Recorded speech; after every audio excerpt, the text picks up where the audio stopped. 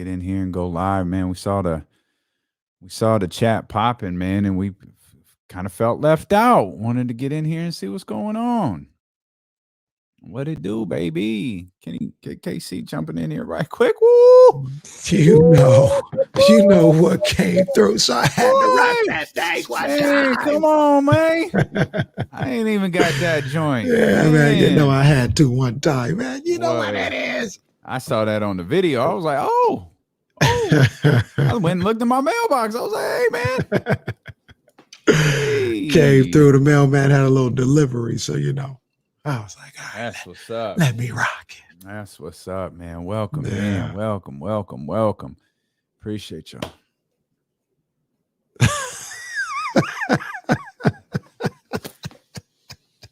Hey, that clip was crazy, bro. Larry Hoover, the gangster? Word? He did you might have to see it yourself because it's hilarious. But he did like an interview and he was like, yeah. Somebody was like, yo, what's wrong with bro? Is he auditioning for Rocky 7 paid in full edition? So he's I saw you you just tweeted that this morning. I can't say I paid attention to it. And he says something like, yo, I'm more than a boxer. I studied the hustlers, the gangsters, the Larry Hoovers, you know what I'm saying? The Nicky Barnes. So when you see me, you got to know that I'm a hustler just like them. It's like, bro, we just asked you how camp is going. Like, what are you talking about?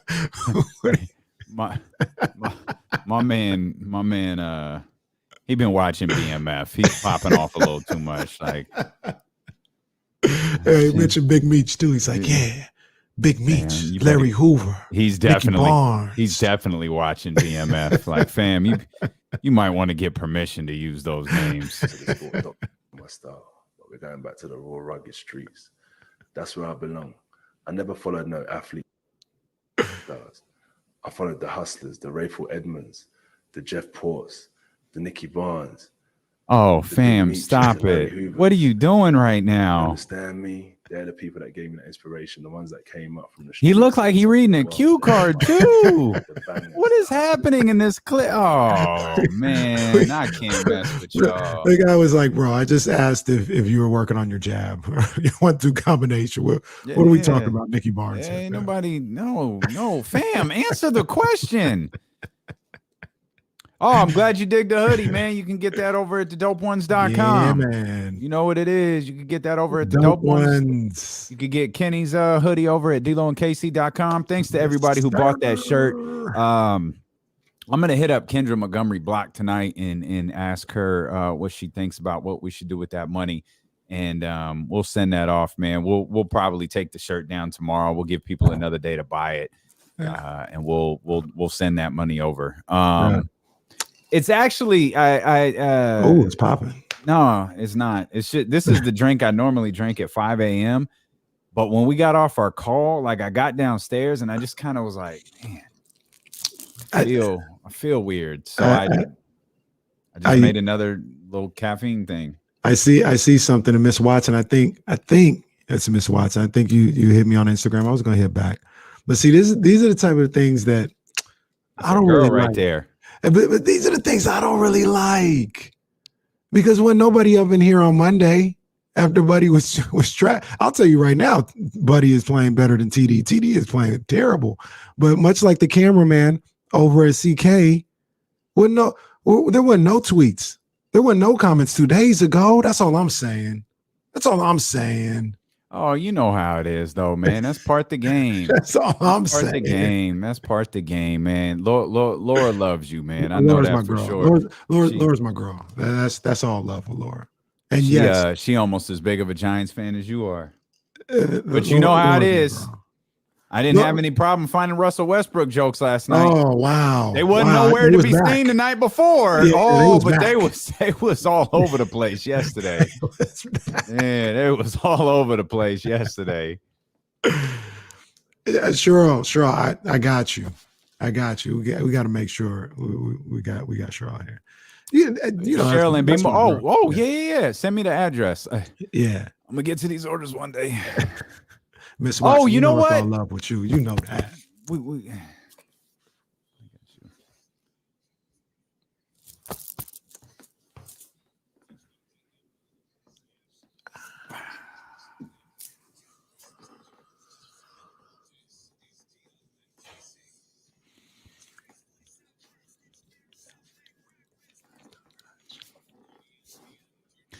Let's go, baby. Come on, man. Come on, man. You already know what it is. Go ahead, let them fly. Let them fly.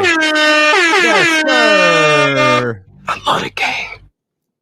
It's the day after. Oh, you already know what it is, man. It's the day after a W here on D'Lo and KC Thursday, October 28th. We're so happy that you're spending the day with us, man. We were so happy we had to start the show a little bit early over on twitch.tv/ESPN1320 and youtube.com/ESPN1320. We welcome in the folks listening on 1320 AM and, of course, everybody listening on the Odyssey app. Come in, hang out. We've got a great 4 hours planned for you.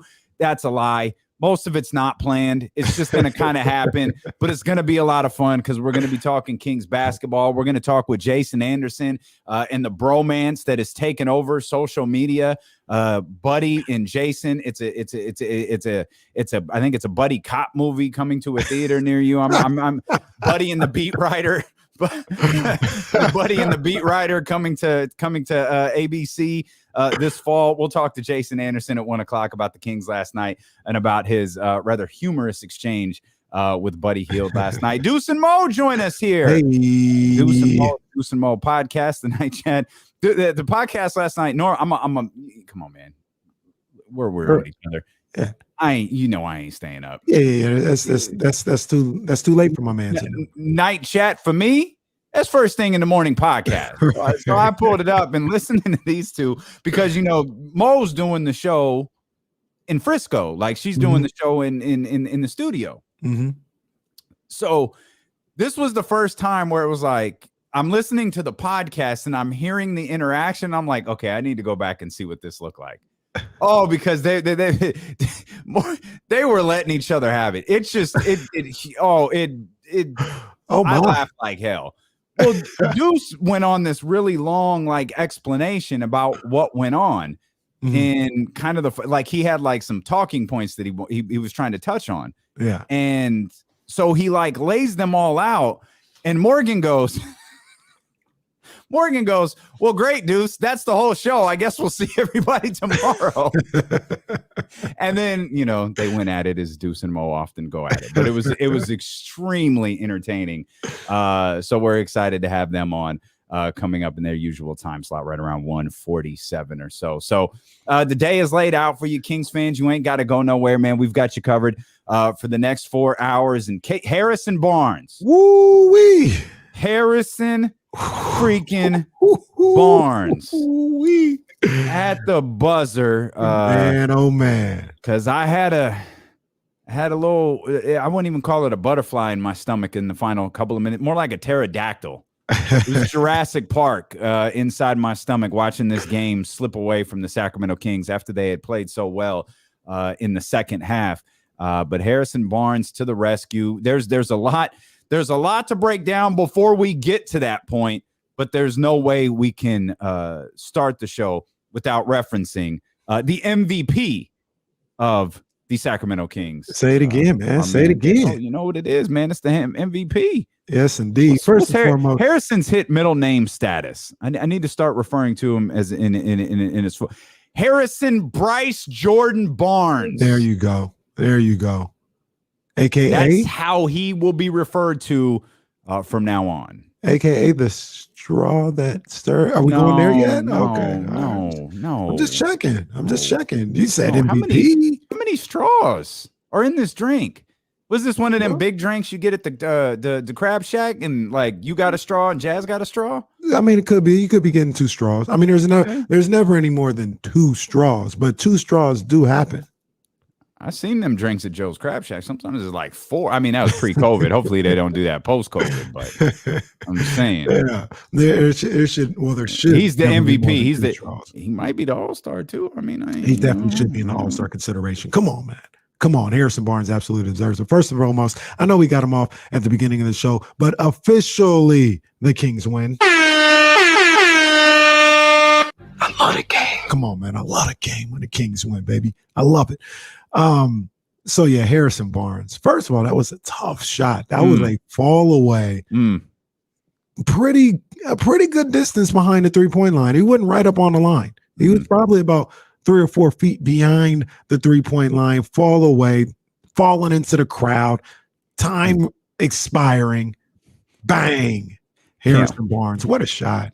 I'm watching it now. It's just there's so many great things about this play. What led up to it, and Devin Booker was right on it. Devin Booker's like, you've got to be kidding me. Devin Booker couldn't have played it any better. He's probably just thinking, let's get through this. What is it, 1.4 seconds, and we'll go to overtime. And he's barely even watching the play. Chris Paul no one questioned either. No one questioned whether it counted. No one questioned whether he got it off. Everybody just walked off the floor. They knew that was it. Everybody knew what time it was. Look, man, Harrison Barnes, he's clutch. Can we say he's clutch? Yes. He's clutch. He hits the big shots when you need him to hit the big shots. Once again, did it when the Kings needed it the most yesterday because, we'll use all the cliches today. It was looking bleak, and I ain't talking Memphis as that fourth quarter was winding down. But a win is a win. We're going to take it, and we're gonna get on that plane and go to New Orleans and talk to B-Lo and JC. So there's what's B-Lo and JC saying about Harrison Barnes' shot today? Well, I'm going to tell you straight up, though. We're going to get back into our guy Ingram coming back here, baby, because Ingram is back, baby. We got to take him down to Manchus. We got to take him down to Marlowe's and get him some good crab, get him some good shrimp, because that boy's back. Oh, by the way, the Pelicans lost last night to the Hawks, and they played the Kings. Harrison Barnes hit a game winner last night, so he's going to be coming in to the Smoothie King Arena. But let's get back to the punter at LSU and what's going on with that. Let's get back to the coaching search here. That is my favorite. That's by far my favorite. That one right there. JC in New Orleans. Definitely. There's JCs all over the country, by the way, but JC in New Orleans is my absolute favorite. And if we're doing kind of like power rankings, right? Like as to game power rankings in terms of the first person we mention on the show gets all of the roses, and that's Harrison Bryce Jordan Barnes.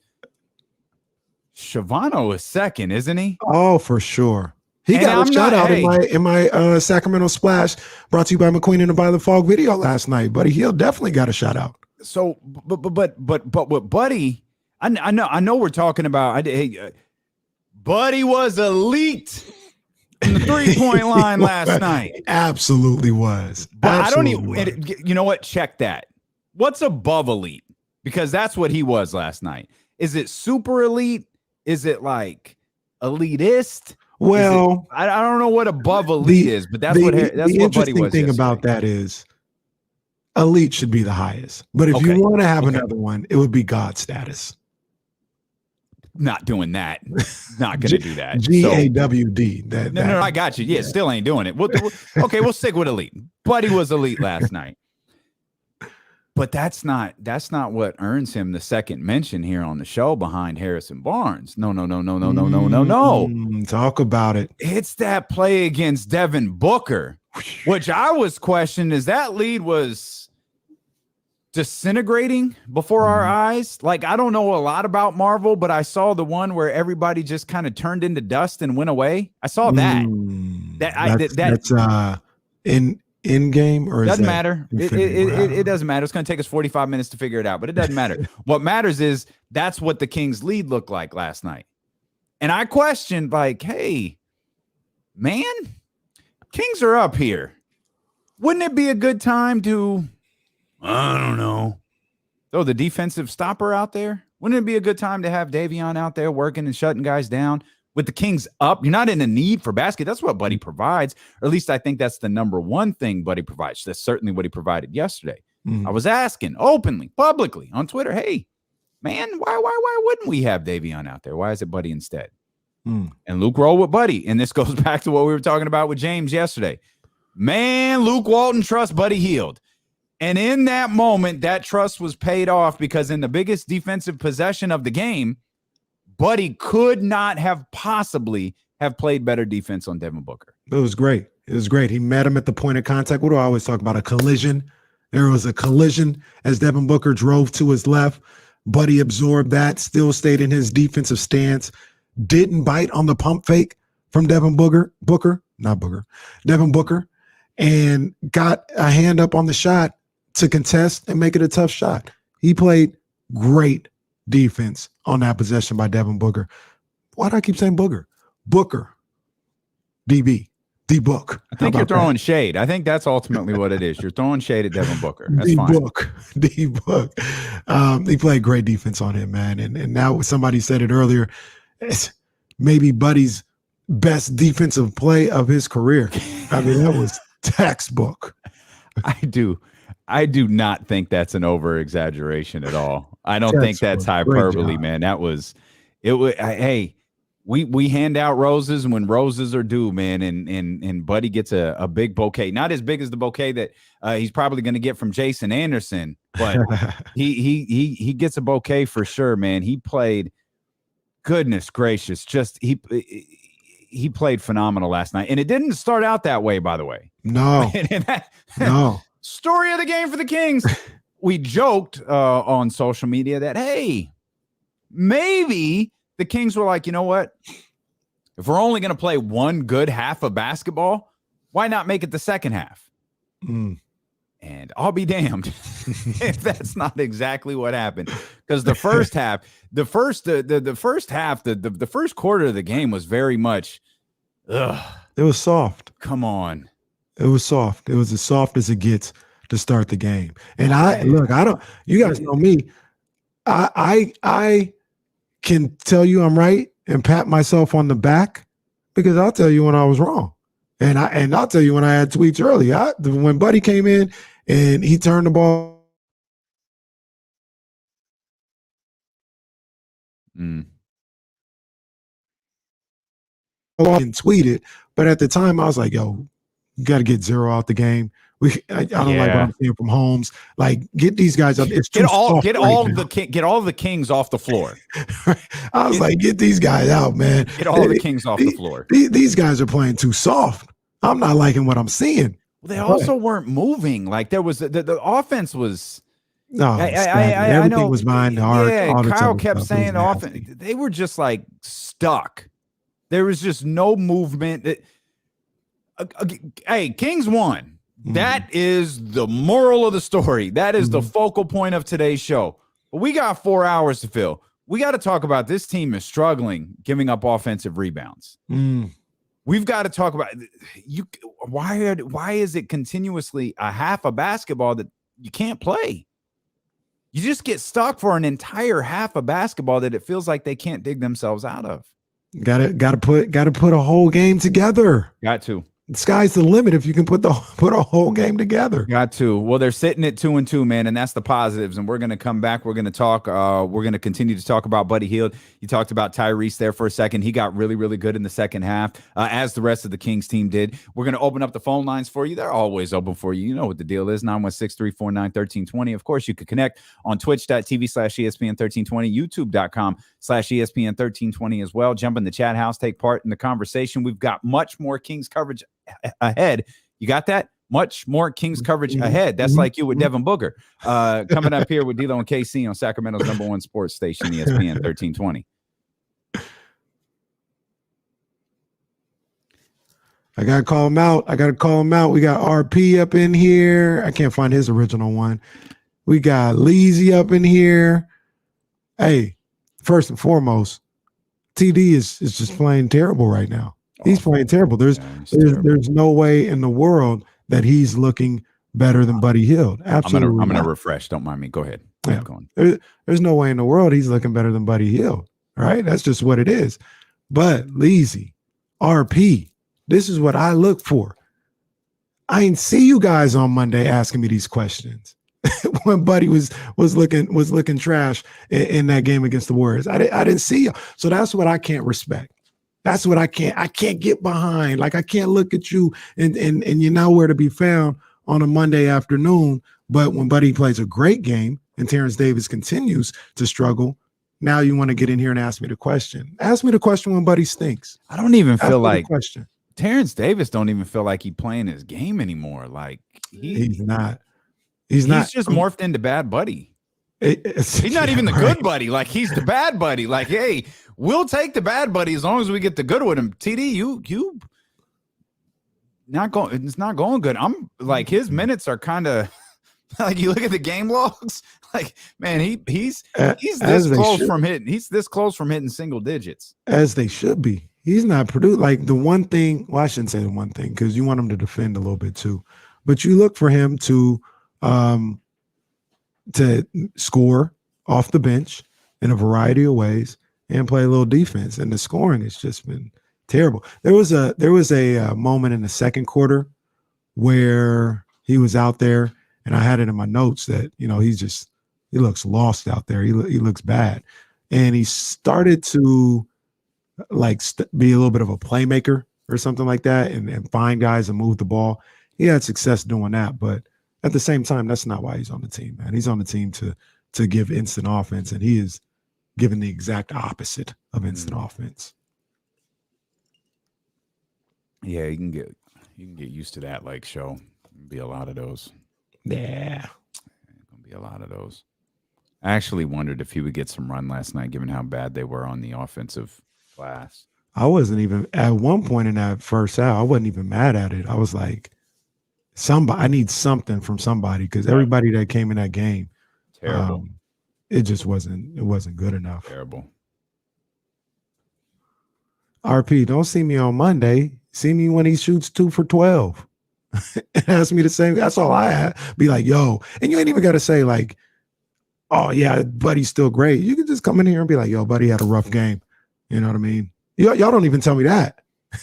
Y'all don't even get in there and be like, oh, Buddy was rough last night, but he'll bounce back. Y'all don't even do that. Y'all just ain't nowhere to be found. That's the problem that I have. Y'all ain't nowhere to be found. That's part of the game, man.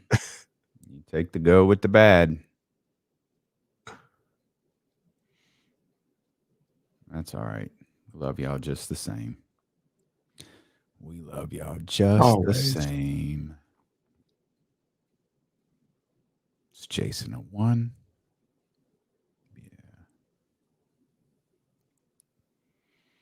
Yeah. Devin Booker.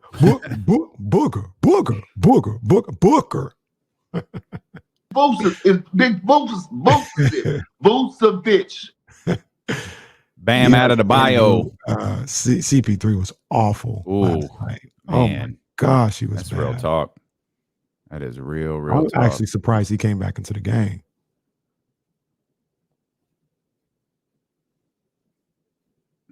Flora's wilding out. She said, I'm wondering if Thompson and Lynn might be the same person.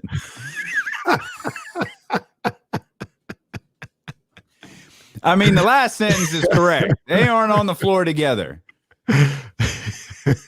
That's funny.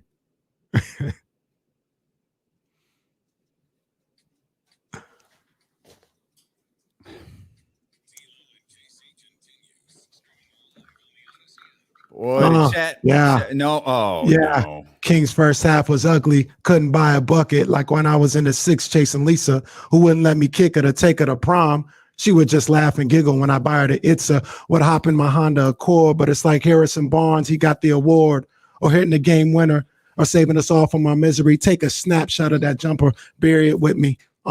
Yeah, the Kings are too. No, see, stop. You're going to make the Kings winning miserable if you keep doing this. Like, don't make me start rooting for Kings losses. Drake bars after wins. Oh, man. I'm all for the air horns, and I love the game. But man, we cannot do this after every game. Drake bars do wins. This. No.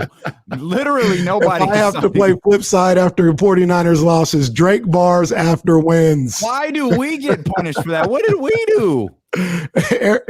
Eric knows. Bars. Yeah. Okay. All right. Jack knows. Drake bars. It's a tradition unlike any other. A tradition unlike any other. All right. I you know what? I guess we just take it. If it means the Kings win, I guess we just deal with it. I guess we just deal with it. No rhymes.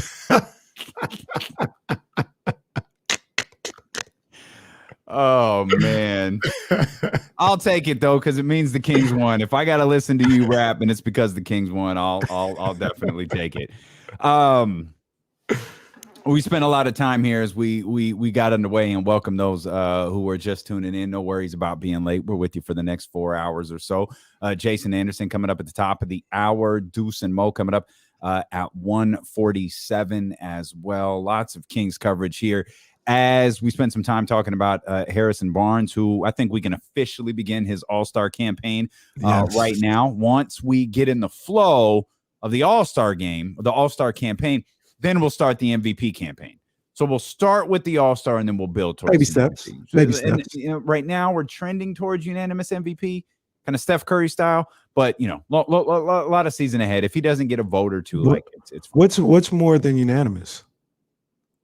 Can people like double vote? God status, God level MVP. Yeah. You had the unanimous MVP in Steph Curry. Then you had the God level MVP in Harrison Barnes. Let's man, you know, there's so much to kind of break down. Obviously, the play of the game is the Harrison Barnes play. I mean, there's no way you could take away from that. But man, we tried to give proper accolades to Buddy Hield for the defensive stop. Now you can dig a little deeper and go, yep, Kings were kind of in that position because of a turnover just a couple of seconds earlier. But you know, if you're going to turn the ball over, redeem yourself on the defensive end. And I think that's exactly what he did. He couldn't have guarded Devin Booker any better on that particular play. But another thing about that final, it's the final possession, but it's the play where the Suns had a foul to give, which I wasn't even thinking about at the time because 3.7 seconds left. I'm not thinking about it at the time. Right. It's kind of amazing to have a foul to give. And this is where Luke really does deserve a ton of credit for the way he draws up plays. They had De'Aaron Fox streaking to the basket. Mm-hmm. Like when you go back and look at it, now obviously they knew they were committing a foul. So would they have guarded this differently? Like I'm not really sure. But they had De'Aaron streaking to the basket on that second to last possession where they gave up the foul right there. Yeah. That was an incredible inbounds play that Luke drew up, which I've always believed, you know, basketball minds have always, that's something he's very, very good at. Mm-hmm. Is out of he's timeout. Got those in the bag. Bro, I thought that was such a great play because you're taking advantage of your best player's greatest asset. Mm-hmm. Is speed. And you're not settling. How many times with 3 seconds left do we see inbound dribble 27-foot three? Mm-hmm. Their idea was let's get the ball to Fox. Let's get De'Aaron to the basket. I love that play. I don't know how it would have been guarded differently, if it would have been guarded any differently, if it would have looked exactly the same if Phoenix didn't have a foul to give, because Phoenix obviously knew what they were doing on that play.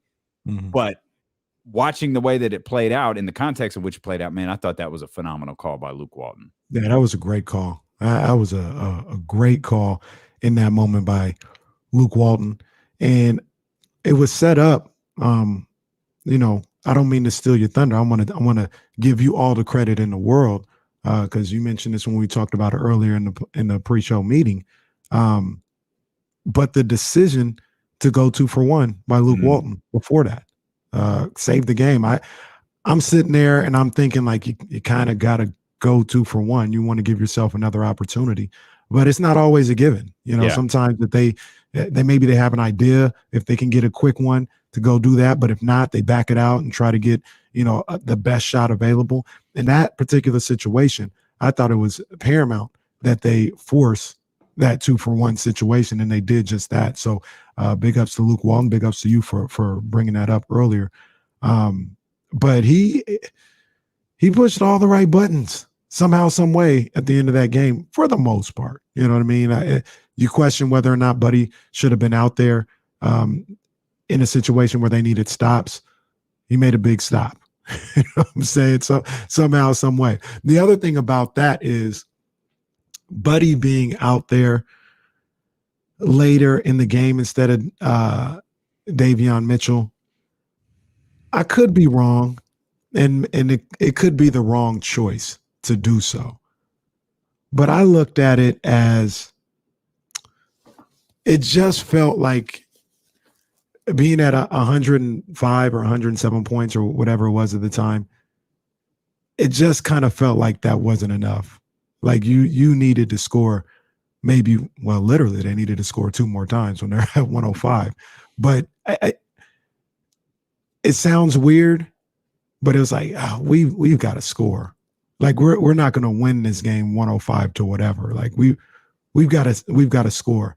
Yeah. And I think that's and Buddy was having a good game. So it wasn't like a blind just throw Buddy in there because we need to score. Like he was one of your best players in that second half.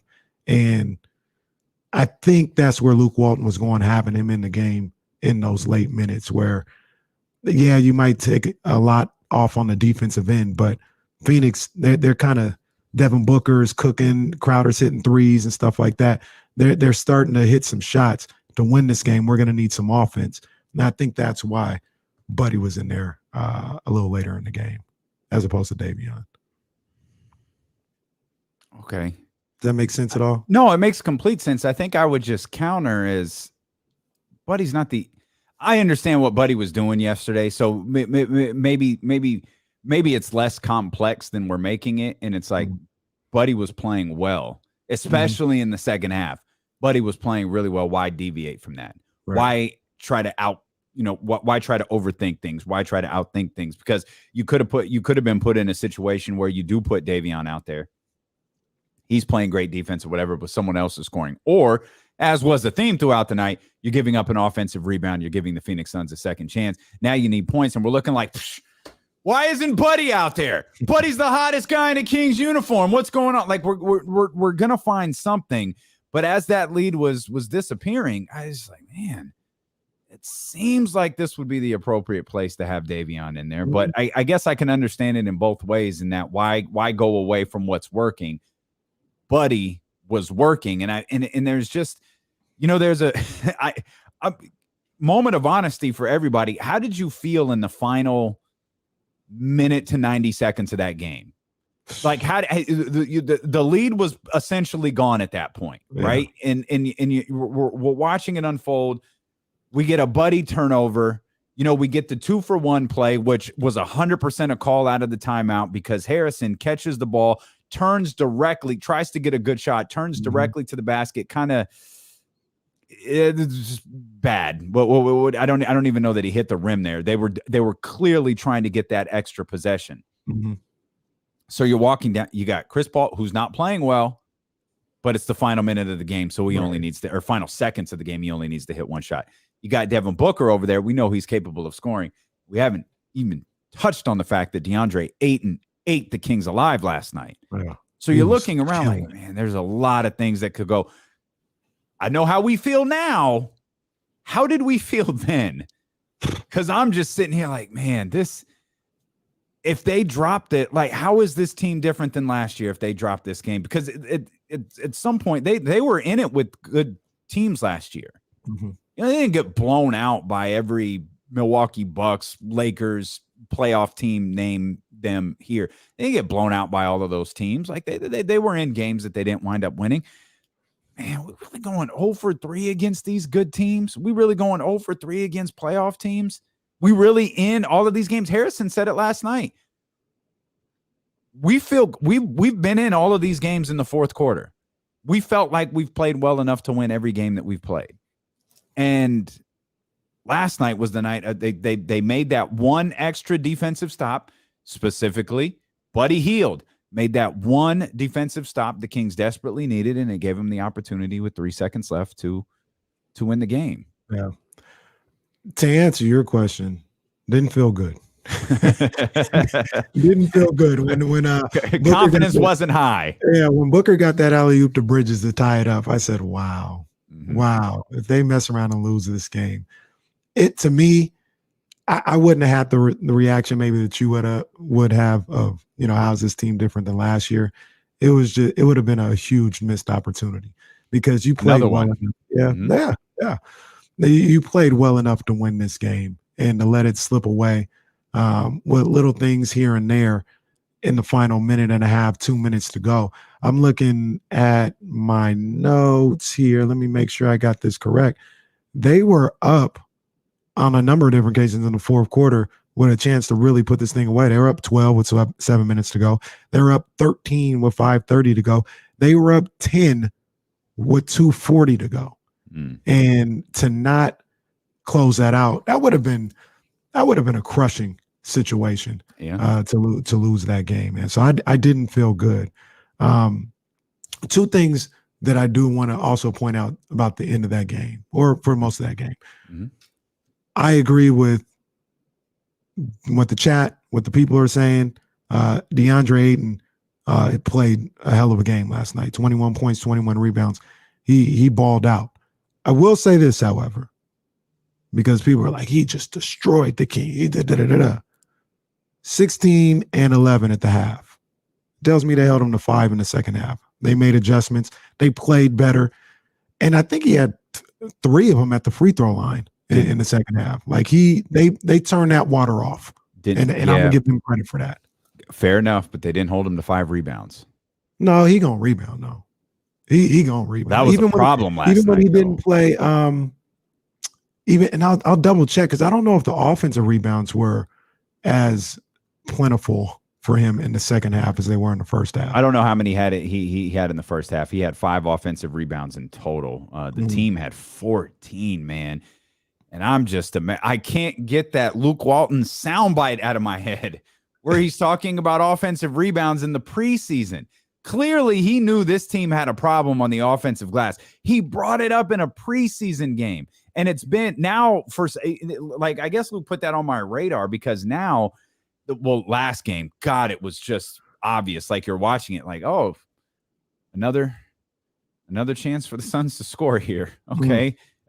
Hell, there was a point where the Kings, I think, had 3 offensive rebounds and they doubled it on one possession. Yeah. Yeah. And it was a big possession. Yeah, it was a big possession. But they doubled their offensive rebound output on that one possession because at that point, I think it was might have been like 11-3. And then they had that possession where they got 3 offensive rebounds on one play. It became 11-6. And the final, it was 14-8. That's crazy. DeAndre Ayton in the second half, 5 points, 10 rebounds. 2 of them were offensive. Okay. 1 of 1. From the field. Like that. Interesting. That's a King situation and a Sun situation. Because this is when we would talk about DeAndre Ayton in the playoffs last year. I was like, they don't even give him the ball. Like he kind of gets the scraps. Yeah. And the guy that was killing the way he was in the first half to go 1 of 1 in the second half. So DeAndre's Rashawn. Yeah, essentially. They won't run plays for DeAndre Ayton. They don't run plays for Rashawn Holmes. Did they go to DeAndre Ayton like say, hey, you see what Rashawn Holmes got? We'll give you that. That's what you're going to get from us because you play pretty much the same role. Rashawn had a nice night last night. He had a really nice night. But yeah, they did a better job of him in the second half on both sides of the floor. But just in general, they did a better job in the second half. You know what I mean? And I went back and watched the game, and it was nasty to watch in real time. But even as bad as we all felt they played in the first half, they went to the half down 8, and they never let it get completely out of control. Mm-hmm. And there were some times when they were on the ropes. Yep. You got to 11, they had to call a timeout, whatever the case may be. And somehow, some way, I don't even know how, because I didn't feel like they played very well at all that entire first half. They never let it get to 15, 16 points or anything like that. Went into the half down 8, recharged themselves, had this inspiring speech by Luke Walton at half and came out and played well. No, you're telling your jokes. Like I queued it up. I'll take the heat for it. Get your messages ready. I think last night was one of Luke's better coaching jobs. Wow. I know. We pointed out a number of things that I feel like I don't think they did it on their own. Like Luke called a play there in that final minutes. Luke said, we got to go 2 for 1 here. Like it is imperative we get this extra possession in the game. Like that's a great call. I don't know what the deciding factor is in Alex Lynn games versus Tristan Thompson games. I don't know if they're alternating games. Like it's, hey, if there's a 7-footer out there, then Alex Lynn is playing. Yeah, if there's a 7-footer out there, Lynn is playing. If he's 6'10" or under, it's Thompson.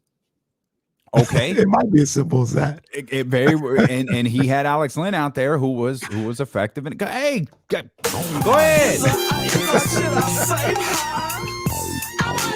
I thought Luke did a nice job yesterday.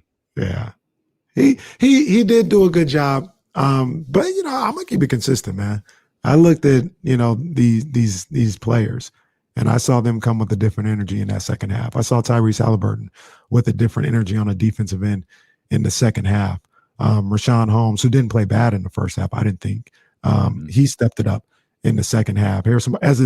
As a group, collectively as a group, they played better in that second half. And I'll keep it consistent. I'm gonna keep it with those guys on the court. No shade at Luke or anything like that. But it was up to them to say, "Come on, man, we have to put a better effort out there." And Buddy Hield, I thought he was no good in the first half. Throwing balls away, not having any kind of resistance on the defensive end. He stepped it up in a big way in the second half on both sides of the floor. So I'm gonna give those guys a little credit and say they stepped up. Dr. David said Kenny wants to extend Buddy. Now Damien wants to extend Luke's contract. Which way is up? You can jump in on the chat house, by the way, twitch.tv/ESPN1320, youtube.com/ESPN1320. Here is my head coach, Luke Walton, talking about what a win like this does for the team. We'll find out in New Orleans. I know what it can do, the hypothetical of what it can do. It can be great for a team. But if we come out the next night and lay an egg, then it doesn't do much other than go a step forward, take a step back. So it's got the potential to be a really nice jump start to a hard, long trip. But it's all about the action of going out there and doing it. I do appreciate that perspective. Hey, what's this win do for your team moving forward? We'll find out. I don't know. We haven't moved forward yet. We ain't there yet. We're going to find out here really soon, though. He's 100% right. I don't know what this does for them. They haven't even showered yet. We still in the present. Play another game. Yeah, let's ask me that question Friday on the Zoom call when I'm in New Orleans, getting ready to go get my what are they called? The thing with the sugar. Beignet? Beignet. When I'm at Cafe Du, when they up there at Dumont. Cafe Dumont, I saw Luke Walton up there earlier, baby. Yeah. He was getting them beignets at Cafe Dumont. The whole Kings team was there. Harrison Bond gonna be out there. He's gonna be ready to go. But that's enough with basketball. I want to talk about the water boy on LSU and how he is not getting enough water to the quarterback, and that may be the situation that's going on that's keeping LSU from winning the SEC title. From one accent to another, 916-349-1320. Let's get to our man, Mitch. Mitch, what's happening, baby? Mitch, are we bothering you? Is Mitch in the self-checkout line? Mitch, what is... Mitch! Yeah, I'm sorry. Okay, Mitch. Okay, so I'm here. Oh, Are you at Dwayne Reed's? Mitch, are you at Dwayne Reed's right now? What are you doing? I was with a customer. They asked me a question. It's FedEx Ground. I'm Express. Wait a minute. You're with a customer. What are you doing? Where do you work, Mitch? Oh, geez, you trying to get me in trouble? No, I'm just. I don't know if your boss is listening to D-Lo and KC in New Jersey either way. Okay. Well, it could be somebody else, somebody associated. Yeah, I was just going in would say no snitching. Go. I work in I work in Hightstown, Cranberry area. Okay. All right. All right. So what's they can do already? There's no service. Okay. My points were, well, I'm glad you stopped celebrating. I know you still have a little give you there, KC. You had a great weekend. It was a great weekend. Dodgers went home too. Started vacation. And mine went in with the Kings. I mean, Barnes I've been waiting for the for a long time. He has the talent to be a superstar, to really push himself. Maybe him and Fox, they have a good lineup. I like their bench. I want to see more getting in the lineup. I want to see look at the box score. I want to see everybody participating, contributing, and they can. Yeah. I hear you. Come on, what bad? He wants everybody. Shout out to my man Mitch, Jersey. I always love going to Mitch because I just never know what's going to happen. You never know. You never know. Like he was helping a customer. Like, all right. So Mitch has been calling from work this entire time. Mitch was like mad at the customer. Like, yeah. All right. You got it. Good. I'm on D-Lo and KC. Like, you good? Oh my gosh. No, you put it over here in this area. All right. Cool. Handle that. Yeah. What's up, guys? Sorry about that. Oh, it's my favorite. That's my favorite. And so he wants everybody to participate. Like he wants that Jason Kidd. Oh my God. Well, we've got to check with the Kings Leadership Council. And we can get some minutes for Damian Jones and Chimezie Metu. And well, I wouldn't look down at some minutes for Chimezie Metu. But yeah. Boy, them Terence Davis minutes though. Ooh, TD. Everybody want to ask me the question today. I'll answer the question. TD not better than Buddy right now. I'll tell you that. Dog. When it comes to TD and the way that he's playing right now, I don't like that for sure, bro. I don't like that. I don't like that. My boy TD out there looking lost. Robin Thicke lost without you. He gonna be lost without minutes in the game in a second. The new Terence Davis joint about to hit the radio. It's called Lost in the Rotation. He ain't lost without you. I'm lost in the rotation. As in I'm out of it. Come on, man. He's looking bleak right now. Bleak. Come on, TD. Yeah, you can't use the reference twice in an hour. You would have exceeded. I mean, you cut it off. That's what I mean. You did good there. You can't mention Memphis Bleak. Like, why do I keep getting? Gotta wait till 1. There you go. We're almost there. We got Jason Anderson setting to join us at the top of this hour. He had a humorous exchange with his Buddy Hield. You'll hear that. You'll hear from Jason Anderson. I feel like I said Jason Jones. You'll hear from Jason Anderson when he joins us coming up here in just a little bit. Deuce and Mo coming up in the 1 o'clock hour as well. If you're not busy with the customer, like Mitch was, you can get in on the phone lines, 916-349-1320. There's a lot more to talk about as it pertains to the Kings, including we'll look ahead a little bit. They got the New Orleans Pelicans on the way. They got the Dallas Mavericks in the Leadership Council coming up. What do we want to see headed into the weekend? We're going to talk about De'Aaron Fox as well. I think some of y'all need to back away from the ledge, but that's just my opinion. Yeah. That's all on the way here. Fall back just a little bit. Jeez, I was hard on him the other day. Just calm down, though. It's B-Lo and JC here on Sacramento's #1 sports station, ESPN Baby. 1320. Oh, that's so good. Mitch, I freaking love Mitch.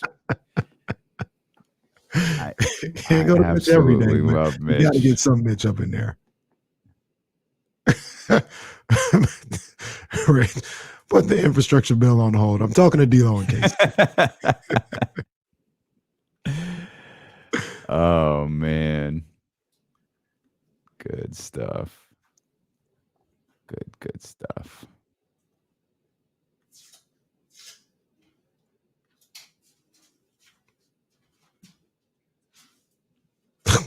Oh, nothing. Absolutely nothing. Hey man, I won't mention this guy's name. I'll give him his initials. OJS.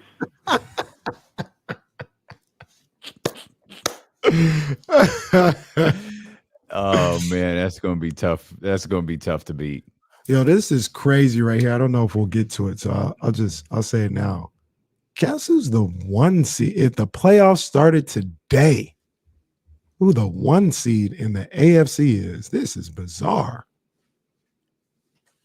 Is it the Raiders? It is Joe Burrow and the Cincinnati Bengals. Oh, Best team in the AFC.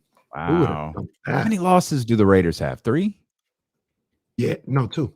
Is They're the 2 seed, the Raiders. Okay. They would go up against the Browns. They're 4-2 right now. Okay. So they won. Did they win 2, lose 2, 1-2? Shoot, I'm cheering for the Raiders now that they made a change. I'm indifferent. I don't think I'll ever cheer for, especially since since they're in Vegas. And no, I got Oakland, you. I would have had a soft spot for them, but nah, not in Vegas. No I like connection. Derek Carr, and I really like Josh Derek Carr, Jacobs, though. Wow.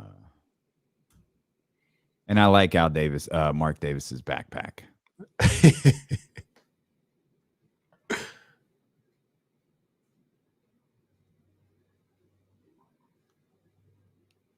And Kings Herald just tweeted Harrison Barnes stats through the first 4 games. Boy, good. He's playing phenomenal. Yeah, isn't that the last game of the season? Who? Isn't that the 17th game, Cincinnati and San Francisco? Nah, it's like, if I had to guess, it's like week 12, 13. Oh, my bad. I don't know why I thought that was so. It was like I know, Roddy. I'm sorry. I know. I'm sorry. I didn't mean it.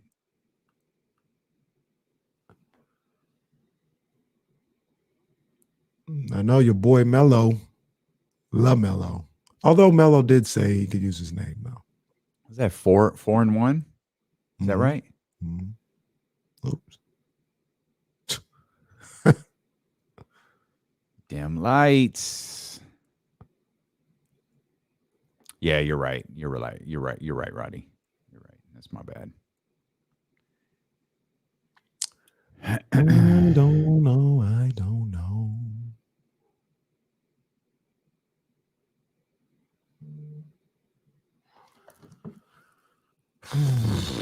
Smoothie down there barking. No, we don't, Bryce. No. Who had that? You got that clip, or Jesse got it? Hey man, I won't mention this guy's name. I'll give him his initials. OJS. That's Jesse. That's Jesse looking out for the soundboard right there. That's an all timer.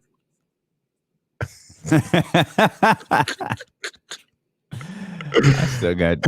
Allow me to expose my colon once again.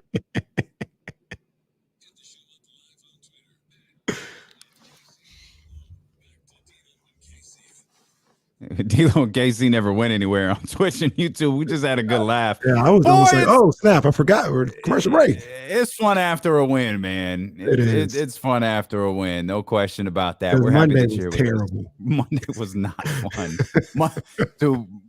Monday was a disaster between your football team and our basketball team. No bueno. Not at all. But no good. It's a new day. Yes, it is. Yes, it is. Don't you dare be sour. The Kings Herald tweeted these notes just, I was going to say just moments ago, when in fact it was 15 hours ago. Harrison Barnes stats through the first 4 games. I guess I just saw it moments ago. 36 points on 52% shooting, 25 points on 45% shooting, 24 points on 53% shooting. And 22 points on 55% shooting. That shooting is field goal attempts. He also shot 72, 33, 50, and 33 from 3-point range. Man, put him elite. In the MVP conversation. There's a lot of elite players here on this Sacramento Kings roster. That's for sure. There is. I gotta give a shout out to our guy Alfonso Valdez, listener of the show. Mm-hmm. He tweeted out. He says, when I hear at IMK Diddy dropping bars, and he has the Michelle Obama where she's bopping, he know what time it is. Kings win, Drake bars. Okay. Yeah, only Kenny could find a way to spoil a win. Like, I mean, only Kenny. Kings win, Drake bars. Kings are one. No, you already did it. No, one per show. You already You already dropped the beat there. You already dropped the line. Jason Anderson's going to join us coming up here in just about 10 minutes. He had a humorous exchange with Buddy Hield last night. Hey, buddy, congrats on the win, man. Good game. You should be going first. I don't know why you be going fourth, man. Like you're the only one I want to talk to. Like you should be going first. Like Buddy. you and Sean, I know Sean is the big dog, but like, come on, bro. Like they be having you going last, bro. It was good, bro. I don't know, man. You got to let them know. Hey, two things. Number one, how good are wins like this just for, Hold on. I saw you tweet an article with Buddy shooting wolves or something like that, bro. I thought it was on your side or something, bro. Like I follow you. I thought it was on your side. What are you doing, bro? I don't know. No. See, now that's why I'm gonna start answering questions because that's what you be doing. All right. You team Buddy or what? Team Buddy all the way. All right, man. Buddy love. Hey, so how good are wins like this for a group trying to build an identity? And also, do you want to tell us a little bit about your Halloween costume? This dude is funny, bro. He's talking about basketball and even the Halloween costume. What he's on, yo? Y'all see I see why you go last. What is that? And I don't even know if he answers the question. But I know he did tell Jason I think to wear his costume. Yeah, I'm a big. I don't know if you saw his costume. I think this was a nod to Remember the Time. Michael Jackson video. So. Yeah. Okay, that's it. When I saw it, all of it. That's how I took it. I try not to. No shade. It's not my bag. I mean, it's a good outfit. He's in phenomenal shape. It's the legs, though. Like, no, too much thigh for me, buddy. Where's some Under Armour under there? Where the drink? Here's Buddy Hield. Yeah, I'm a big Egypt fan for sure. Ancient fan for sure. Okay, you should wear that outfit over there. Oh, you're funny. Why you don't put the outfit on? Let's see who looks better in it. How about that? All right. So he's telling him to wear the outfit over there because Buddy said he was going to go to Egypt, the off season. So I don't think that's how Egyptians walk around. But if you see the costume on social media, then maybe it is just a nod to Egypt, but it very much looks like, if you remember, then that's what Remember the Time was. The Time was based in that the Michael Jackson video was based in all that. That's how I took it. But that made me laugh this morning. That was good for a laugh. Look, we've always. No wonder you went last. Makes me laugh. We've always said this with the frustrations with his game and things of that nature. I personally never had a bad interaction with Buddy Hield. It's always been pleasant. And when you're in that locker room, he doesn't seem like an issue. It seems like everybody likes Buddy. He's a good, fun-loving dude. You know what I'm saying? And that was just a glimpse of that. Like he's a cool dude. He's a funny dude, man. He has the quick one-liners. Like he's cool. And I think a lot of the times people hear us on the radio or anything like that, or if I'm like, yo, get him out the game, it's like, yo, you always hate Buddy. I don't hate Buddy. Buddy is hella cool. Like he's cool. I just don't. There's times in this game where I'm like, nah, I'm not here for this tonight. Like we got to do something else. And there's times when it's like keep feeding him. He's cooking. You know what I mean? But overall, I love that clip because you get a feel into just Buddy being a cool dude. Like he a cool dude, man. If we're ever talking about a player or a person personally, we'll tell you. Absolutely. Every other time, you'll know. You will not have to decipher whether or not I like this person or not. You'll be very, very clear. As a matter of fact, as recently as yesterday, we'll tell you flat out, I hate that guy. Straight up. You don't. There's no subtext. Right. D'Lo and KC. When we're talking about players, we're talking about games, unless we state otherwise. And there was I said yesterday, I was asking the question, man, does Buddy need to be in here late when you could have Davion Mitchell out there trying to shut the Phoenix Suns were scoring points. You needed to kind of shut that off. And maybe the answer to shut that off was to score points of your own, which is what Buddy was doing. But it worked out in the end, and winning masks everything. But I'm sure Luke is. I don't feel like he's saying it as much as he used to, but I'm sure they're gonna watch the film. They're gonna watch the tape, and they're gonna dive into what happened in those final 4 minutes, and hopefully they're gonna dive into what happened in the first 24. Because there's a lot to talk about in the first 24 minutes of that game for sure. Going back to Buddy being in there late, and everything that you say or question, and anybody else who questions it, I understand completely. And those are all 100% valid points. I thought, and this is how I go about Buddy's playing time and what he's doing. I thought he earned that opportunity last night with the way he played in that third quarter, the effort he gave on both sides of the floor. I thought he earned in that particular game the opportunity, if it presented itself, to try and be one of the guys that close it out. So he made a terrible turnover. I'm actually probably a little more frustrated with Fox for giving him the ball in that situation as opposed to keeping it yourself and trying to put it away. But I didn't have as much problem with it. Sometimes I go game to game with Buddy Hield, right? And last night, with the way he played in that second half, I didn't have any issue with him being out there late in the game.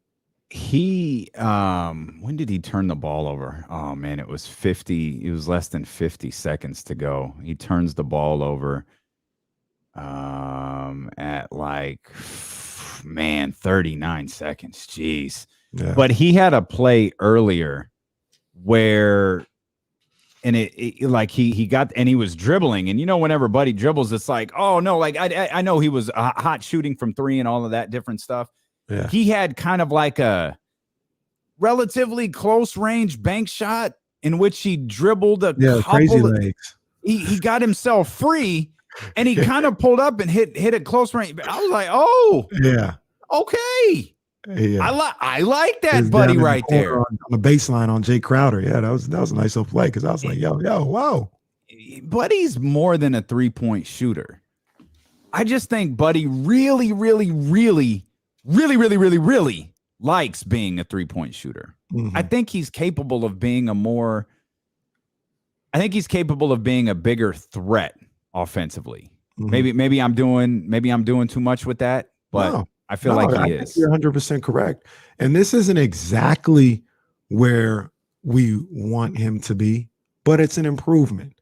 8 of 17 last night, 7 of 11 from beyond the arc. Now, obviously, the 7 of 11 is great, but I look more so at 6 shots inside of the 3-point arc. Yeah. And if he was hitting last night, so you let it fly.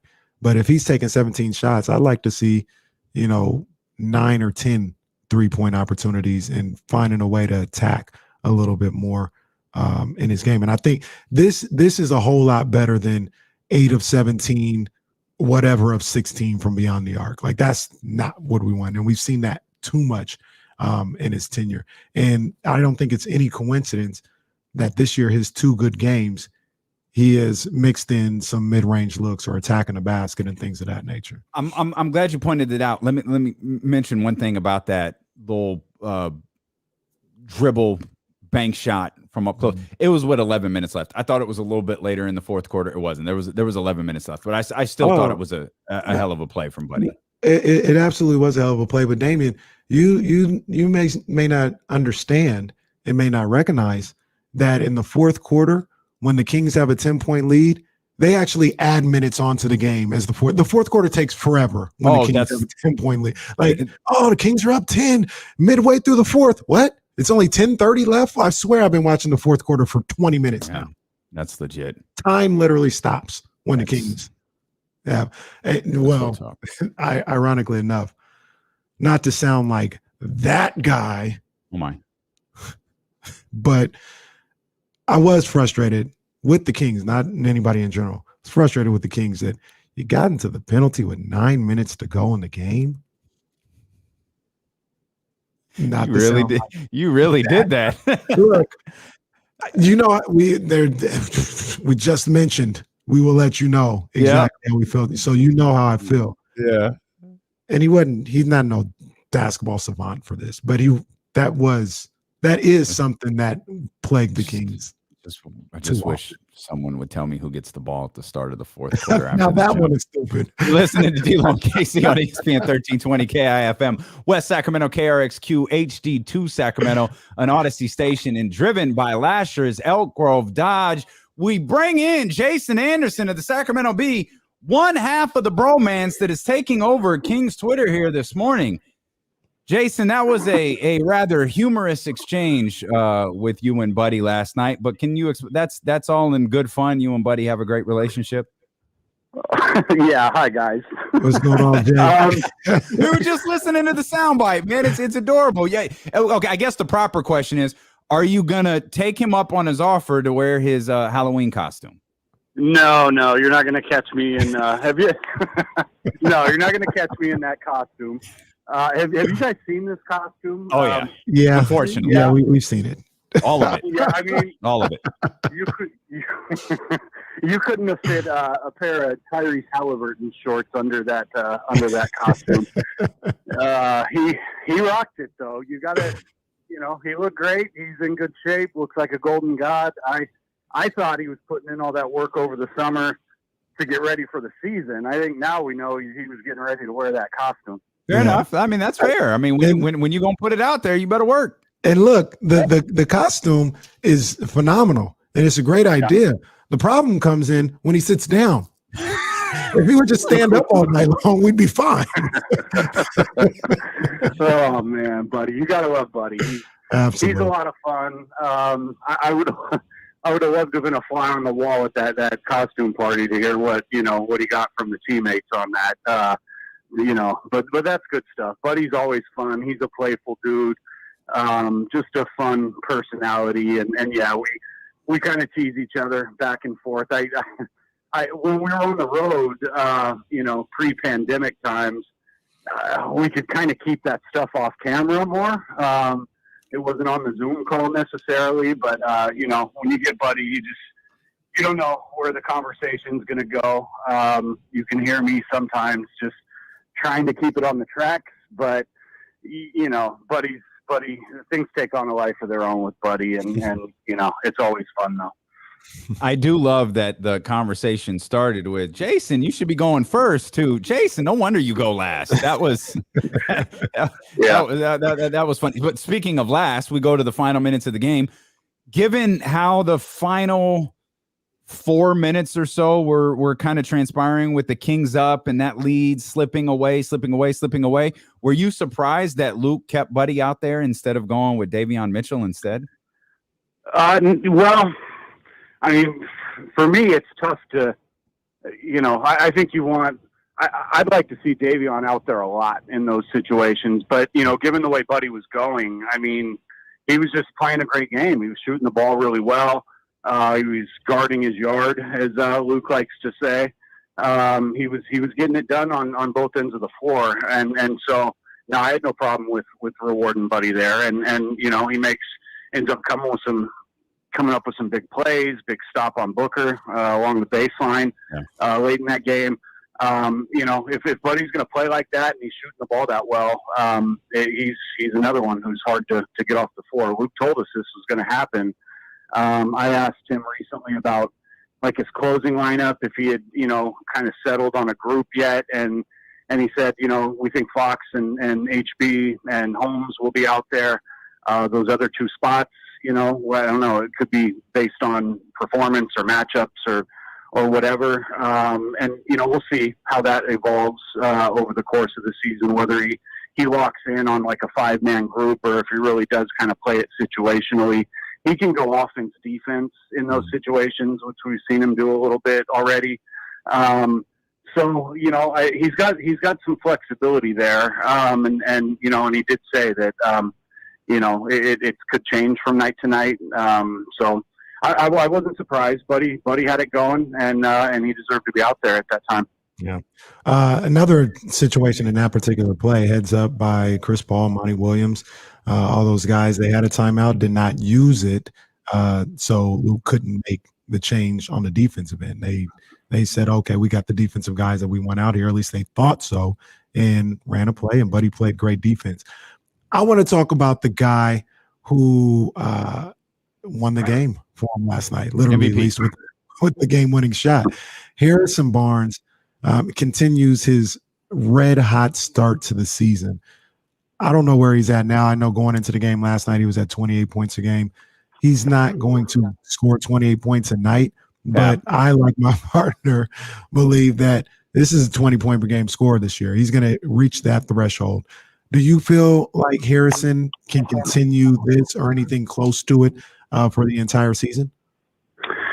Yeah, I don't see why not, man. I think, I think Harrison is a guy who is just absolutely on top of his game right now in basketball and in life, really. He's got a new baby at home. He's just shooting, scoring, rebounding like a madman right now. You look at his work in the community, all the things he's doing there, his work to promote social justice, financial literacy, things like that. And this is a guy who's just really locked in on everything in hoops and off the court as well. He's averaging 26.8 and 10 rebounds right now, 2.3 assists, shooting better than 50% from 3-point range. Luke has talked about wanting him to get his volume up a little bit. He wants him shooting 8 threes a game. And the way he's stroking it is that's definitely a good number. And if he's gonna get those kinds of attempts, and he's always he gets good looks, he takes good shots, he knows when to put it on the floor and get to the basket, and he's just as capable of doing that as he is from hitting from the corner or the wings or wherever. So I don't see why this can't continue for him. Jason Anderson, Sacramento Bee, and captain of Team Buddy with us here on D-Lo and KC. Jason, the Kings have not put together a complete game yet. Yesterday, it just so happens the first half was the bad half. What's missing from this group right now in their inability to put on a complete game?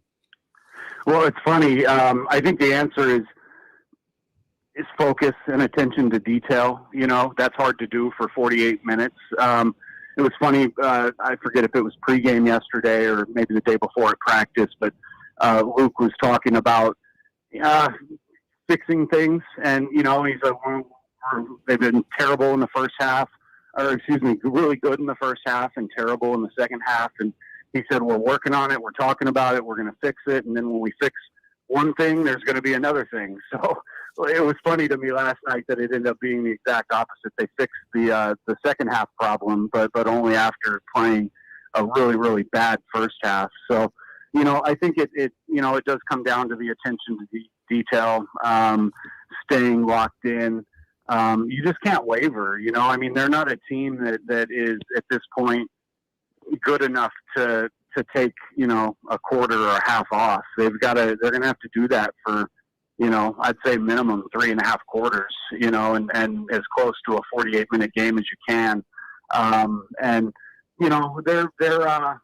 They're mixing and matching a little bit with some of those combinations. Haven't necessarily settled in on, I don't even know if they're dead set on like the 9-man rotation. That could still change. So they're figuring some things out, and I think as they figure some things out, they hope that maybe they get a little more consistency and that ability to play a little bit closer to a full 48-minute game. Speaking of fixing things and trying to figure some stuff out, are you worried about De'Aaron Fox at all? No, only in the sense that I do feel like he's a little banged up already, and Fox is a guy who just he's tough, man. People don't realize how tough he is. Like you see him, in the locker room after a game, and you see him kind of walking around gingerly. The feet hurt, might be an ankle or whatever it is, and he's just always getting dinged because the kid drives into the teeth of the defense, 15 times a night and gets hammered in there a lot of times, and he's hitting the floor, just running hard. You know what I mean? Like you guys, I go to the park and play for 20 minutes and my feet hurt for, a couple of days. And these guys, they take a pounding. And so I think he's banged up a little bit. I asked him specifically about his shoulder, which I think, might be the most likely explanation for some of the shooting stuff with him. He definitely, in those first couple games, was kind of favoring it a little bit, that left shoulder. And I asked him at practice the other day if that was bothering him, and he just kind of shrugged it off and said, "Nah, I'm fine." But that's what he would say. I'm not convinced that's not bothering him a little bit. So if there's anything I'm worried about with him, it's that, and just where, now that they're full on into the schedule, like, where do you find the time to, where do you heal? Like, and that, to me is kind of just a question. If that shoulder's bothering him a little bit, how long is that going to take to start to feel better? And how much does it hinder him in the meantime? Wow. Great stuff, Jason. Thanks for having some fun with us and that Buddy Hield stuff, man. We appreciate it. Anytime. Hey, Jason, real quick, man, where you be hooping at, man? I need to come pull up with you. You said you're out there playing. I need to come pull up and play with my man, Jason Anderson. Yeah, man, we'll set it up. We haven't been out in a little while, but I'll get my kid. He's 15. He's now taller than me. I might have him post you up a little bit, see what happens. Well, I don't play no defense no more, so that might be an easy bucket. All right, guys. We appreciate you, man. Thanks, Jason. Yes, Jason sir. Anderson, Sacramento will be right there. And now all I can think about, man, because apparently we're operating a whole new business, is a Team Buddy t-shirt. Team Buddy. It'll sell. Block letters like the Bahamas flag or something. Somehow I see a Team Buddy shirt. I mean, we could go Team Buddy with the Halloween costume. No, we don't need to do that. We don't need to do that, because that's a shirt no one will wear. But I think Team Buddy with the, the flag, in somewhere, or maybe hashtag elite included in there. Maybe a little cowbell with a crown on it. I don't know, man. I'm just workshopping stuff here live on the air. We're going to come back. I thought that was a great job by you, partner. You brought up De'Aaron Fox there with Jason Anderson. We need to talk about De'Aaron. Yeah, we got to talk about that. Let's back away from the ledge. Mm-hmm. Let's sit down and let's have a conversation about the Kings' best player. A nice, emotionless conversation about De'Aaron Fox. We're going to do that next. Plus, we got Deuce and Mo coming up here in about 30 minutes on Sacramento's #1 sports station. It's D'Lo and KC here on ESPN 1320.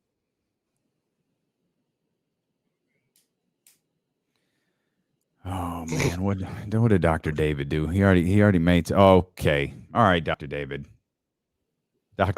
Dr. David made his own Buddy Hield shirt already. Oh, wait a minute. No, I don't like that shirt at all. I don't like that shirt at all.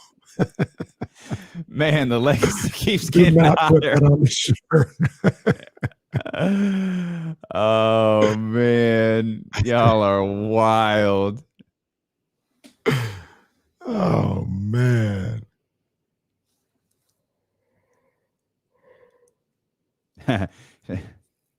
Shout out to Billy who's listening. He said, if there's a Team Buddy shirt, I'll buy it.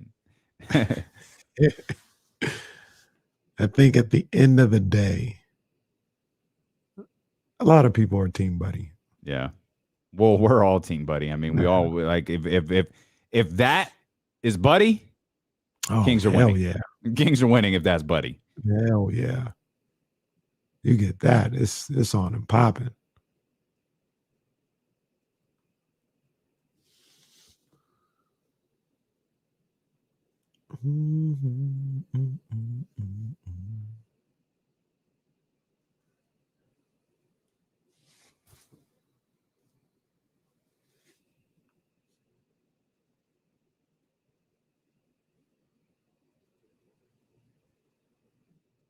Hey, Jesse, you see your boy Canelo give Ryan Garcia that tough love? I got the exact quote. It says, Ryan Garcia is wasting time and talent. He's not 100% dedicated. It's a bad sign. It's real talk. Yeah, it's real talk. And that's coming from somebody that's in your camp. Like he not hating. He just He's just saying what it is. No, it's not. Canelo's so much more likable ever since he got off the zone. Yo, is that our man Noel? Looks like it. Yeah. Hey, what's up, fam? Yeah. What's good, big dog? Maybe. That's good stuff right there. Sack Daddy 82. Okay.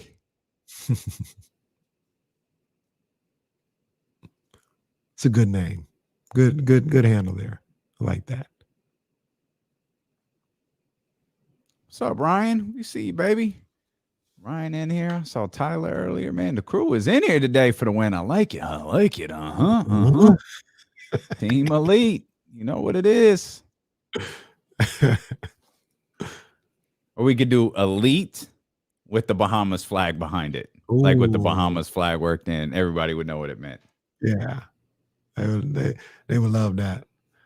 I need to get a seat cushion, man. I'll be sitting too low. This thing is as high as it goes. Oh my gosh. My back would not approve of that. I always thought it was your camera that was low. You were just getting the logo in the. Yeah, that has something to do with it too. Yeah. I don't know why I made these daggone graphics so big. Why like just like Jason Anderson just like towers over us here on this. They did the same with Mark. Like he just towers over us in these Jason graphics. Anderson, Sid Vicious size on it. Oh man. You can get your black bottles. Join over there at DLoandKC.com. You know what it is. You know what it is. You get that rosé. I think once we take the fundraiser shirt down, maybe we put the gold collection out. Gold collection is dope. I was hoping the 49ers wouldn't stink because the gold on the red, that looks dope. I can't wait to see gold mine. on the red looks really, really dope. Can't wait to see mine. Oh, I got an anniversary for you when we come back. 1997. Oh, you saw that 92 point. Hollow on the rise. And we ain't got no problem with these guys. Oh, yeah. There isn't? I'll look into it. You know what I do want to do though? I want to do a chatty house. Because I can appreciate it and I get it. I want to do a chatty house without our faces on it. I get not everybody wants these two mugs like on their clothing. So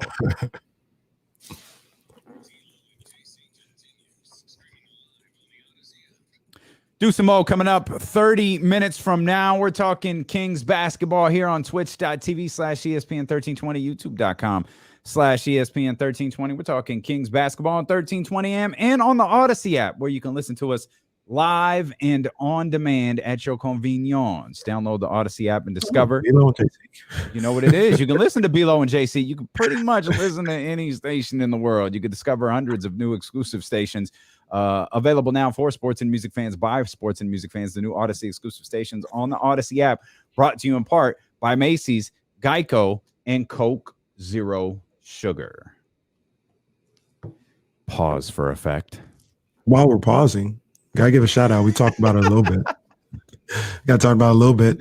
24 years ago today. You know, no problem with these guys. Harlem World dropped. That album was iconic. It was fire. It delivered. Bad Boy in 96, 97. Couldn't touch him. Couldn't touch him, man. And that one delivered. I'm trying to think back. I feel like Mace, there was a lot of hype for that album. Like Mace finally dropping. He had done a bunch of features, and he was on Only You. He was on some iconic songs, and he finally dropped his own solo project, and it delivered, man. Harlem World delivered. I interviewed. I love Mace for one reason. He complimented my interviewing skills. I love Mace as an artist. The way you interview, you do a good job. That's almost exactly what he said. When you ask me the questions, they make a lot of sense. I like the way you interview. Now you're making him sound slow. Like, no, he didn't sound like that. but I did ask him, like, hey, yo, does it bother you? Because this was at the premiere of 50 held this big like radio junket for the premiere of Get Rich or Die Trying in Las Vegas. So he invited a bunch of radio stations out to come in and to do interviews. And you got like 10 minutes with him, and Mace was there. There were a number of other people there that you could talk to. I was interviewing Mace, and I was like, yo, does it bug you that like 50, like he sounds like you, like he kind of that style? He was like, oh no, man, he had to get shot in the face 5 times to sound like me. I was like, all right, man. That's pretty dope. He gave me the whole. He was talking because remember when they said Mace became like a reverend or a preacher? Pastor Mace. He's like, yeah, that wasn't a thing. He said that was Puff's idea. He was like, I wasn't no preacher. I wasn't none of that. That was Pastor the Mace. people that I used to be with. That was their idea. Okay. That's interesting. He would say that because he wasn't even doing nothing to that. So I think that he did that. Welcome back. Yeah, but he had been gone for a few years before he came with Welcome Back. Did he only drop 2 records? Didn't he only drop 2 records? All in World, Double Up, and then Double Back. Up. That's right. That's right. It's very forgettable. Well, yeah, but he dropped the joint with 112 on there. Well, he did that, and then he did the one with Blackstreet, the single that was fire. Wait, get ready tonight. Yeah.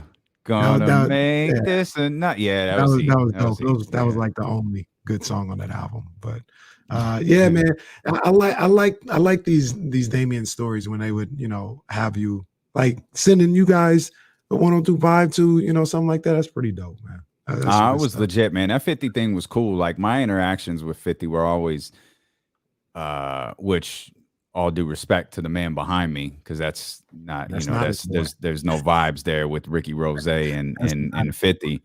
I had 50 once called. I remember we pulled it off, and it's probably one of the most memorable moments of my FM career, because 50 was that dude. Like if you know 50 now and you don't know the Get Rich or Die, like it's in like you can't calculate it. Like 50 was a monster. Yeah. Like Jesse probably doesn't understand what 50 was. Probably, I doubt it. Like I doubt it. So we're doing a morning show, and interestingly enough, Carol Lawson is in the studio. This is after the championship. Yeah. And this dude calls and says, yo, I got 50 Cent for you. He calls the hotline, like the secret number to the studio. Says, yo, hey, it's so-and-so. Sorry, we're late, man. I got 50 Cent for you. And I'm like, yeah, dude, like, okay. So I'm thinking it's like Mikey Winfield. I'm thinking it's one of the comedians, right? Yeah. So the dude gets on, yo, what's good? 50 Cent. And I'm like, yo, this sounds like 50. So we're joking. And I'm like, all right, 50, cool. And like, it's 2 minutes. And I'm like, okay, seriously, who is this? He's like, yo, it's the kid 50 Cent. And I'm like, there's no what, like, yo, the biggest star in the industry just isn't going to call out the blue without anybody telling me. And he's like, yeah, I said, okay. This was after the junket in Las Vegas. I said, okay, in Las Vegas, like at the big radio junket for Get Rich or Die Trying. He goes, yeah. I said, what was in ice? He said, ice. Oh, my new sneaker. I was like, yo, so we went on. We had this dope interview, and he thought it was hilarious. So we hang up the phone. Everyone's riding this high. I'm fuming. I throw the door open, and I yell down the hall, what the I'm pissed. And the music director, this punk ass who I hate to this day, walks out. Little clown ass Tony Tecate comes out of his office and goes, oh, they told me he was going to call, but I didn't think he was, so I didn't tell you. Oh my gosh. Bro. Come on, man. Yo, when I have a bad temper when it comes, because I didn't know how that came across. Mm-hmm. And my fear was I look stupid. Yeah. Like, I just like, how does 50 Cent call you and you don't know that it's him? Like, how do I look anything but stupid in that sense? Of course, everyone thought it was great. Thank God. And 50 thought it was amazing. Like I still, that's one of the few things I still have to this day. Like he thought it was hilarious. I wanted to fight. everyone in sight because of that. I was so pissed off. I can believe that. That was like a legit, like you did. This wasn't an NBA hold me back. This was a like take me outside to cool down for a minute. I wanted to kill. I wanted to punch him so freaking hard for that. Dude, it's again the biggest star on the planet calling the radio station. Oh, I didn't think he was going to call, so I didn't tell you. So I didn't tell you. Okay, fam. All right. Never. I hold grudges, bro. I never forgot that. Every time I saw that dude for years, like that. Okay. All right. Y'all think my pettiness is new? Oh no. No. I've been petty since birth. Been that way. Oh, yeah, shout out to Harlem. Shout out to Harlem. Okay. Yeah, shout out to Harlem. Let's get back 50, into this. 50 was probably like, of course it's 50 Cent. Who you think it is, though? You know what I mean? I'm on here. I'm on Case of him. Talking. Sounds a little like sounds a little like B-Lo in New Orleans. But I get this is more like B-Lo and Yonkers, dog. Yeah. You know what I mean? Okay. I just spit that thing out. It's nothing. You know what I mean? We talking on here. Shout out to Mia Moore. She got Big Lotto coming up on 102.5, man. That's a good look. Anyone else we want to shout out before we continue? I would love to come on here and one day say shout out to De'Aaron Fox for having 40 last night. It's on the way. It's on the way.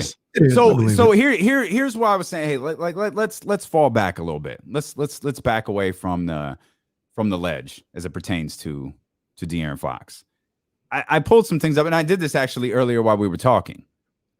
You look like you really want to say something. You have this half grin on your face. Oh, no, I'm interested. I'm locked in. You look like you're holding back the funniest joke in the world, and I'm like, what is it? No. I'm 100% locked into what you're saying. 10 games into last season. 10. So what are we, 4? 10 games into last season. De'Aaron Fox, 18.3 points per game, 28% from 3, 70% from the free throw line. That's 10 games into the season. He eclipsed the 20-point per game marker in the 14th game. So he started to inch up. He was at 18.3, started to inch up like 18.5, 18.8, and then he had that 42-point outing, and that got him over 20, and that's kind of where he was. That was in the 14th game last year. So far this year, he's at 18.5. He's Probably at 18.5. 37% field goal percentage, 16% from 3. But that's where he's at now. That's 4 games into the season. Unfortunate. Oh, and for sure it is. It's unfortunate, but the team is 2-2. It's not like they're 0-4. There's speculation, whether warranted or not, about injuries, uncomfortableness, soreness, pain, whatever. There's all sorts of speculation about why De'Aaron Fox isn't playing, because we didn't want the way De'Aaron Fox started last season. Right. We wanted the way De'Aaron Fox closed last season. Right. And we haven't got that yet. If we get to game 15, 16, 17, 18, 19, and we're still talking about, 18 isn't like a bad outing, by the way. No. But if we're still, I think my concern is, the only concern that I have right now is when we get to the fourth quarter, when we get to crunch time in the fourth quarter, and all of these games have had crunch time in the fourth quarter. There've been no blowouts. I'm kind of like not sure when De'Aaron has the ball.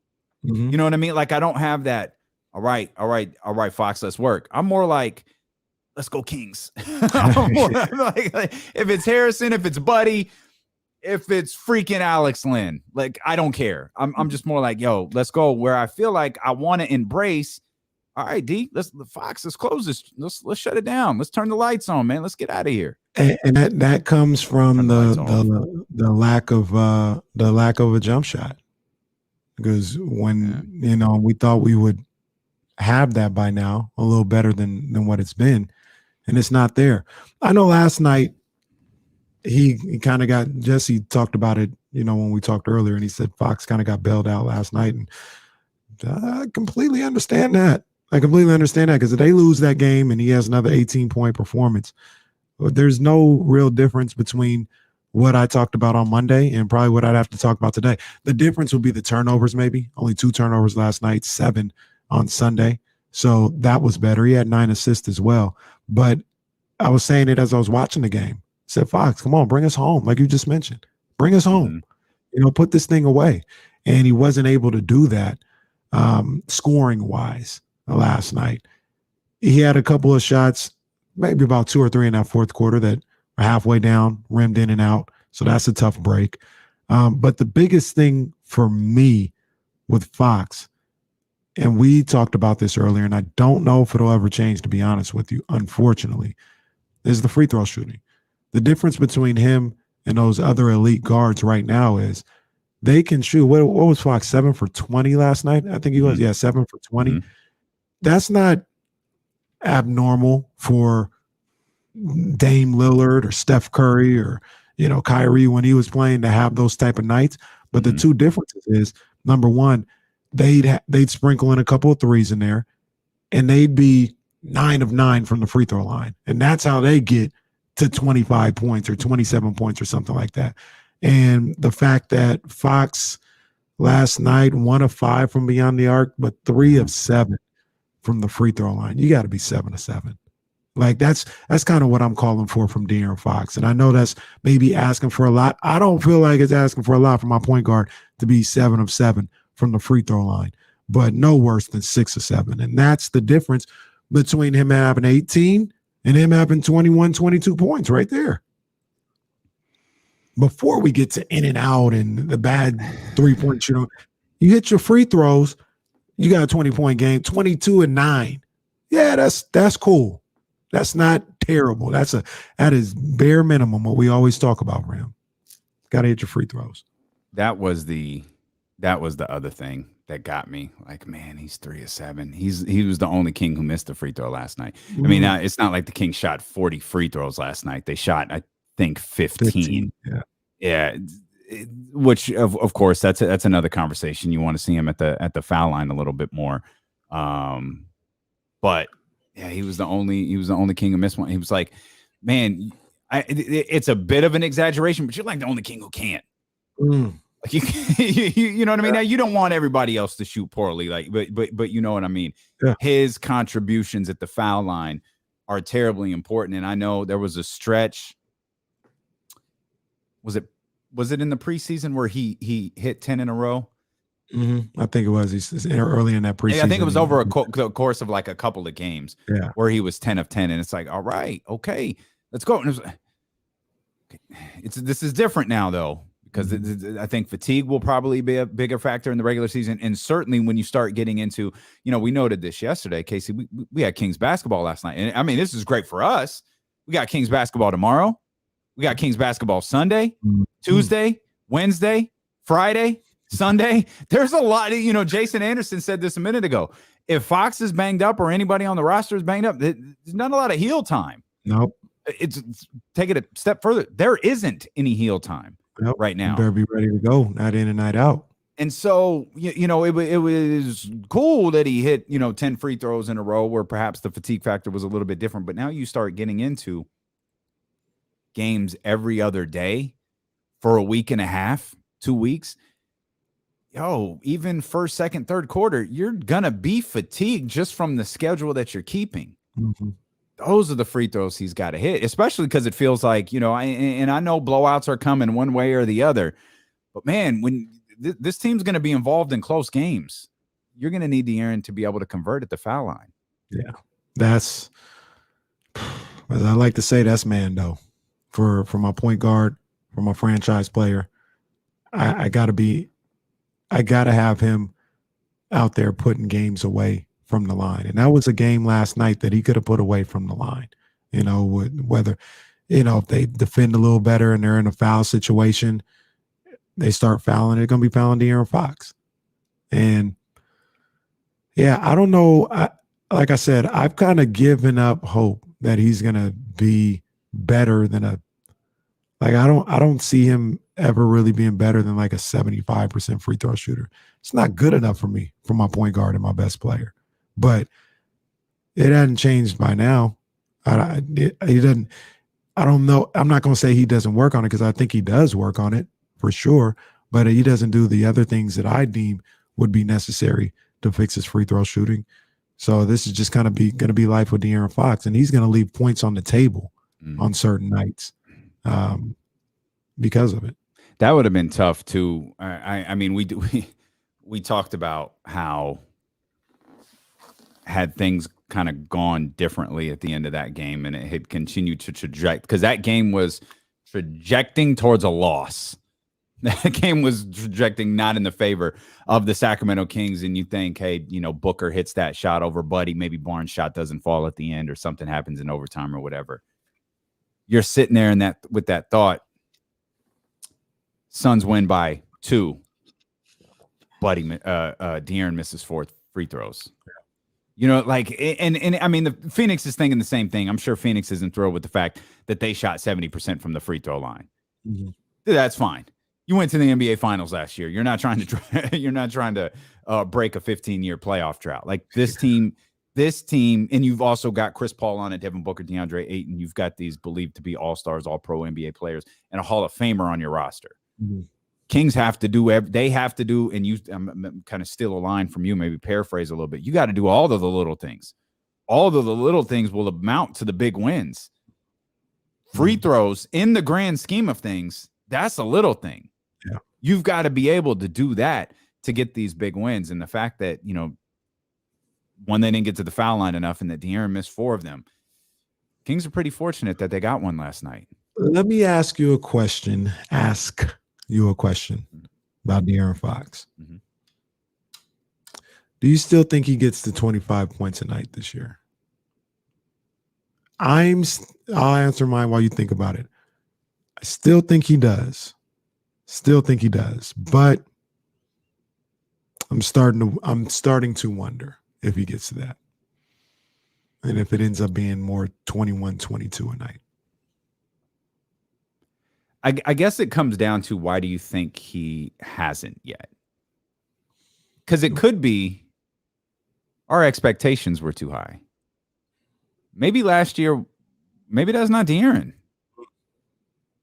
Maybe that's not De'Aaron on a better team. Because here's where I think you, and correct me if I'm wrong, this is where you and I think differently. What Harrison Barnes is doing now, I think he's going to keep doing.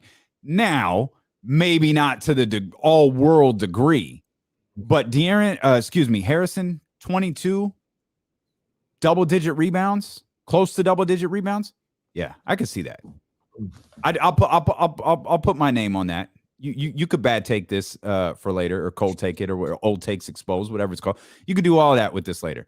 Yeah. I think we're seeing a version of Harrison Barnes. I think we're seeing a career year from Harrison Barnes this year. Because there's absolutely no reason not to believe it. Because remember, he was really, really good for a very, very long stretch last year. Yeah. So with Harrison doing what he's doing, does De'Aaron take on like a different type of role? You asked the number 25. I'm going to say no. I think it's lower. I don't think it's 18.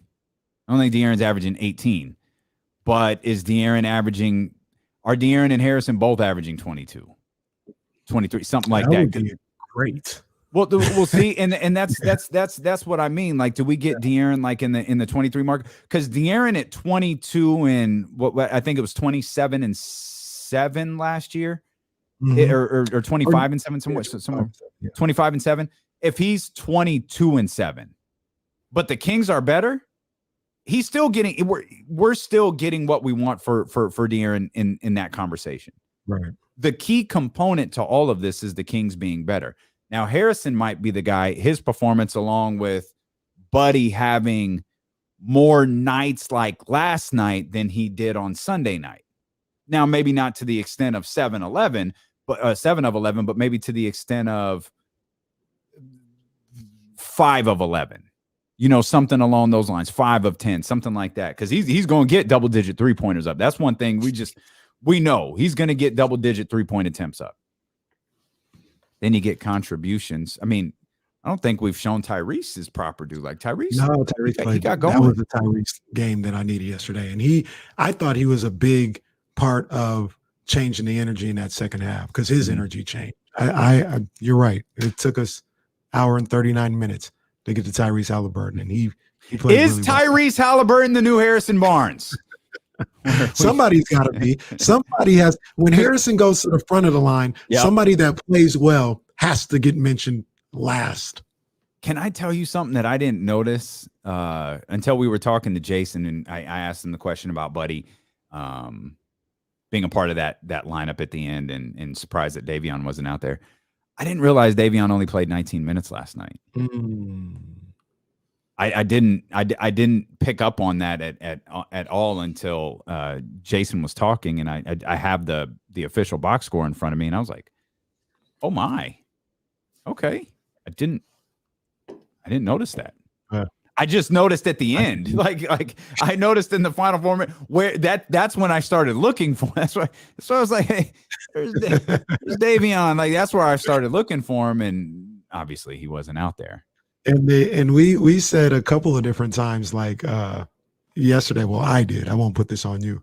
I was like, yo, 1 point game, 2 minutes to go. You ain't gonna have Davion in there? Apparently not. Apparently you are. Asked and answered. Here's Luke Walton talking about the closing lineup. It's going to change. We have, we got a lot of good players this year, and it's going to change. I can't tell you on certain nights, who the five will be, just because, I can tell you most likely De'Aaron and Harrison and Rashawn are going to be in there, and after that, there's a handful of guys that are playing a certain way. It'll be tough to get them off the court too. Nailed it. Luke literally told us what it was going to be. There it is. Got it.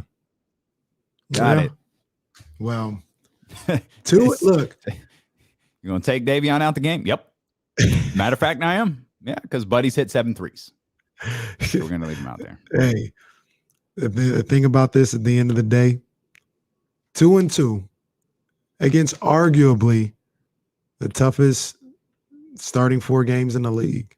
Hey, speaking of, I mean, we'll get into it more later. We got Deuce and Mo coming up in a minute. Minnesota might be a problem. That man Ant-Man is doing everything. I'm telling you. You said a tough schedule, and it jarred my mind. Oh, they beat Milwaukee last night. Mm-hmm. Okay, and like when you look at it, it's like they didn't trash their way past Milwaukee. Oh, D'Lo, Cat, and your mans. Yeah, boy, that could be a problem moving forward. That could be a big problem moving forward. We'll talk more about that, and we'll talk more Kings basketball. We'll talk about De'Aaron Fox, Harrison Barnes. We'll talk about Tyrese Halliburton, Davion Mitchell. We'll talk with Deuce and Mo when they join us next year on Sacramento's #1 sports station, ESPN 1320. Yo, I looked to see if this was on my computer. What do I have to do to get this to play? You must. Oh, jeez. I found that interview. I just want you to hear how stupid the beginning of this sounds. Whose interview? With 50. Oh, wow. I told you. Relive for that.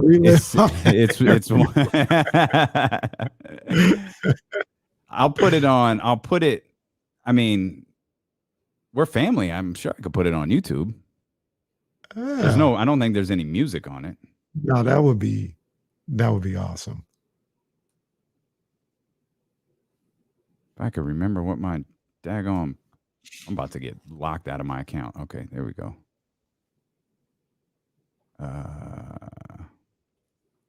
Okay, it's not gonna play. Yeah, we need to hear that though. I can go to YouTube.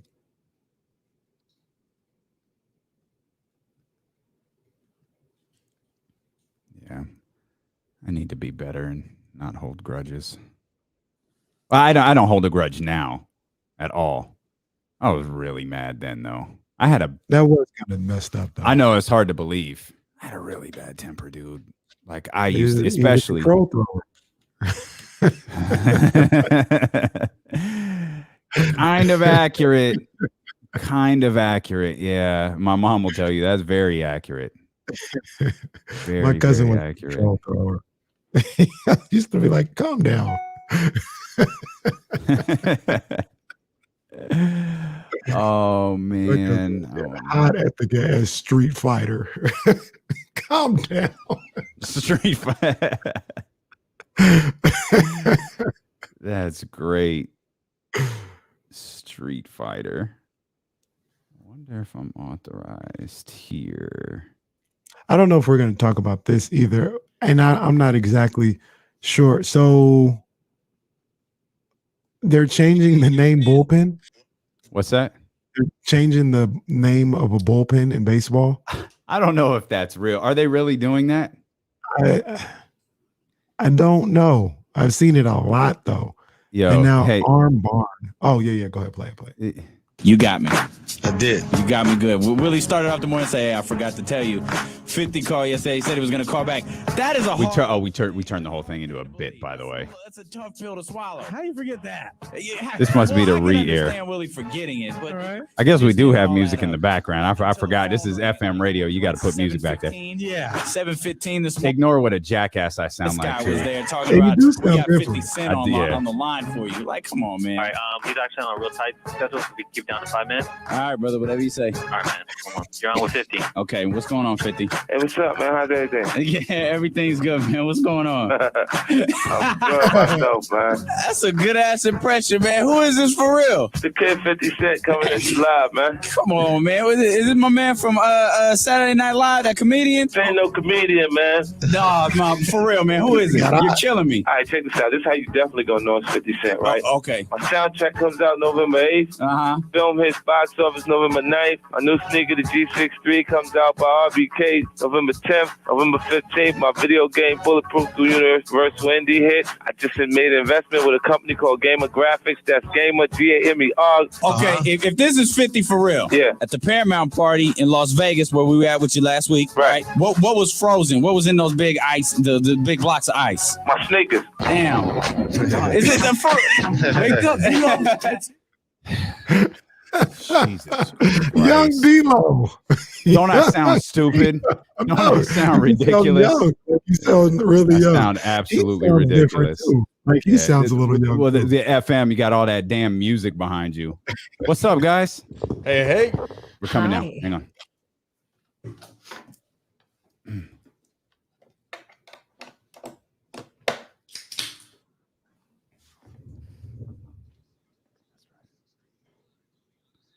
Just reliving some young D-Lo days over at on was twitch.tv/ESPN1320. Do you guys remember? Because I don't. It's no knock to him. I don't remember any of the guys. Do you remember Damien on 102.5? I do. I have one story about that. What? Of course you do. You're so weird. You remember everything. Like what? What? I was always in the media. I wanted to work in radio. I was like, I'll go anywhere. I probably heard D-Lo on 102.5, but yeah, I just didn't. I don't. Is it okay if I tell my D-Lo story, or is that not allowed at this point in time? He may remember it. I don't think I didn't meet him that day, but I remember Mike Bibby was at Arden Fair Mall. This was like The Jordan 2002. party. That's what it was. I was like 13 years old, 13 years old. And I went out there hoping to meet Mike Bibby, but I did not meet Mike Bibby. But I remember Damien was emceeing that event. Oh, Real talk.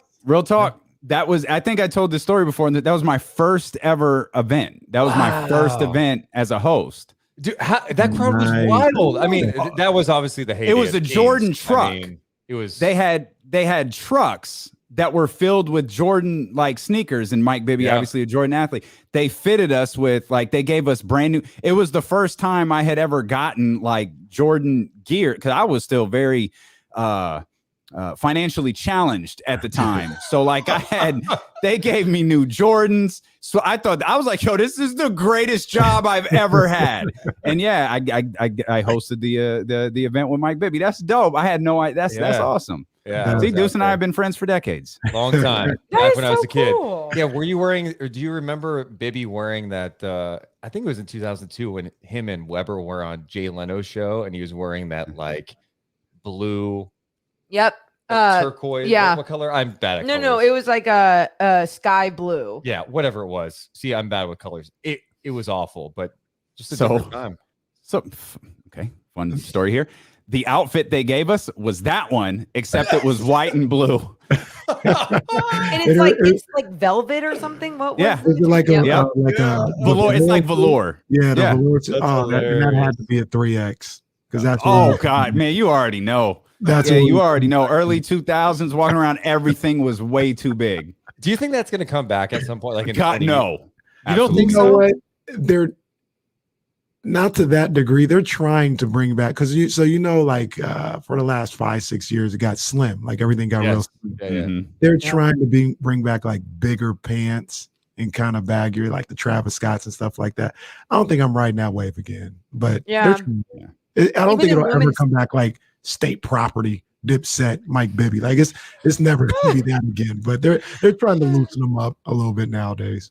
Women's fashion, they're kind of doing that same thing, right? With the 90s grunge kind of baggier Yeah, look yeah, in the yeah, yeah. pants and the jeans. But I just like the high waisted because it just holds in like the whole stomach and everything. That and like, my yeah, waist about is this small, I swear. Well, can we give proper due to your partner on television, your podcast partner, your partner on television, the fashion god, Matt Barnes, who, for those who noticed during during the wide shot, y'all saw where Matt Barnes' pants stopped Yeah. right above the ankle. Real You gotta one show show ankles, Achilles. man. You Real gotta one show show Achilles. ankles. I have no problem showing Achilles. Real ones. No. By the way, y'all saw that interaction with Deuce and Mo a second ago. You remember when I said at the beginning of the show that I was listening to the podcast and had to go back and watch it? That was the interaction on last night's podcast right there. When Deuce went on about the fourth quarter and De'Aaron Fox and Morgan goes, well, that's the whole show. Thanks for tuning in. I was like, I have to see this.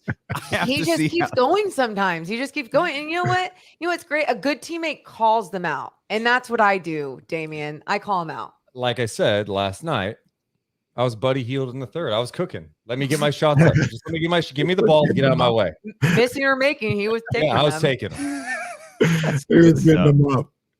That's good stuff. Proper introductions, Deuce and Mo, the Deuce and Mo podcast with us here. Of course, Morgan Reagan, also of NBC Sports California. Been so much fun watching you guys on television. And I learned last night, it's a lot more fun watching you when the Kings win.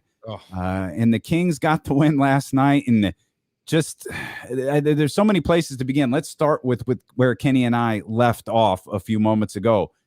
A lot of people are ready to jump off a cliff with De'Aaron Fox. Oh my God. Yeah. Where are you guys at with number 5? Here's mine. Go jump because we don't need you anyway. Because stop. Let's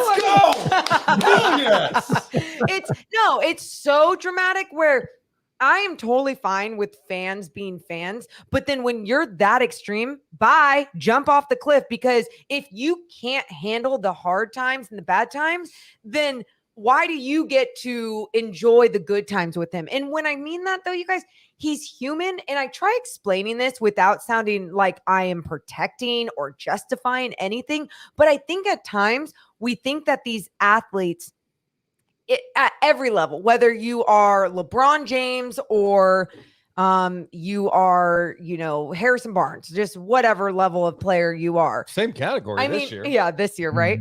But it just doesn't, people's expectations are like these guys are robots, and that every single game, every single night, it has to be this good game, this solid game. Even if the stat line doesn't read it, like they have to see it. And it doesn't have to be that. And it's not going to be that. That's not realistic.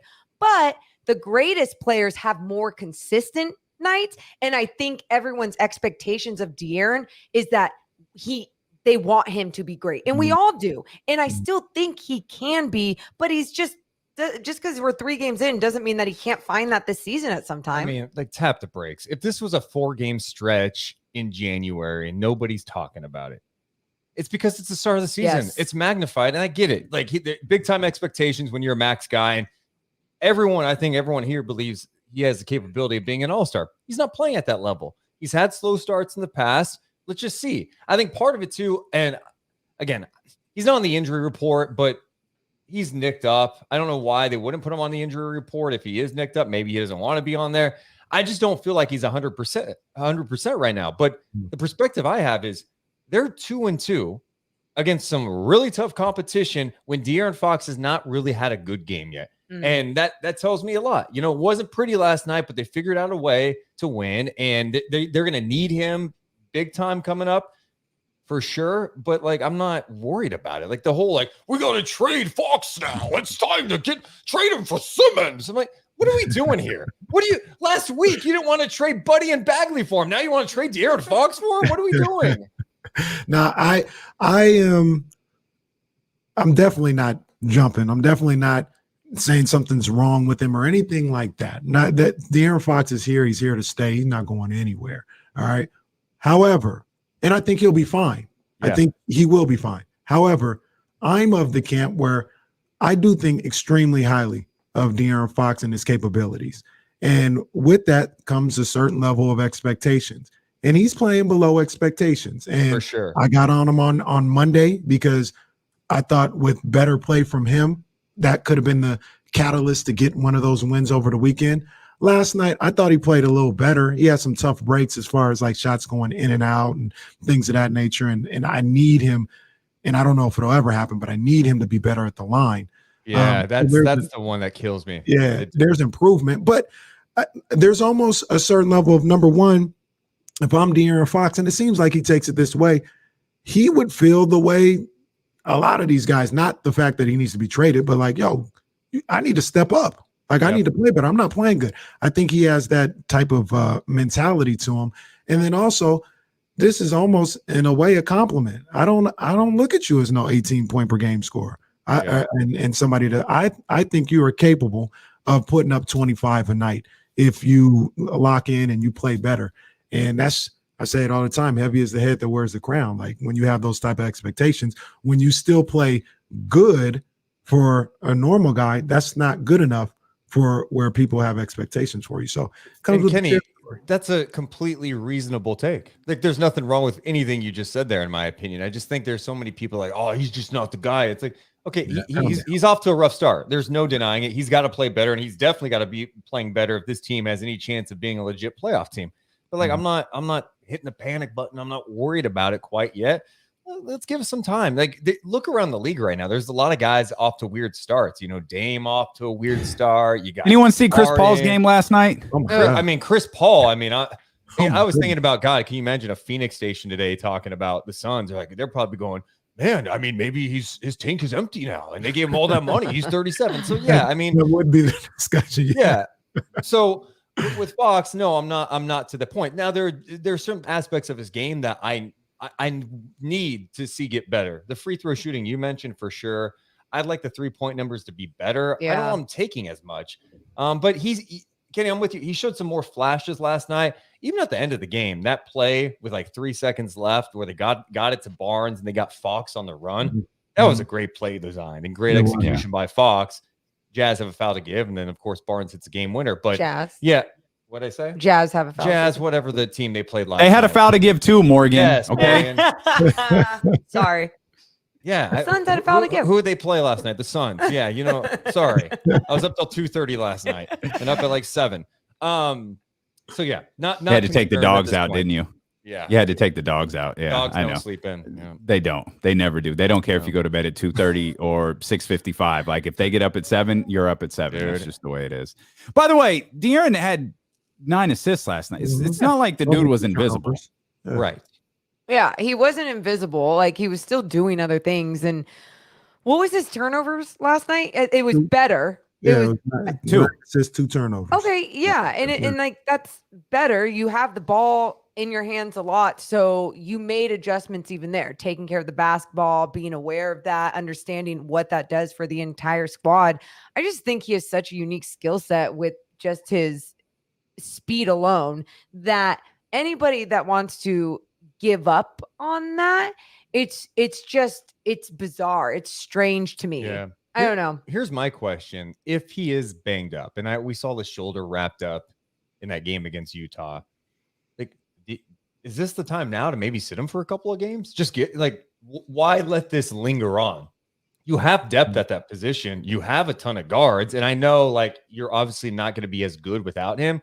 But if he needs a little rest, like well, and that's another thing, guys. Sorry, but another thing too. Thanks for answering my question. Yeah. For Well, sure. no, because it's about that. I'm gonna kill this guy. Yeah, it is. But another thing about him being banged up in the injury, I think because he depends on his athleticism, his speed, and those skills in his game, that when he does get nicked up, banged up, whatever it is that's wrong with his body, it affects his entire game. So that's where we just need to see him adjust to when he does get injured. Okay, what can I be great at when I'm feeling a little banged up in my shoulder so I can't go to the rack the same and finish at the rim like I was doing? What can I do differently on the defensive end if that's the case? And sometimes even on the defensive end, when that becomes a shoulder, taking a hard screen from a big, like that's just going to mess with you even more. Yeah. And Damian, just real quick, want to follow up on that. And what I think the biggest issue for De'Aaron Fox seems to be right now, when you talk about his numbers and impact, is he goes 7 for 20 last night. Yeah, 1 of 5 from beyond the arc. That's a tough look, but 7 for 20, that's not an unusual. I was telling Damian, that's not an unusual stat line for a Dame, for a Steph Curry, for a Kyrie, for these guys. Like, they're not always just lights out. Right. The difference is, number one, they're able to get 1 or 2 threes, but getting to the foul line and getting 6, 7 points at the foul line gets them from 18 to 25. You know what I mean? And that's where he's got to be. And I will say this, I will panic on that. I'm not sure he's ever going to be the free throw shooter that I want him to be, which is like 80, 85%. At this point, I don't have a whole lot of confidence that that's going to change. And that's a little frustrating. Yeah, well, I think there's been enough of a sample size to start his career where he's just kind of that guy in the low 70s. And that does make me concerned when you start talking about a team playing close games, and it's like, who do you trust to hit free throws? Like Postseason games too. Davion Mitchell. Yeah. Like these guys aren't good free throw shooters at this point. And that's, to me, a concern going forward. It has to get better. And like, maybe we just adjust our expectations. No, okay, he's not going to be an 85% guy, but can he get to like 78? Like, can he get to like the high 70s at least? Yeah. You're listening to D-Lo and KC along with Deuce and Mo here on ESPN 1320 KIFM West Sacramento, KRXQ HD2 Sacramento, and Odyssey Station, and driven by Lashers, Elk Grove Dodge. We welcome those on Twitch and YouTube. If you're watching on YouTube, become a subscriber, hit the thumbs up as well. About 20 minutes ago, Deuce asked a question about sitting De'Aaron Fox, which no one answered. Thank you, Damian. And I'll be, because Deuce and I good friends for decades, I'll be more than happy to answer your question. Would that really help? Given, like, Kenny and I just talked about this a second ago, because we were having a similar conversation about De'Aaron, and we had Jason Anderson earlier earlier talking about that rest isn't coming. You know what I mean? Like you play Friday. Like, you guys going to be working a whole lot here moving forward. Friday, Sunday, Tuesday, Wednesday, Friday, Sunday. Like, that's your schedule coming up, and it's like, okay, so what does missing one game do? What does missing 2 games do? Unless we're talking about like missing a sustained period of time. And, you know, I'm genuinely posing this as a question, not really as like a statement. Is it that serious? Yeah, I mean, it may not be, right? Like, that's the thing. And maybe it's just something he's playing through and it's not that big of a deal. That's why it's not even on the injury report. So I know we're all speculating here. It doesn't look right. You know, there's something off with him. And it's not, oh, he's just missing shots. It's like, he's not that Fox we saw in that first game against Portland. Because the Portland game wasn't terrible or anything. Yeah. Like, he had a solid game. He was super impressive that game. Exactly. So, and then we saw him in the preseason do some great things. He looked great. He still had the speed and explosiveness. Some people are bringing up, oh man, the muscle. Like, I'm not worried about that. Yeah. Honestly, I don't think that's the issue. I think he's a little nicked up, but how serious? I don't know. You guys, I'm telling you, I truly believe it is, because each year, whenever he is nicked up, it is how we go about justifying things when he's not playing well or when he's not using his speed to the fullest. And whether it is an excuse or it really is the issue, as an athlete, Kenny, you know this, it's like you have to find ways around it. Like, you don't get to just be, you have the resources to recover the way you need to recover, but it doesn't matter. The show goes on. You Right. still have to play through it unless it's something like a ligament tear or something that is much worse that actually needs healing and time to put together. But when it's like a contusion or, little banged up and you're just feeling bruised and whatever it is physically, you have to find ways to shoot through it, to drive through it, to play defense through it. It's just, it's just the way that you have to play the game, I feel like. No, you're right. And I think that's why they're not on the injury report. That's why, as much as what Deuce says makes sense, like it's not the worst thing in the world to give him, the Pelicans game off. And that's 3 days where, he's not doing it makes sense. But I think, Mo, to your point, he's probably looking at it as like, it's just something I got to deal with. You know what I'm saying? I've got to be able to work around. I've got to be able to play with and play through. And that's kind of where he's at right now. And like we mentioned, it wasn't up to what I expect of him last night, but he didn't play terrible last night. He did do some good things out there, had some tough luck with some of those jump shots towards the end of the game. So, he was okay last night. De'Aaron Fox may be off, but Harrison Barnes is on. I believe he's been retroactively named to the All-NBA 75 list. If there was any justice in the world, he would be. Where are you with Harrison right now? By the way, Morgan obviously brings good luck to Harrison Barnes. Every time she's on TV, something crazy happens. So 2-game winners. 2-game winners, you guys. Come on. Let's keep this moving. That one. What was that first one? Was that Minnesota? Who was that against? Cleveland. And that was when it was in an empty arena. Crazy. So there was, no cheering, nothing. And that was weird. That De'Aaron long half court pass, whatever, to Harrison for that turnaround three. And it was a very, very similar shot, that turnaround three from the outside. It's like he must practice that all the time. That was a deep three last night. It was, right over Booker. And I keep referencing something that Kenny said a couple of weeks back. And I think it's so true. Harrison is this is probably the best he's ever been physically and mentally too. Like you were talking about a couple of weeks ago, the mental side kind of catching up to everything. Now he's been in the league for a long time. And I just love how he's being aggressive. Like, let it fly. Like, go for it. You're shooting well from three. You're not going to shoot 50% all year, but let it come down to 40. I don't care. Come down to 38% from three. But he's been awesome. Where would they be without him at this point? Yeah. Right? Like, he's been great. This team can really depend on him to be that leader on the floor that shows through his play. We talk about Davion Mitchell's defense being contagious, and then there's certain energy guys, but Harrison Barnes, did you guys see after he made the shot, then he's on doing an interview with me and Matt Barnes, and he's just composed. Like he didn't just hit a game winner, he's just no. a pro. That's not the impressive part. He's composed. He gets water dumped on him. He doesn't break stride. Still answers your question and doesn't even crack a smile. Like he could probably host the show better than me because he could honestly multitask way more things than I probably could in the damn show. So yeah, it's wild how someone who got dumped on a lot, right? The Warriors run didn't end great, especially with what happened in the finals. He goes to Dallas and just kind of there, right? He puts up some numbers. They're losing a ton of games, comes to Sacramento to a team that was playing pretty well. And then he gets there. They go 9-16 down the stretch and people go, oh God, he's overpaid and all that. Now you're looking at his contract going, looks pretty good. Yeah. He's a professional. He's a good dude. Off the court, active in the community, about the right things, and then he plays well. I'm glad they held on to him.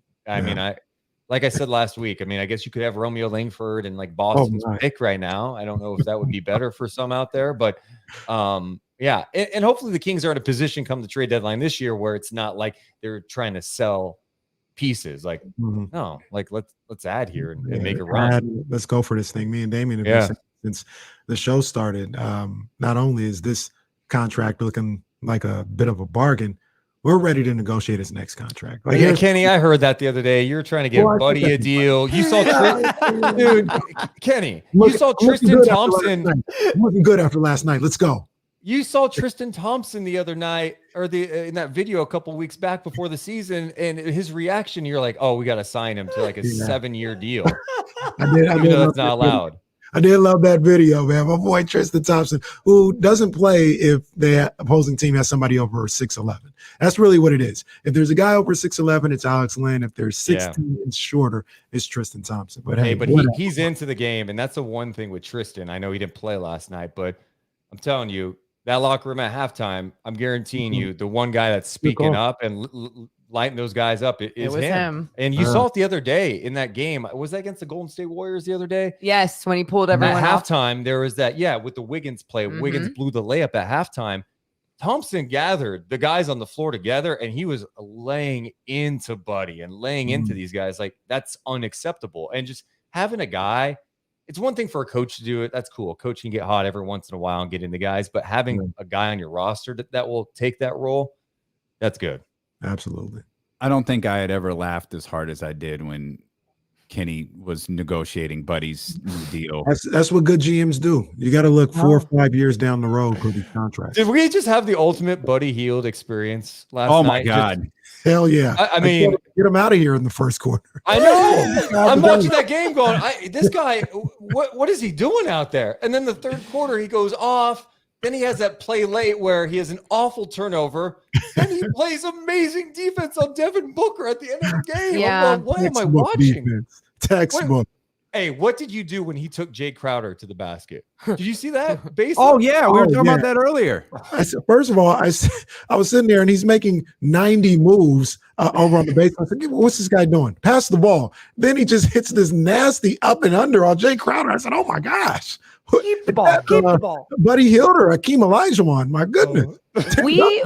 We have to get to this point where we just truly accept that this is what he is. Inconsistent, but when it's hot, it's hot. And when it's not, it's not. And now here's the thing. If you don't want to be that person that accepts it, then you need to look out for more depth in that position. When I say that, in a shooter, right? You just need more elite shooters to add on to your squad, because Buddy can be this elite shooter, but when he's not an elite shooter, he is not an elite shooter. I think that is like the only way you could really truly describe this man. Oh, how does Buddy play? Inconsistent. Inconsistent. Yeah, it was a tale of two halves. The two halves. Deuce, you got the full Buddy experience in the final 60 seconds of the game. Oh my God. You got the turnover. And then you got the stop against Devin Booker, which is like, all right. The only thing you didn't get was a logo 3 out of nowhere. That's the only thing you didn't get in the final minute. But I was questioning, like, why is Davion on it? Like, why when you're up 10 points with 4 minutes, why not? You don't need baskets. Yeah. Why not put Davion out there? And it's to me, it's tough though. Like that, I think that. I said this the other night. They have too many guards. They do like too many guards who can play. And you're in a situation in the fourth trade Davion. Sorry, no, I love Davion. I'm just looking at it going like, I asked Walton about this before the game the other night. I'm like, how do you decide? And he was talking about it's been really tough. He turned to Alvin at one point during a game. It's like, who do I go with here? Like, who's our closer? And Alvin's like, that's on you, man. And he went with his gut. And I think some nights you want Buddy, especially when Buddy's cooking from 3. And I know they had a double-digit lead, but at the same time, in today's league, like that doesn't matter. And like you can lose a lead pretty quickly. But I think we're going to have multiple games this year where we're going to look back at the closing lineup and go, yeah, should have been Mitchell out there. And also like, oh, should have been Hield instead of Mitchell. It's going to be tough for him. And we talked about this last night. We talked about how it's like, well, pick your poison. If Buddy's hot, then that is probably why you're going to want to leave in Buddy. But ultimately, you guys, what was leading to Buddy shooting and getting into a rhythm was still the Kings defense, was still when they started getting up, bodying up with guys, getting engaged, buying in and getting those deflections. All of that, making sure to grab the rebound and not allow those second chance opportunities that they were allowing in the first half. When that all starts happening on the defensive end, people don't understand sometimes how that truly benefits the offensive end fully. So now if things weren't so hot for Buddy, that's when you have to go, okay, sure, there's buckets that need to be made, but it's still going to start on the defensive end sometimes. And that's going to be when you choose someone like Davion Mitchell to get those things going, to get the pace going on the other end and get some things in transition. Yeah. And you mentioned it, Mo, just now. I mean, the level of intensity being picked up on the defensive end in that second half, it was immediate. And another guy that we haven't talked about just yet, who I think was a little bit of a catalyst for that as well, is Tyrese Halliburton. You saw Tyrese Halliburton being active out there on the defensive end, just picking up the overall energy with talking and just being more aggressive out there in the second half. Because that first half, I like I said, I tweeted out, get Hield out the game in the first quarter. But that, like, I didn't tweet what I was thinking, because there was about 4 guys where I was like, getting him the hell out of there. And it was some of the start, Rashawn and Tyrese. I was like, these guys are too soft right now. Like, I need something else. And they completely flipped that in the second half. And I think Tyrese Halliburton, Rashawn Holmes, who got destroyed by DeAndre Ayton in the first half, stepped it up and kind of shut it down in the second half. I think they all came out of that locker room. And that's a great point by you, Deuce. We give a lot of credit to Luke Walton. But I'm pretty sure you're right. Tristan Thompson was in there saying, look, this is not how we're supposed to get down. So I think a lot of that happened in that locker room. And they responded. They came out and responded. They did. I think the other frustrating aspect is just what's going on in the final 2 minutes, these games. I know the fourth quarter against the Warriors pretty much was all bad, but specifically last night, it's just like, why does the ball stop moving? Why are we just standing around and taking bad shots and making bad decisions and fatigue mentally, man? Yeah, but you got to figure that out. Yeah. Like, you know what I mean? Like that's you got to push through, because we go, oh, they're young. They're not that young. I mean, Fox is year 5, Hield's in year 6, Barnes is 10 young. Plus. Yeah. Like, they have Halliburton out there. That's a younger guy, and that falls on everybody too, in my opinion. That's on the coaching staff. You cannot have situations where guys look completely lost when the game gets a little tight. Yeah. And that's where I'm not blaming it on youth or anything, or how many years guys have been in the league. I'm just blaming it on more of like being in those moments and experiencing those moments at a winning level.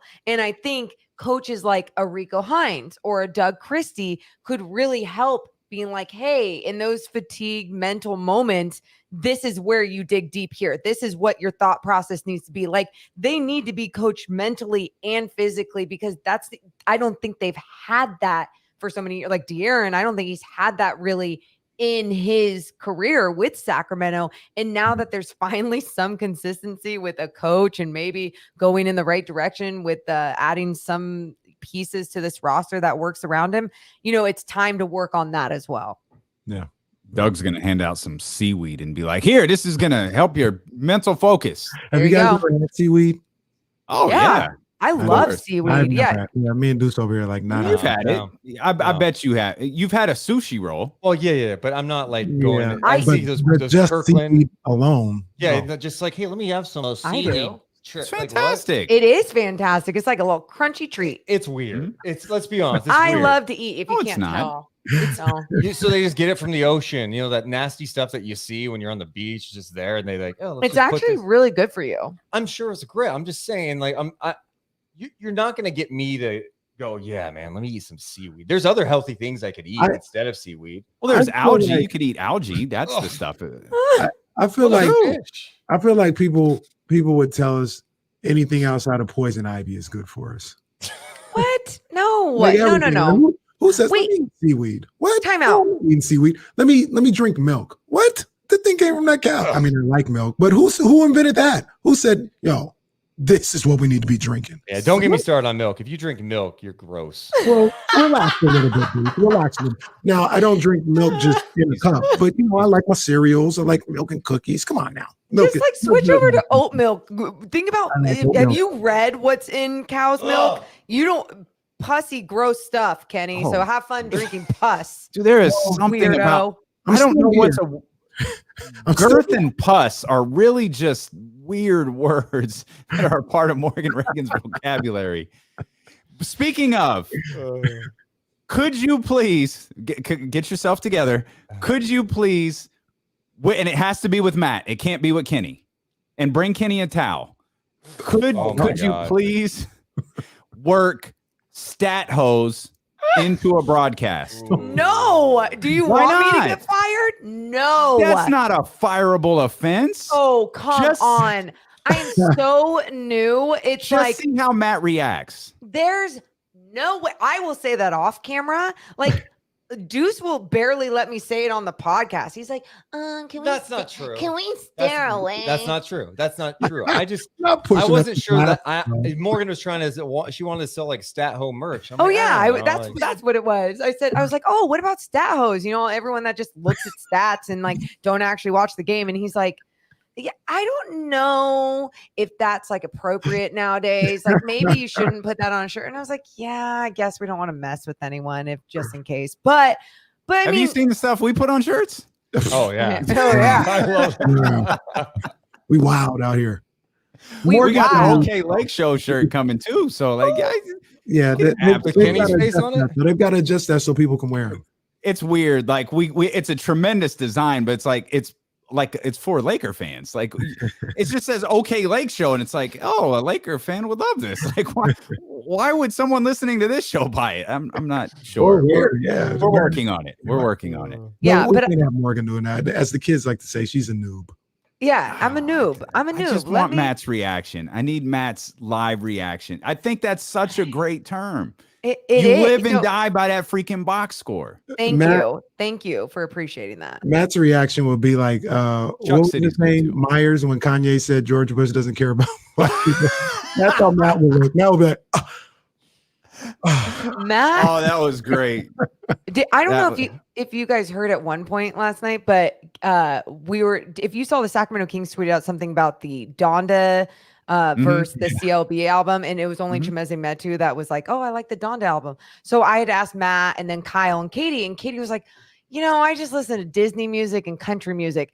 And Kyle's shaking his head. I despise country music, and that's awful. I shouldn't say that out loud because so many Damn. Americans love country music. But then when we came back, I had to transition into the struggling fourth quarters, and I was like, well, just as depressing as country music, Oh the my God. Sacramento That's Kings struggling solid. in the fourth quarter, and like they're just like, oh my. Matt after was like, oh my God. I was like, I mean, what do you want me to do? Do you want me to be myself or not? Like, come on. Well, that's the bit, isn't it? Like a pickup truck and a dead dog, and your wife Yes! left you. Isn't that the bit about? I got my horse and my truck and my dog on the side, and we're gonna go Oh, if ride. I hear that stupid Applebee, Oh! you guys know that commercial? which one? Oh! I go to Applebee's on a Friday night or whatever. On a date night Oh. and a Applebee's, get Oh. my right, and a milkshake and a cowboy. It's awful. You I do kind of remember that one now. Yeah. I do. you Barf. I guess I blocked that out. you started a podcast a week ago where you were singing and playing a guitar. Yes. And it was you did one where I don't know if it was like an indie rocker accent Ooh. or a British I don't know what exactly you were doing.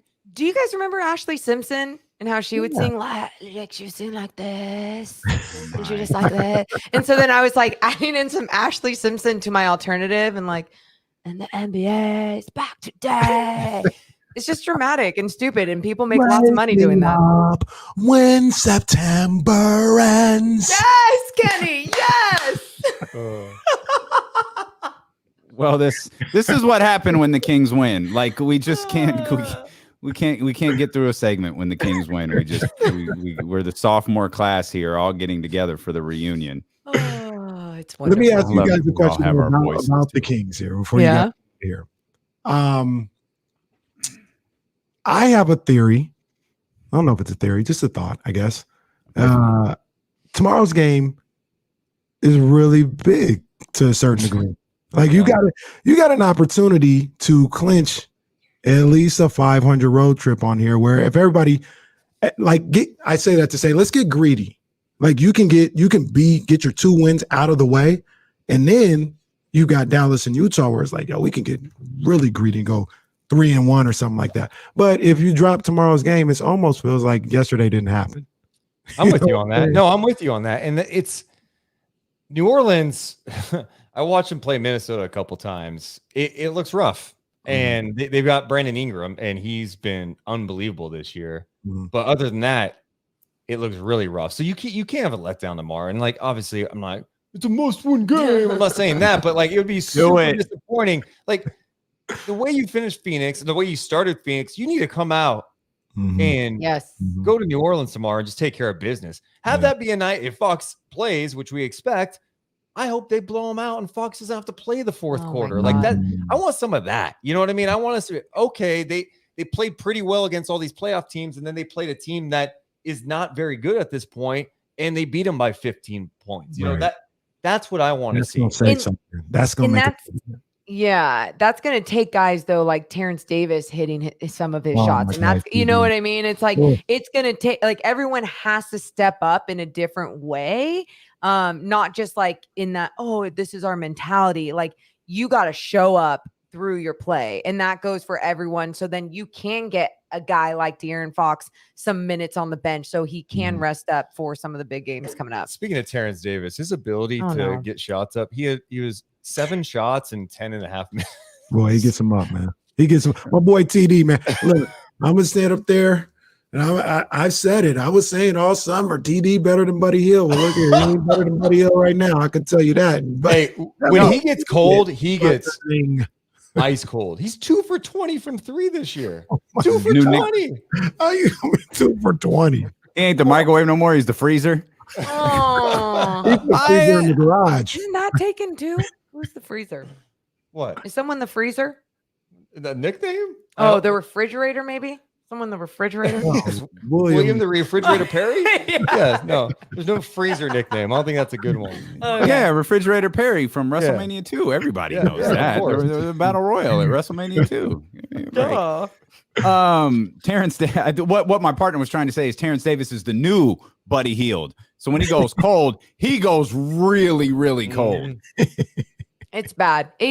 Again, it's one of those things like Kenny was saying going into this game on Friday. I'm not going to sit here and be like it's a must win, but it's a must play well. It's an opportunity.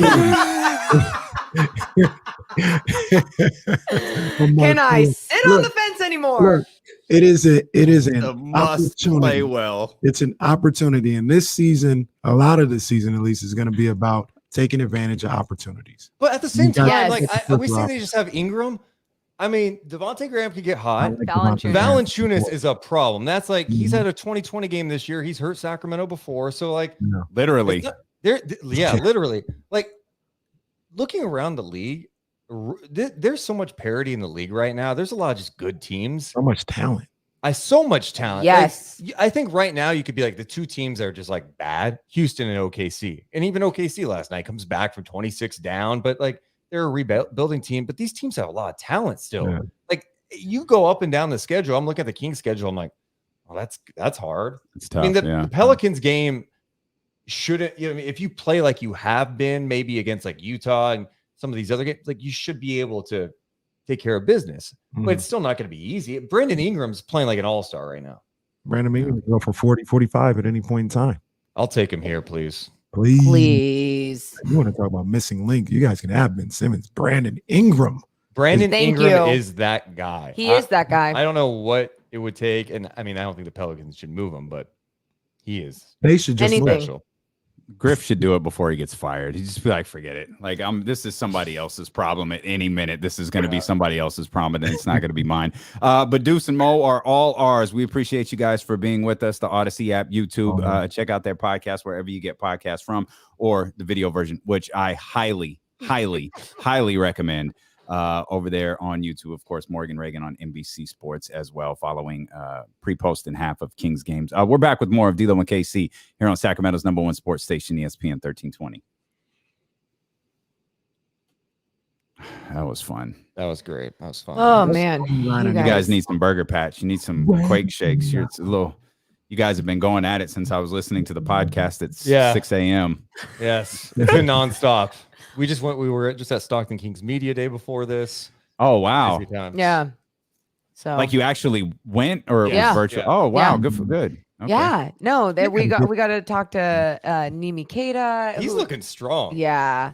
He's worked on his body. I'm excited for him. I mean, awesome. Yeah, I'm just happy for his development because he's such a good guy. Just man, your schedule is going to be tough.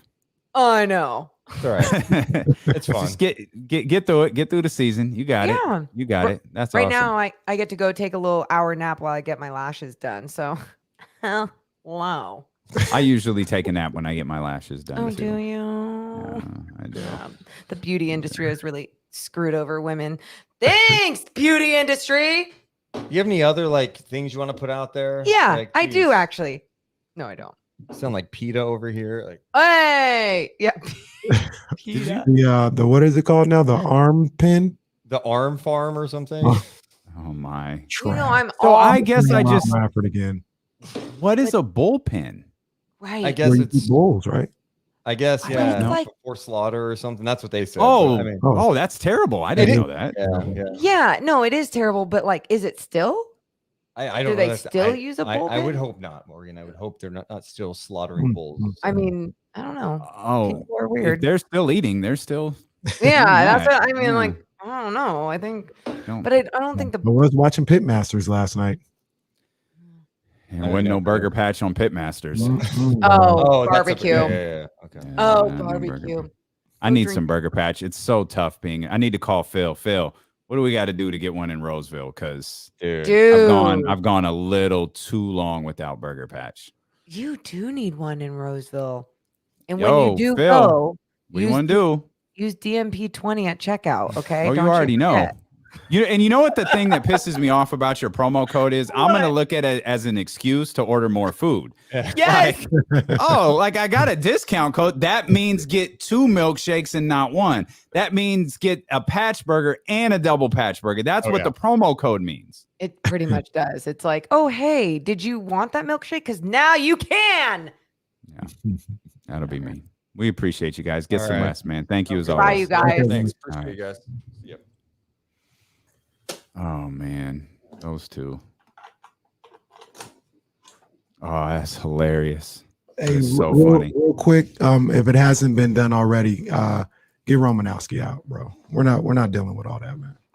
Get Roman out. I had the chat closed. Romanowski, nah, you do too much, bro. Got to get him out. So we ain't doing all that. And I wasn't gonna do it while Deuce and Mo was here because I ain't even putting her in that situation. But that disrespect won't be tolerated, man. Get him out. It looks like someone might have got him. Mm-hmm. Roddy Ramsey, can you confirm you took care of that? I didn't see it, but I have a feeling. He's So been on the line a lot this week, and that was the final straw. okay, I think I could pull up YouTube and make sure that that's taken care of.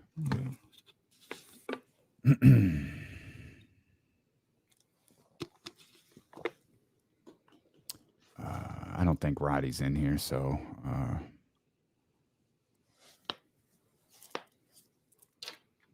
I'll add a couple more. John, I'm gonna add you to the list too.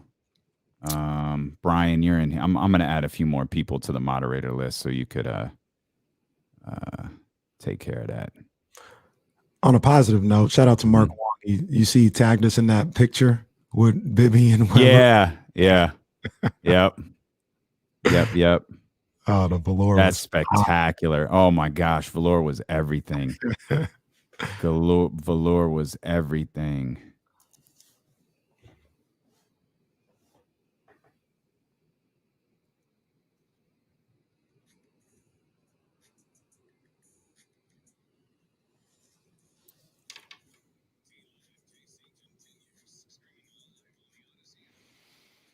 Appreciate you so much for being with us. Really, really fun conversation with Deuce and Mo there, as it always is. Seemed a little bit more fun following the win, though. Make no apologies for that. Everything is awesome. We make no apologies for having fun following a victory. But the Sacramento Kings 2-2 here at this point. We got a lot more Kings basketball ahead. Astros even up the World Series yesterday. It was one of those games you didn't want to see. Yeah, they can't hold my attention. I was watching. They can't hold my attention. Astros went off by the second inning.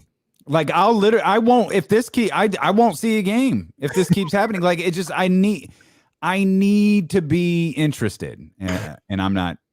I'm not interested in that. I gave them the chance again. They were on the big TV. I was up there putting some curtain rods up. They were on the TV and everything. And next thing I know, it's 5-1. And it's like, well, time to go to League Pass. I don't know why I love the fact that you were putting up curtain rods. I don't know. I have no clue at all why that made me chuckle. Like I've never put up a curtain rod before or something. And I just started laughing that you're putting up curtain rods. Curtain rods up, man. You know, Queen Bee was like, do it. And I was like, okay. I'm sorry. Smart decision, my friend. Smart decision. So yeah, note to those in the D-Lo KC pick'em pool. Do what I did. I set an alarm on my phone for 4:30 on Thursdays after realizing not only did I miss Thursday's game, but I'm about 45 minutes into red zone on Sunday. Like, who did I pick? Oh no. And so it was like once I missed Thursday, I missed everything. So get your picks in for those in the D-Lo and KC. Like this is just the story of my life with these, like me, with these like fantasy leagues and pick'ems. Like it just by about week 7 or 8, I just be forgetting. And then I've missed 1 week, 2 weeks, and it's like, well, why am I even doing anything anyway? And I just move on with my life. This is the story of my life, my little fantasy football life.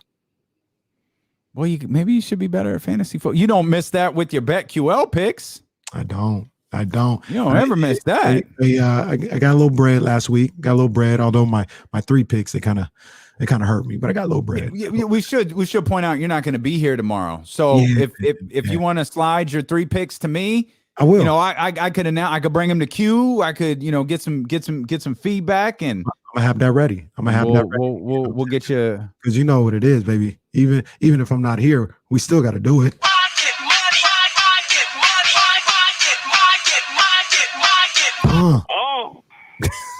Get that. We'll get that out there. We got you. Yeah, man. Tomorrow's show, James is going to be with us, by the way. I was going to ask James if he wanted to do the whole show. I didn't, like, it was kind of short notice. So I was like, I'll carry the first little bit. James is going to join us, I think, all the way up until Luke's press conference at like 3:30. So he'll be with us for like an hour. We got Kyle Madsen tomorrow. You know what? I'm mad. I didn't get a chance to look at this exchange. Marshall was texting us while we were talking to Deuce and Mo. Man, shout out Marshall Harris, Chi-Town in the house. Might have to reach out to our man Marshall and see what he's doing tomorrow as we get ready for the 49ers and the Bears this weekend. Yeah, you know, I don't feel good about that game. I don't feel good about that game. But there's some interesting games here because, well, actually one isn't as interesting anymore. I was going to say Detroit and Philadelphia. Is this the spot for Detroit? Is this the spot for Detroit? Yeah. I'm not. I don't want to see Detroit keep losing, man. I'll be completely honest with you. Even no matter what I think about the hiring of Dan Campbell, I don't want to see that team keep losing, man. That's tough. I honestly don't think that football team is 0-7 bad. I don't think so. Maybe they're not good, but 0-7 bad. They're not that. Nah, they're not terrible at all. The other one, and I forgot they won because I was like, is this the moment for Jacksonville? But they won a game. They're playing in Seattle against Geno. I'm like, oh no. In Seattle though. In Seattle, but I mean, I know it's Geno. Geno was in Seattle last week. He didn't do much anything. Yeah, but he hasn't been terrible either. Didn't he have like 80 yards in the fourth by the time the fourth quarter came around? Yeah. Yeah. But they were still in position to win. They were still in position to win. Here's another interesting game. We talk about the Bucks maybe just never losing again. They go to the Superdome this week. New Orleans. Yeah. What you think about that? No, the Bucks.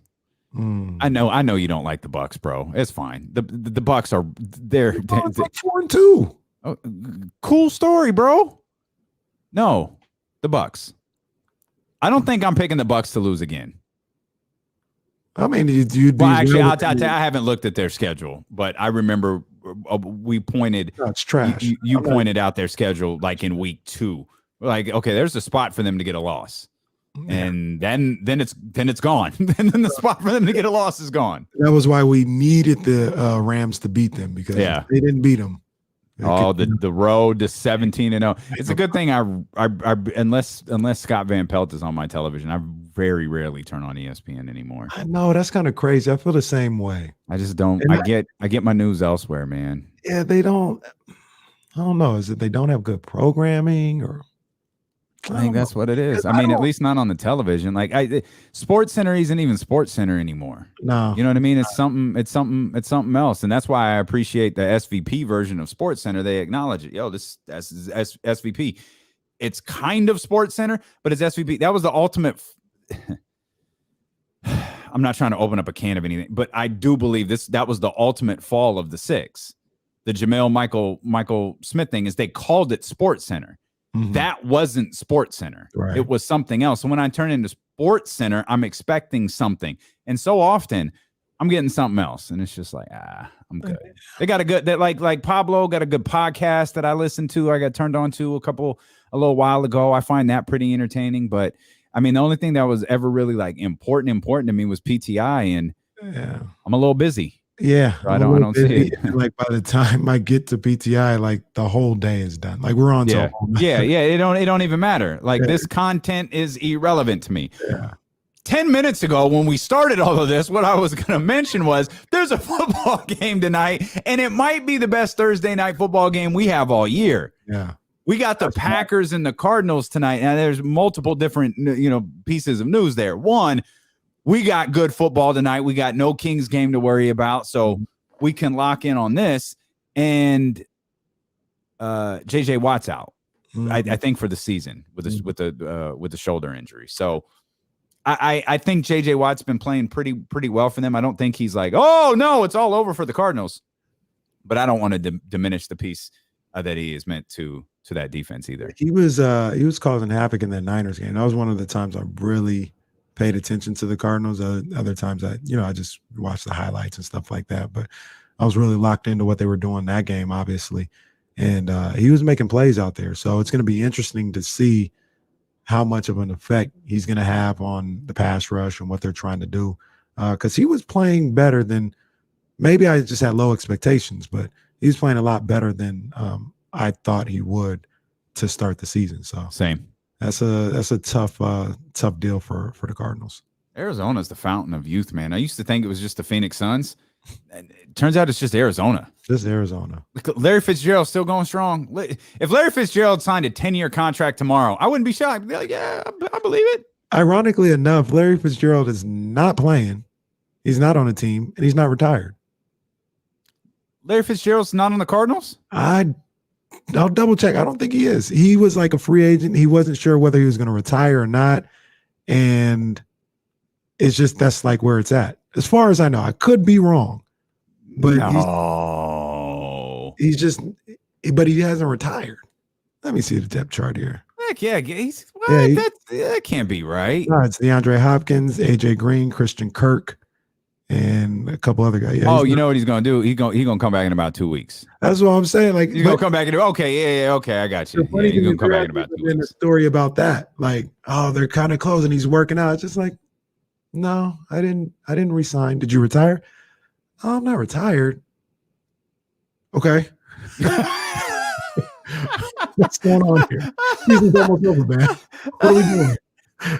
Let's step out, man. Let's come back. Let's talk more Kings basketball with D'Lo and KC return here on Twitch, on YouTube, on the Odyssey app, and on Sacramento's #1 sports station, ESPN 1320.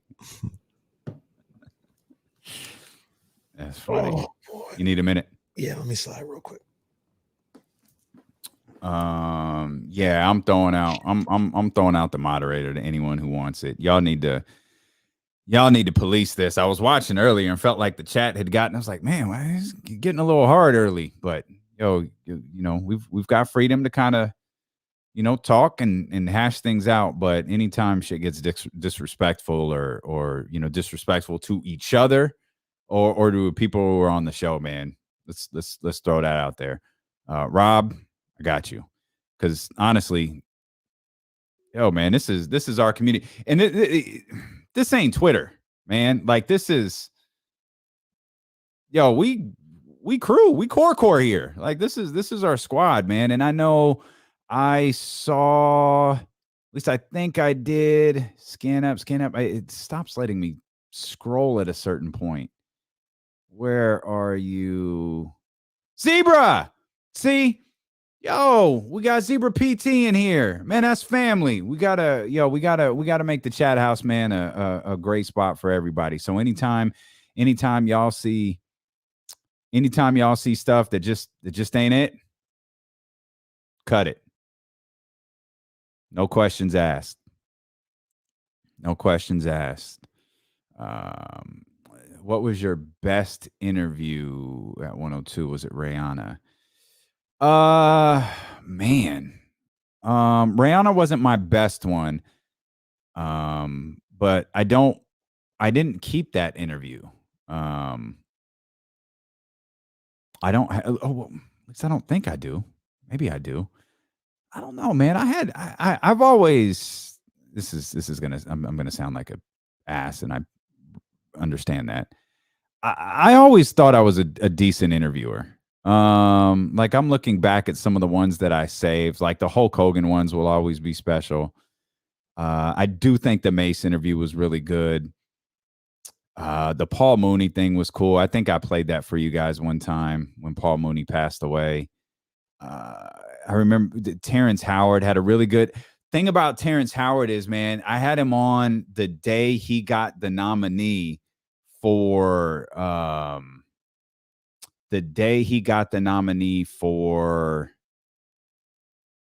what was that? Hustle and Flow. The day he got that. Which, I mean, that's just pretty incredible timing. Other than that, I don't know. Like, I'm proud of how I regrouped in that 50. Just listening back to the start of that interview just infuriates me all over again. Like, man. And that was the second air. That was the edited version. Like I guess I didn't save the live version. You can hear, like, with the music behind it's a little bit more produced. That's kind of the second run of it. No, that was actually at 11:40. We interviewed Bill Bellamy. Now, the truth be told, that might be one of the best conversations ever, which I don't have. But I could ask Jason Ross for it and see if he still has it. Bill Bellamy told the story of the fight between LL Cool J and Jamie Foxx on the set of Any Given Sunday. And Bill Bellamy was a really important part of that scene because he was supposed to like deliver a line. And my biggest regret in that interview was I didn't ask him what the line was. Like, he tells this great story and he said he never delivered it. Like, they cut everything because of that fight. And my biggest regret in that interview was I didn't ask Bill Bellamy what the line that he was supposed to deliver in Any Given Sunday that didn't make the cut because of the fight.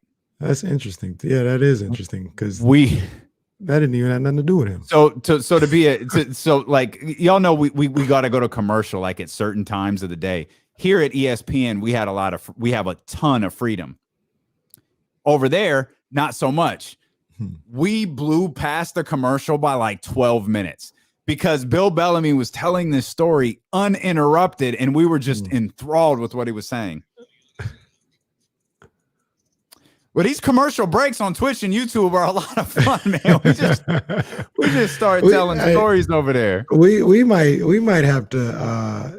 I'm giving you more work here, partner. We might just have like what would the title be? Be like the insiders recap. Like, you have the house show where you talk about wrestling, but we just may need to throw back to some of these old interviews, man. The 102.5 days, that up north days, whatever the case may be. Because I mean, I'll be sitting there with my popcorn on the edge of my seat trying to hear the story time with Damian Barley. That Leezy brought it up. That interview up north with Bill Bellamy is one of my favorites. He asked what the best interview that from KSFM was, and I couldn't remember. And then he brought up Bill Bellamy.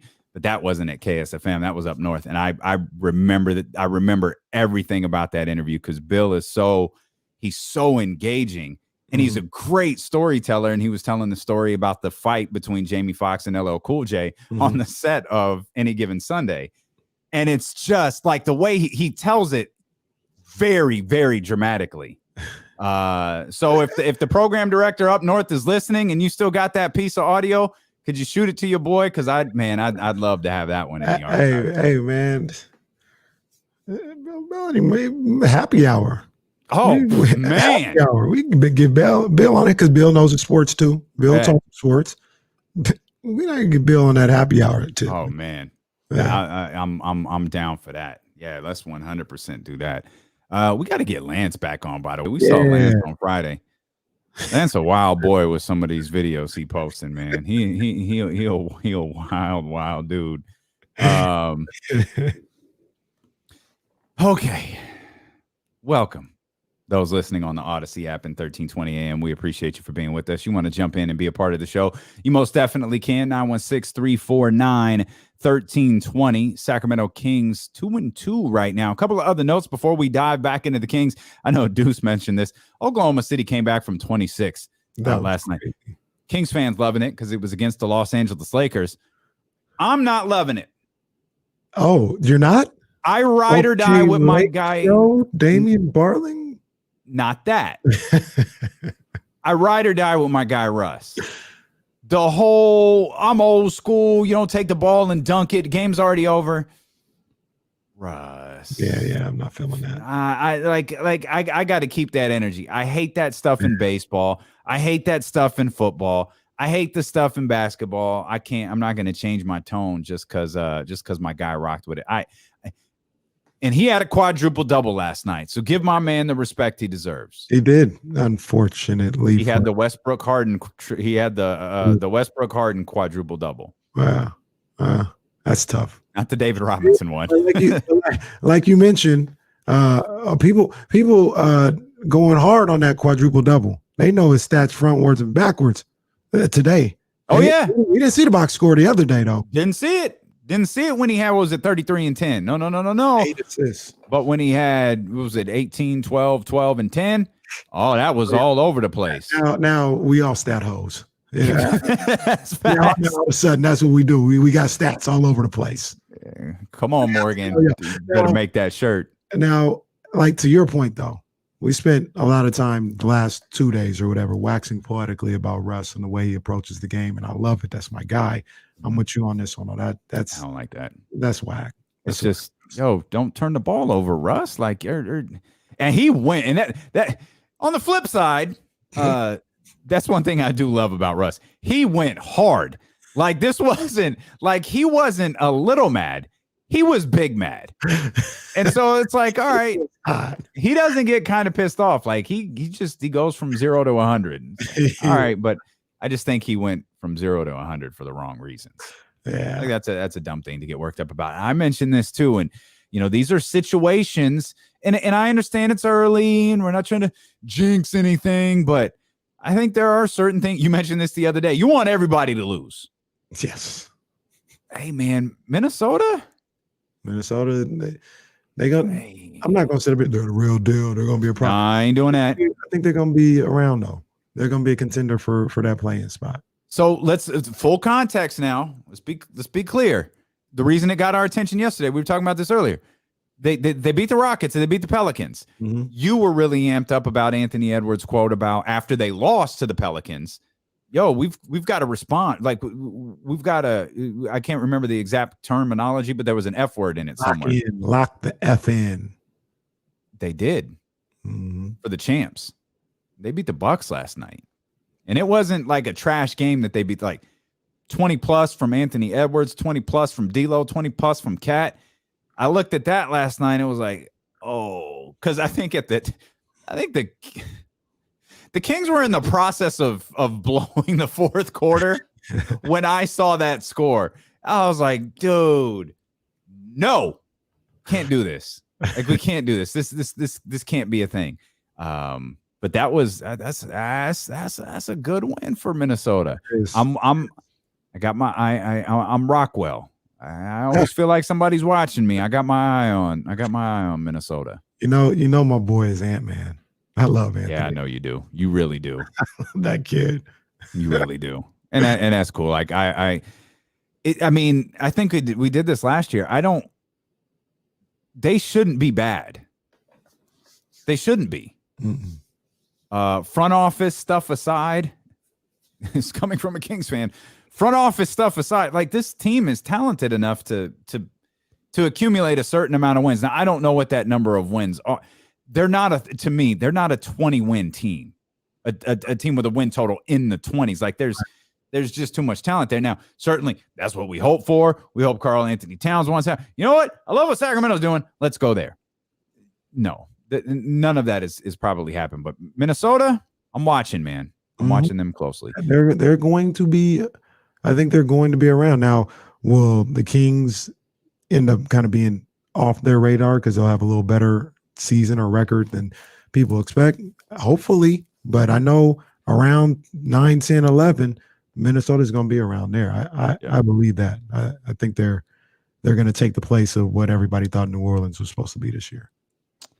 Well, the Kings are right now, I believe they're taking on the Dallas Mavericks in the first round of the playoffs. So, let's see. We're trying to get home court advantage, baby. Season ended today. Let's go. Let's get it done, man. Never too early. 916-349-1320. Let's bring my man JR in here. JR, what's going on, buddy? What's up, boys? How are you? Great to hear from you, my man. Yeah, sorry, I'm out here saving the world, and if I'm out saving the world's in a bad spot. So that's okay. Still wonderful hearing from you. So I'm on multi-calls, but I was listening to bring in Mo and old Deuce. How about Mo getting the job? I mean, she's like doing the Stockton Kings, doing her stuff with Barnes. I mean, she's just multitasking and she's kind of taking over old Jay Ross's spot of doing like a billion different jobs at on's. I don't mind Jay Ross getting name dropped on the show because he's got a job here. I hate when he does the Hornets. Fingers up, baby. Hey, shout out to our guy Charlie who brought this to our attention. 2 teams out here ranked in the top 25 in FCS. There you go. I watched Davis play Cal Poly last week, and I got a little investment in Cal Poly, and they're good. And that's going to be a great Causeway Classic at the end of the year. I love the way you put that. I got a little invested in Cal Poly. JR, it's great to hear from you, buddy, man. Thanks for the call right there. Yeah, I saw in the Slack, JR was on the line. I said, hey, is he calling here? Is he calling in? You asked for, interviews and stuff like that. You mean this shit? Oh, that's blue chip right there. Is that the JR you talking about? Not that JR. Oh, that JR. See, I know he listens. I know he's a fan, but hey, let's see if we can get the Sac State Hornets play-by-play guy on at 3:20. Jesse, shoot him a text. Let's see if he join us. We'll talk some Sac State football here coming up in 20 minutes. See if we can get that done. That's my guy, man. Still love that dude. No, he's Still great, love that dude. Great dude, man. You're listening to D-Lo and KC on ESPN 1320 KIFM, West Sacramento, KRXQ, HD2 Sacramento, and Odyssey Station, and driven by Lashers, Elk Grove Dodge. He's Kenny Caraway. I am Damian Barling. We are so happy that you are here with us, and we are even happier. We're talking about the Sacramento Kings winning a basketball game last night. And 3 o'clock, I can get it real quick. Hey. It is, man. Kings win 110-107. And now that it's over, it was a pretty damn entertaining game last night. Very entertaining. Not the most entertaining thing as it's happening. But, man, when you can look back on it, we got good Buddy. We got bad Terence. We got Harrison Barnes heroics. We got Buddy Hield making a defensive stop that had a direct Buddy Hield making a defensive stop on Devin Booker that led to the play with Harrison Barnes hitting that 3 and the Black Falcon winning the Kings the game. Big time shot by Harrison Barnes. And Harrison Barnes continues his hot start, continues his MVP season, continues his all-star season. No, it is a little crazy. We joke around with it a little bit, But Harrison Barnes, we both believe he's going to average 20 points a game. We both believe like this, and maybe not to this level, but his good play is going to continue. He's going to have a career year. We joke about it. Come on, man. This dude, if you have 20 a night, 20 with like 8 rebounds, seriously, all-star consideration. Has to be. What if the Kings got? That's a given. That's got to be okay. Okay. All right. Okay. All right. What would the record have to be for that to happen? Okay, let me think here. I mean, because this, of course, this is under the assumption Harrison continues. Yeah. De'Aaron jumps. What would the record have to be to get 2? Because right now Harrison's getting the nod.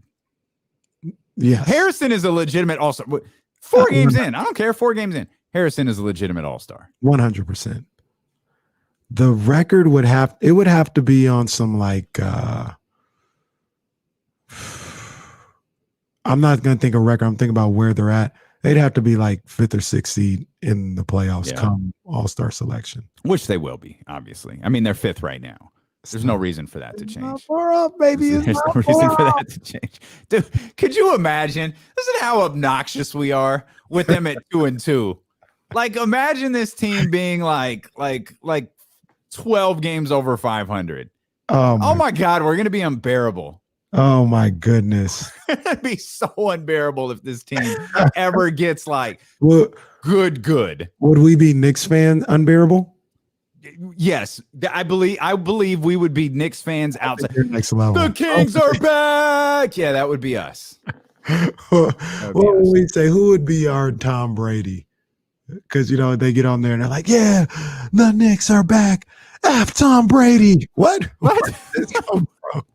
Who would be the Kings Tom Brady? Would it be, it might be I think this is Giants territory, like San Francisco Giants. It might be like F Cody Bell, F Max Muncy. I don't think that would be the case. I don't think so. Russell Wilson? Russell Wilson. That's who it would be. It'd be Russell Wilson. Yeah. Outside the Golden One Center. No one's saying F Max Muncy. Like, no, that is not what's happening. I was trying to think what is you know who it is. It like I know what point you're making, because you're talking Knicks went Brady. If the good Lord blesses us and the Kings and we become as obnoxious as those New York Knicks fans, who the F bomb goes to. Who's that? Your man's in Dallas. Oh, that's who it goes to. That's where it would go for me. Put the mic in front of my face. Kenny Caraway out of Doko with a bottle of McQueen and the Violent Fog gin in one hand and Luke Belair in the other hand, talking about the Kings are 30-25. We're back. F Luka Doncic. Meanwhile, Dallas is like 40-15 or something. If you're just listening to this show, I don't leadership committee. I just get irritated by the coverage of Luka. Now it might be F Draymond Green. Now I don't dislike Draymond. You don't hate Draymond Green either. I don't hate Luka either. I think Luka whines and cries. Like, that is annoying and ridiculous. But yeah. I don't care if Draymond whines and cries. Just call it technical. Like, you literally called Rashawn for a technical in the same game. Seriously. I don't like, once again, we talked about it earlier. We will let you know who we like really seriously in real life don't like. There isn't an athlete that I don't like. No, there's not an athlete I feel that way about. Well, I take that back. I don't like Oscar De La Hoya. Okay. I don't like Tyson Fury. I think that's where it ends, though. Okay. You're not. So there's some boxers that you're just not feeling. Yeah, no. I don't like Bobby Arum either. It's a positive vibe right now, man, because the Kings won, and there is no one on the planet more positive than our man Disco Tim. Oh, my guy. Disco Tim, what's happening, buddy? Oh, man, I am thrilled to be a Kings fan because of my suffering and of my celebration, and I will not be embarrassed to be that kind of fan when we get 12 games over 500. I've waited my whole life since 1985. It's going to happen. And you know what? I hate Kobe, even though he's dead. And Let's go, Tim. He beat us up so many times. I'm embarrassed to say it. I'm ashamed of it, but I respect the man. But as a player, he just beat me up and slapped me like I was his own so many times that even in death, I can't stand him. Oh my man, Tim got dark. Kobe, Shaq, same thing. Okay. Hey, you guys allowed me to talk about a little fundraiser a couple weeks ago. Yeah. And that fundraiser is tonight. And if I could just kind of go over the particulars again. You got it, buddy. So appreciate it. Mm-hmm. All right. So I'm just going to read from the flyer here. So come help us, our neighbors in Grizzly Flats. We're going to build them a community center. And tonight there's going to be a pasta dinner at the fairgrounds here in Placerville, the El Dorado County Fairgrounds. You can dine in. I was just there. It's going to be awesome. Or you can just pick it up and go. And this is all going to go to Grizzly Flats. And that's tonight.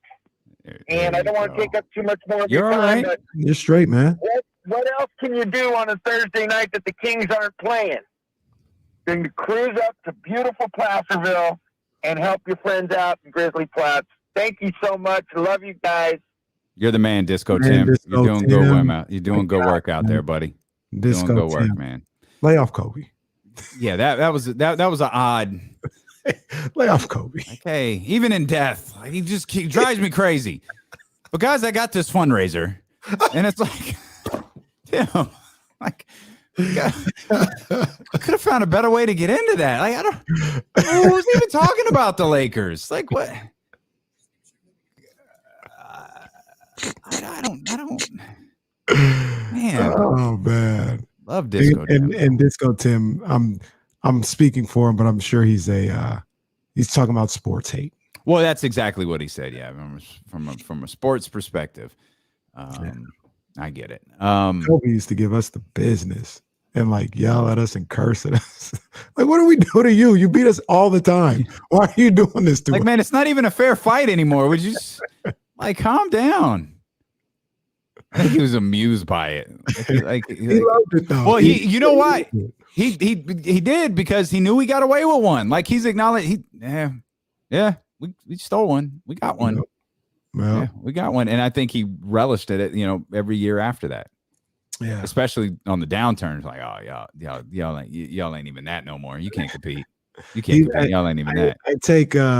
I take pride in the fact that I think Kobe. I know he said it. He genuinely loved coming to Sacramento, not just because he beat us, but just the vibes, the atmosphere. That's what Kobe loved. You know what I'm saying? Coming into a place like Arco and either having them go crazy on him or him being able to shut him up. But that energy was probably one of the best atmospheres in the entire league for him, man. I take that as a Kings fan and a Sacramentan. I'll never forgive the Kings for blowing a big lead and screwing up the farewell to Kobe when the Kings were up. The game was over. Kobe goes out. He's going to come back in. Do the big blah blah blah blah, but the Lakers make a run. This terrible Lakers team, by the way, makes a run, and Kobe gives it, let him rock, try to win the game. Sits down. I look over. He's taking off his shoes, and I'm like, what am I even here for?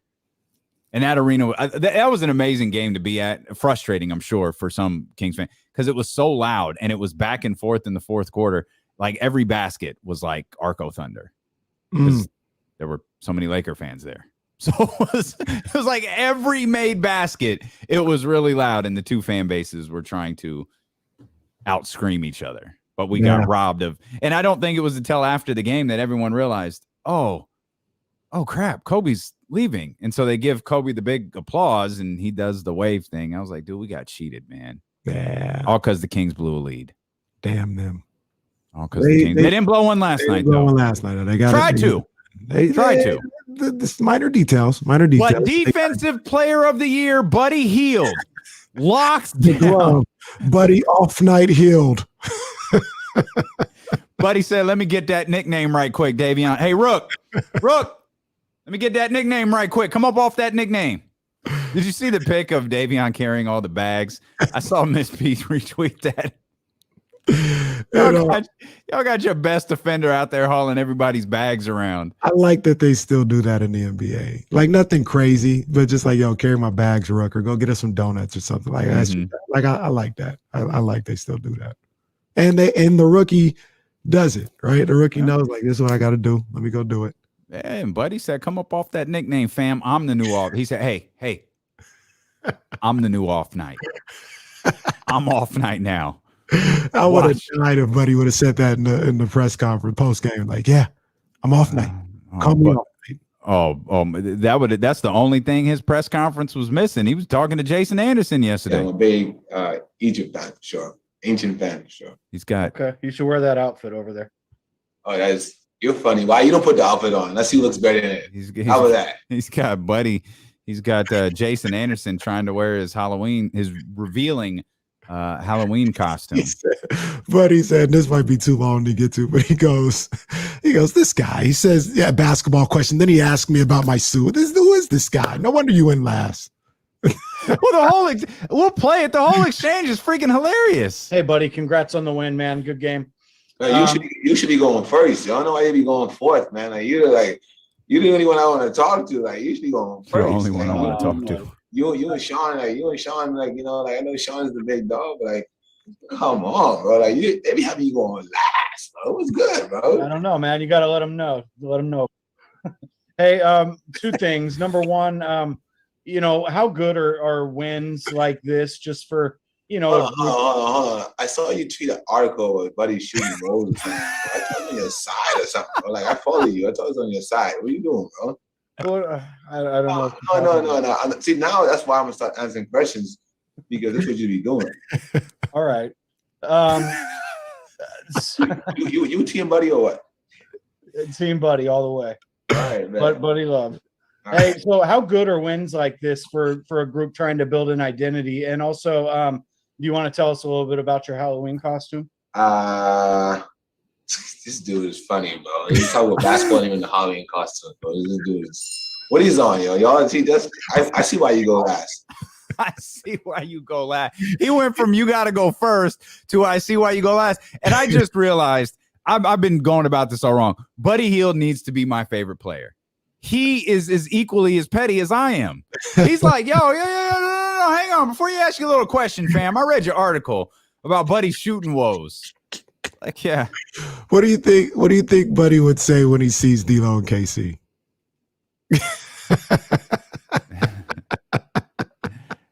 They ain't listening. He ain't saying nothing.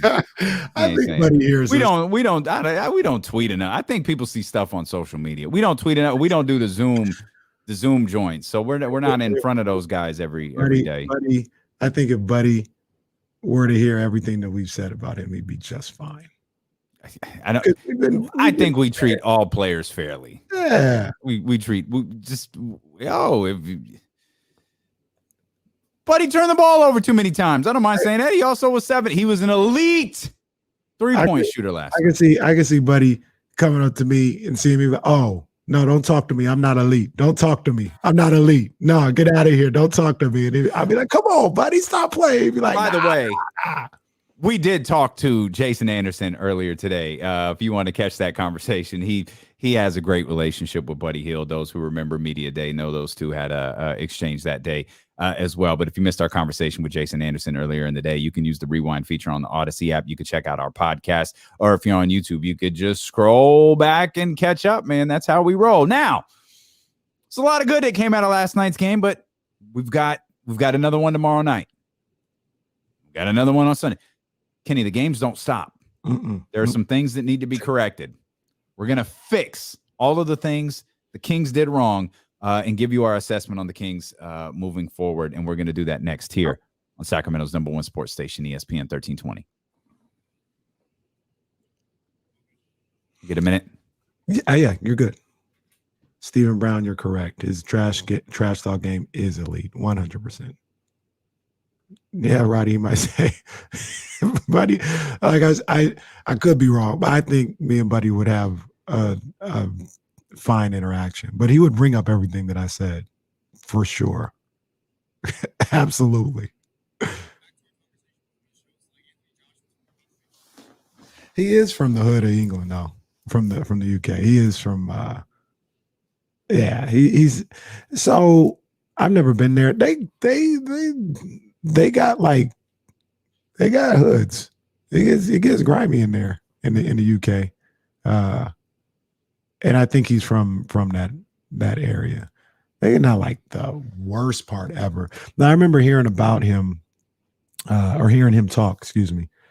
And he was just like, yeah, I was a fighter. Like I wasn't a boxer. Like I was a kid. I just fought. Like I would fight people. You know what I'm saying? Not like, not even like Kimbo Slice. It was just, we'd be at the club. Oh, I'm getting into it with this guy. We're fighting. Like he was that type of dude. And like as a teenager or something like that, high school, I'm fighting. And he kind of turned his life around, getting into boxing, or like channeled that energy somewhere different. So I believe everything he's saying. Is just weird to hear him say that. Did you see that? You saw the clip, right? Yeah, because you mentioned it. Yeah, it was just it was odd for him to say all that. But yeah, he from the streets.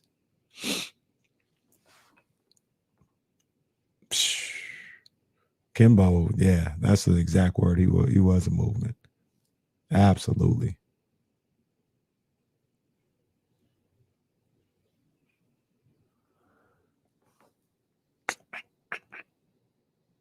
Is it true I put a curse on TD? No, I don't have the ability to put curses on people. If I had the ability, I'd put a curse on the whole Western Conference and make the Kings the number 1 seed.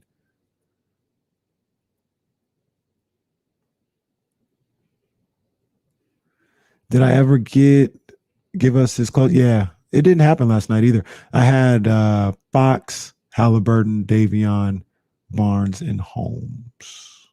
And instead of Davion, it was Buddy to close it out last night. Buddy would be great on this show. We'd have a good time with Buddy. Right.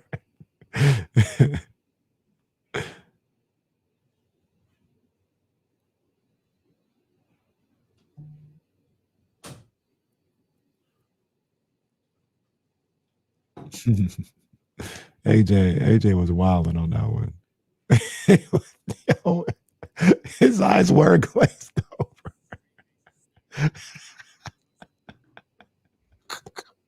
AJ was like, yo, I studied the hustlers, the Nicky Barnes, the big Meaches.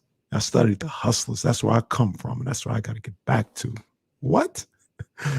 What are you talking about? Like, man, literally no one asked you. We get it. We get it, bro. You've got stars. We understand. You're binge watching BMF and Power. Knock it off. I've been studying the real gangsters. James St. Patrick. Kanan. Tommy Egan. The real, I was gonna say this earlier when we were talking about 50 Cent, but he's one of those interesting characters where it feels like on the outside nobody likes him, and for good reason. He just comes off like a complete Richard. But like if you actually interact with him, I guess maybe if you're on his good side, like people like really rock with him.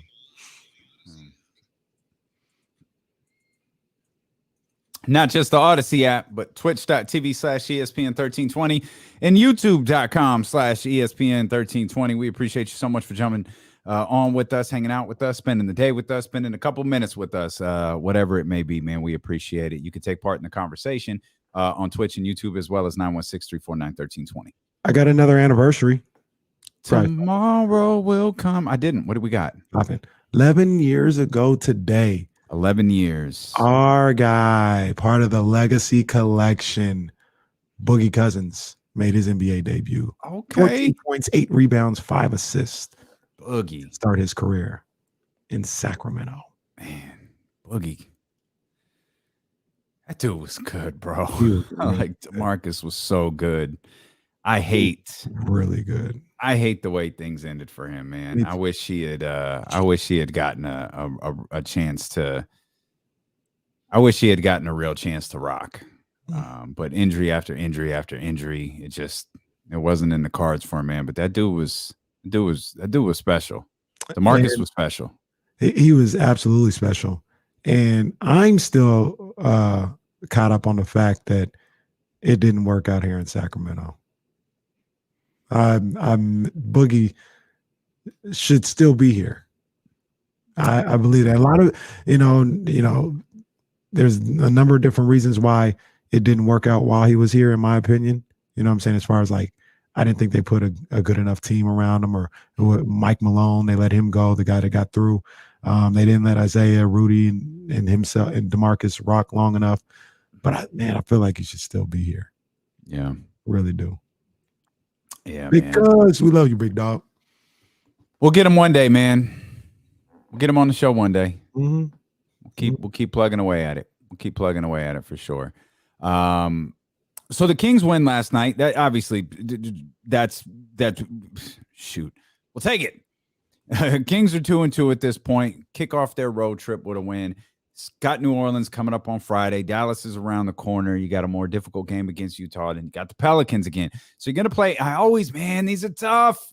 These are tough. Anytime you play a team twice in such short order, man, I think that's really tough for multiple reasons. I think the team that wins the game is at a significant disadvantage at the second game. Granted, I want the Kings to win tomorrow. Yeah. We'll worry about next Wednesday later. Yeah. Let's get the dub tomorrow. But man, it's at some point. Hell, we're talking about playing a complete game of basketball, KC. Hey, if that's too much, let's start slow.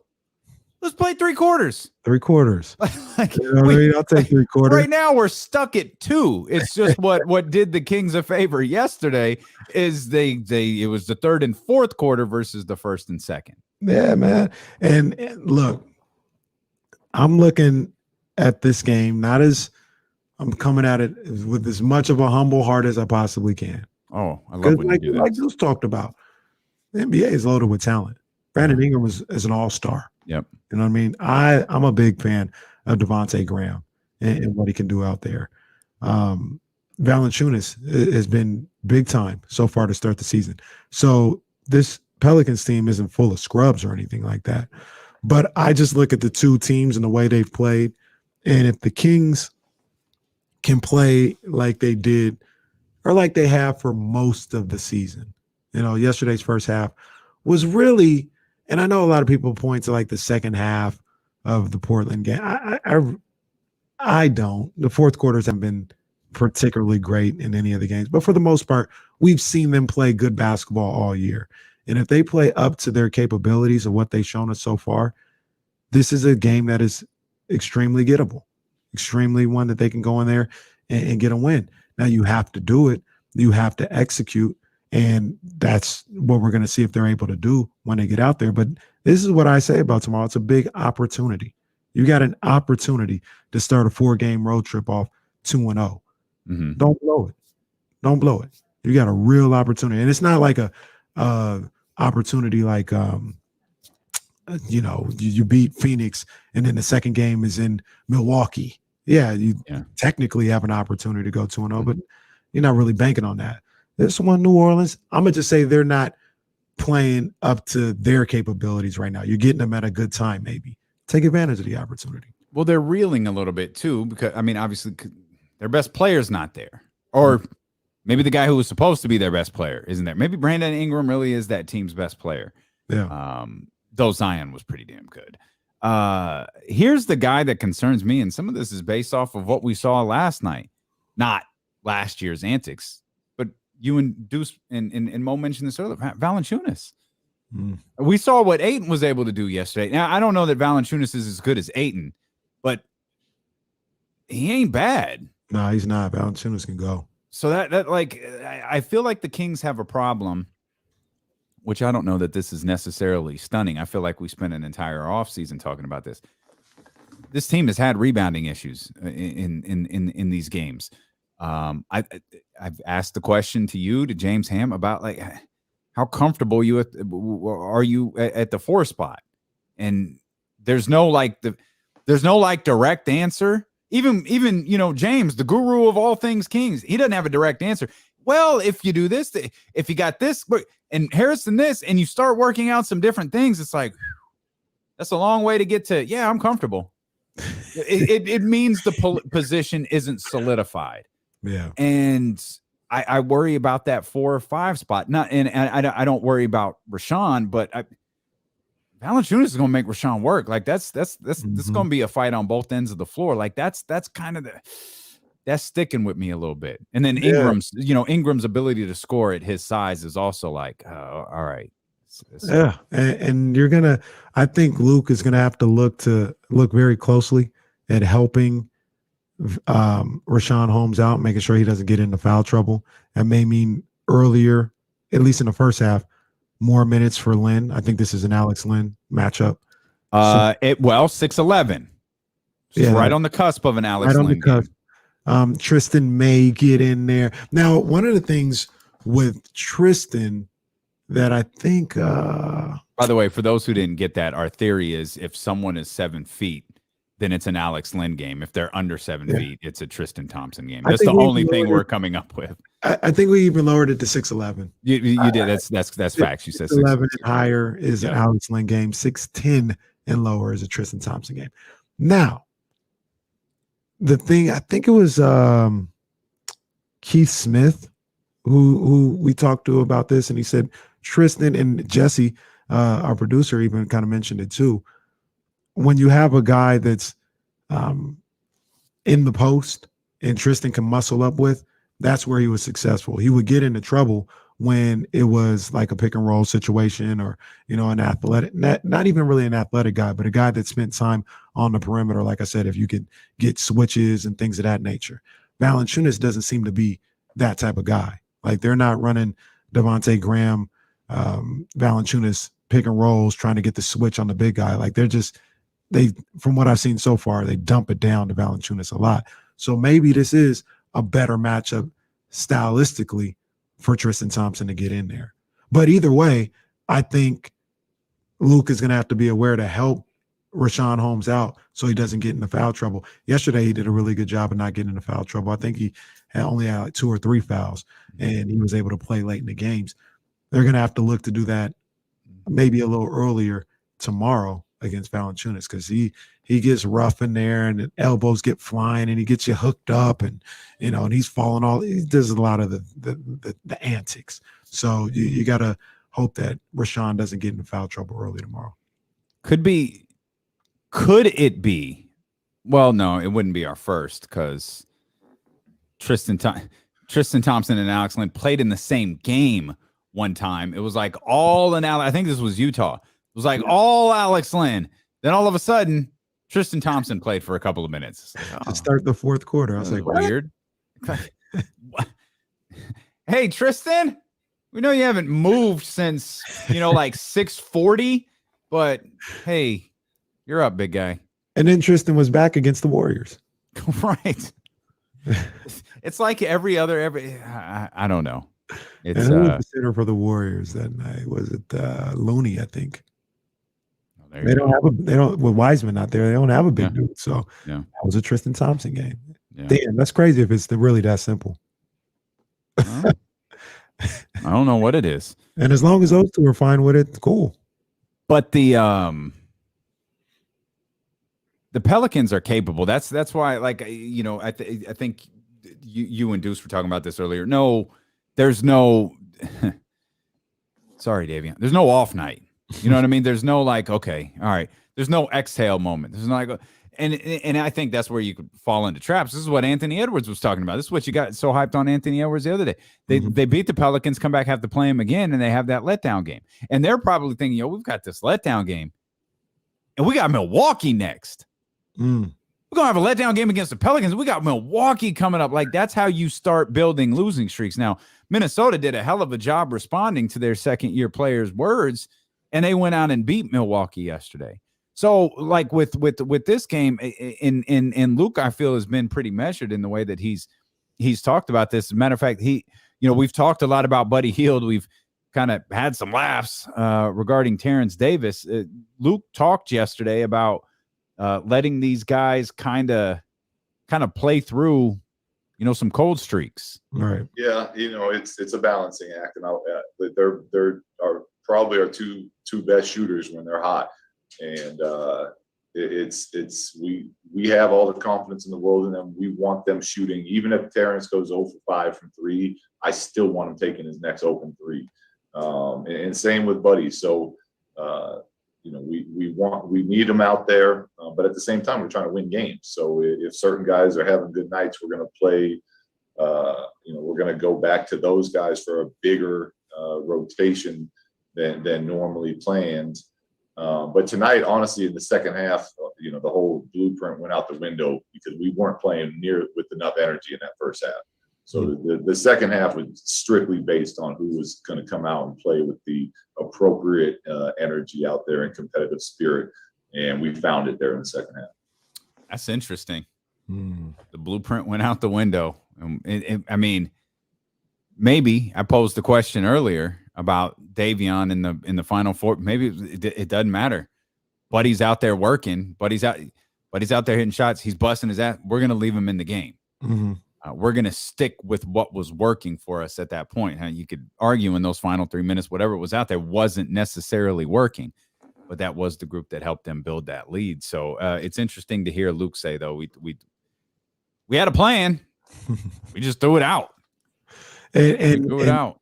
And I'm okay with that. Sure. I'm okay with that because it's an adjustment, right?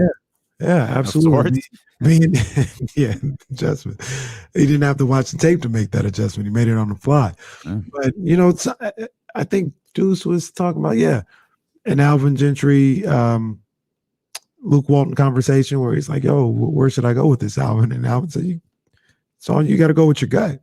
And sometimes, for better or for worse, that's what coaching is, man. It's not the charts. It's not the metrics and the analytics and the plan, the blueprint. Sometimes you got. I just feel like this is the right move right now, and I'm a ride with it. And that's what he did last night. It worked out for him. It could have been heavily criticized if Booker makes a shot or Harrison doesn't make it and they lose in overtime or whatever the case may be. But it worked for him last night. So. And one thing I appreciate that about that is you were just talking about charts. A lot of coaches are on a clock. Mm-hmm. Well, I make a sub here. This is where I always make a sub. This is where I feel like Luke has been guilty of that. I feel like Luke has done a lot of that where this is what we do and we're following it. I love the fact that he's like, no, we ain't doing that. And there are times now, I'm not saying he does that 82 games or I guess in his case, 72 games a year. I'm saying I think there's a lot of occasions where you're just left like, someone was cooking or something seemed to be working. Why did you go away from it? Now, we also saw, Marvin Bagley is an example. Last year, Marvin Bagley was on a minutes restriction till he got hot. Then he wasn't on a minutes restriction no more. Yeah. Luke was like, he said he was fine, so we left him out there. Yeah. But like you said, that's part of coaching. I also like what he had to say. I was figuring out why you're playing like hell in the first half, but we'll get to that in a minute. I also like what he had to say about Terence Davis because he's right. You've got to, at the very least, you've got to continue to build him up because he's fighting through it right now. Like he's struggling. He's fighting it right now. And you've got to make sure his mind is still right. And he's still Terence Davis is fully aware he's struggling. Yeah. He's very, very aware of that. Yeah. And he's got to say, hey, if you got it, that's the one thing that I would want to continue with Terence Davis is if you got to look, you got to pull it. Yeah. The second he starts to hesitate, me as a coach, now I can't even have you out there because this is why you're out here. And if you're hesitating or you're not shooting the ball with confidence, I can't even have you out there on the court. So I agree with Luke saying like, look, man, if he's got an open look, we expect him to take it and we have confidence that he'll turn this thing around. And the last thing Luke can say in this goes for Terence Davis, this goes for Buddy Hield. this quite honestly goes for everyone on the roster. Yeah, we don't really want Terence taking that shot anymore. Yeah, that's probably not something you want to proclaim publicly. Yeah. If you got a guy who's that's their main function, especially with Buddy, I get why. I think he said something important there. I won't run the whole sound back. We want Terence Davis taking his next open shot. Yes. There's a really important word right there before shot. Yeah, if your shooter's open, you take the open shot. Yeah. I think some shooters in the league have different definitions to what open is. Mm-hmm.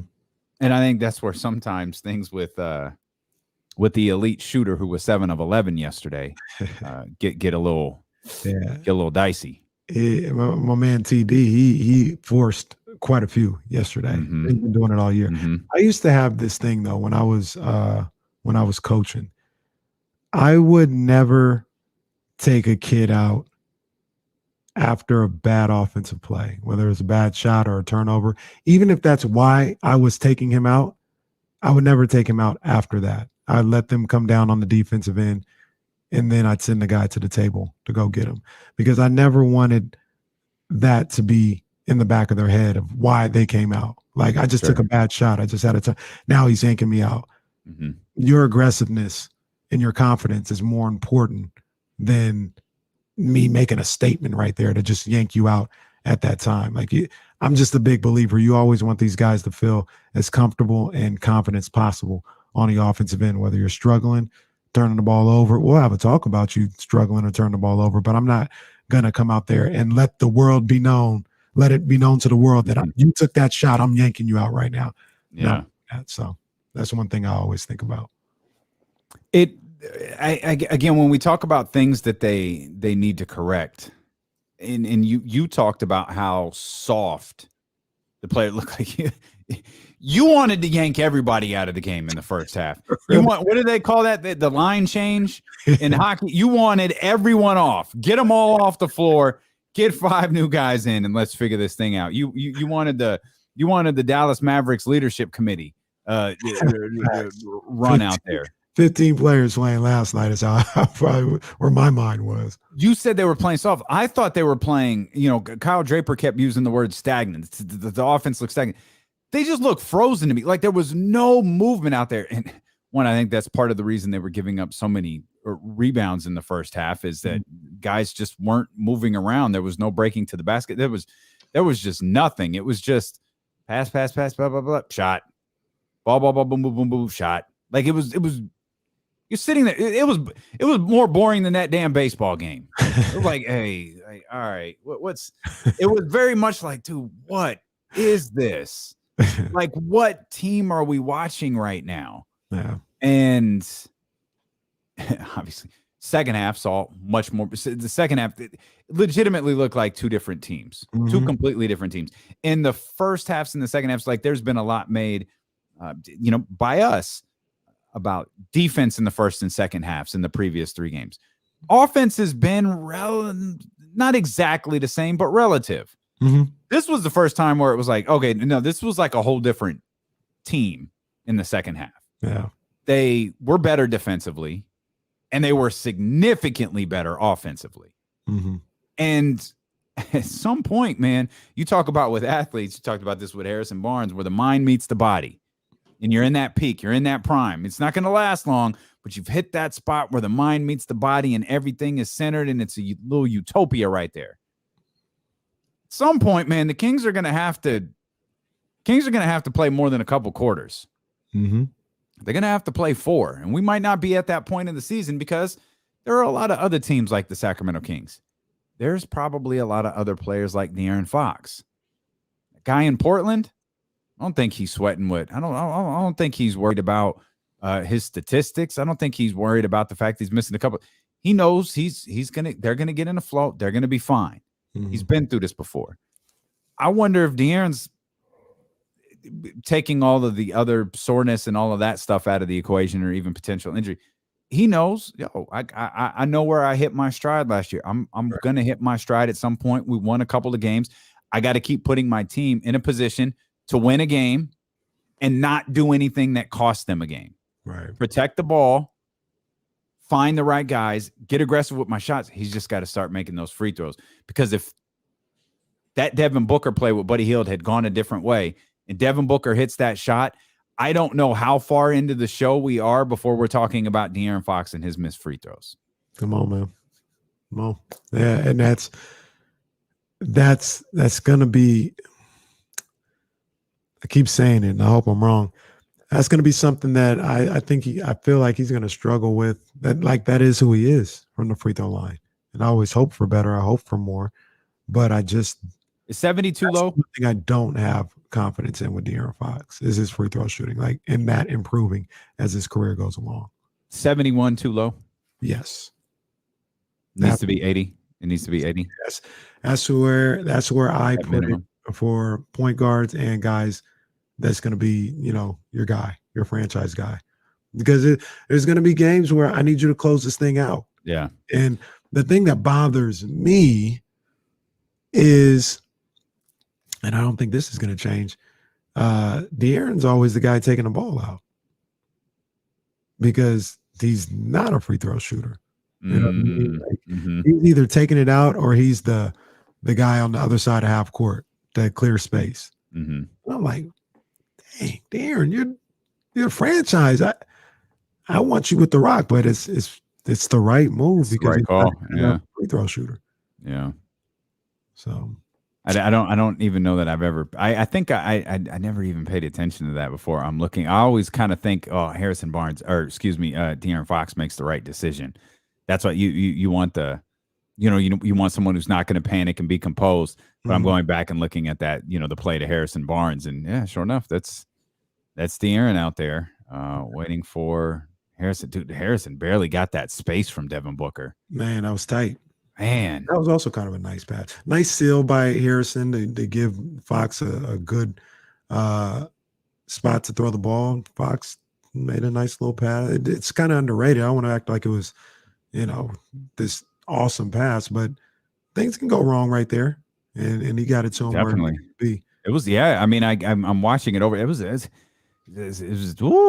a solid quarterback play right there. You had Chris over here and Devin Booker. I love that I'm visually doing this on the radio show. Like I'm diagramming things with my hands to show everybody listening how the two how De'Aaron had to get that ball in the right spot. And again, credit to Harrison Barnes, who just turned around with Devin Booker right in his face. Devin Booker's defense wasn't that different than what Buddy was doing on the other end. No. Devin was right there. Quick, he knew don't foul, contest. And Devin Booker did a hell of a job contesting, but he ain't never run into a phenom like Harrison Barnes. Come on, man. He ain't never seen a Black Falcon like that. He never seen the Black Falcon. Yeah. So 4 games. I keep steering us away from what's gone wrong back to Harrison Barnes hitting the shot. Deservedly so. All the times he goes for like 25 and we don't talk about him. That's right. He gets all the Harrison Barnes Appreciation Day. Yeah, right. 4 games in, and you can make the argument. I don't have everybody's schedule in front of me or the time to go through everyone's schedule, but the first 4 games of the season for the Sacramento Kings, arguably the toughest 4 games that any team has had in the NBA so far. Yeah. You come out of it 2-2, 2 road wins on top of that. Golden One Center jinx. How are you feeling? Are you left with more questions than answers with this team still?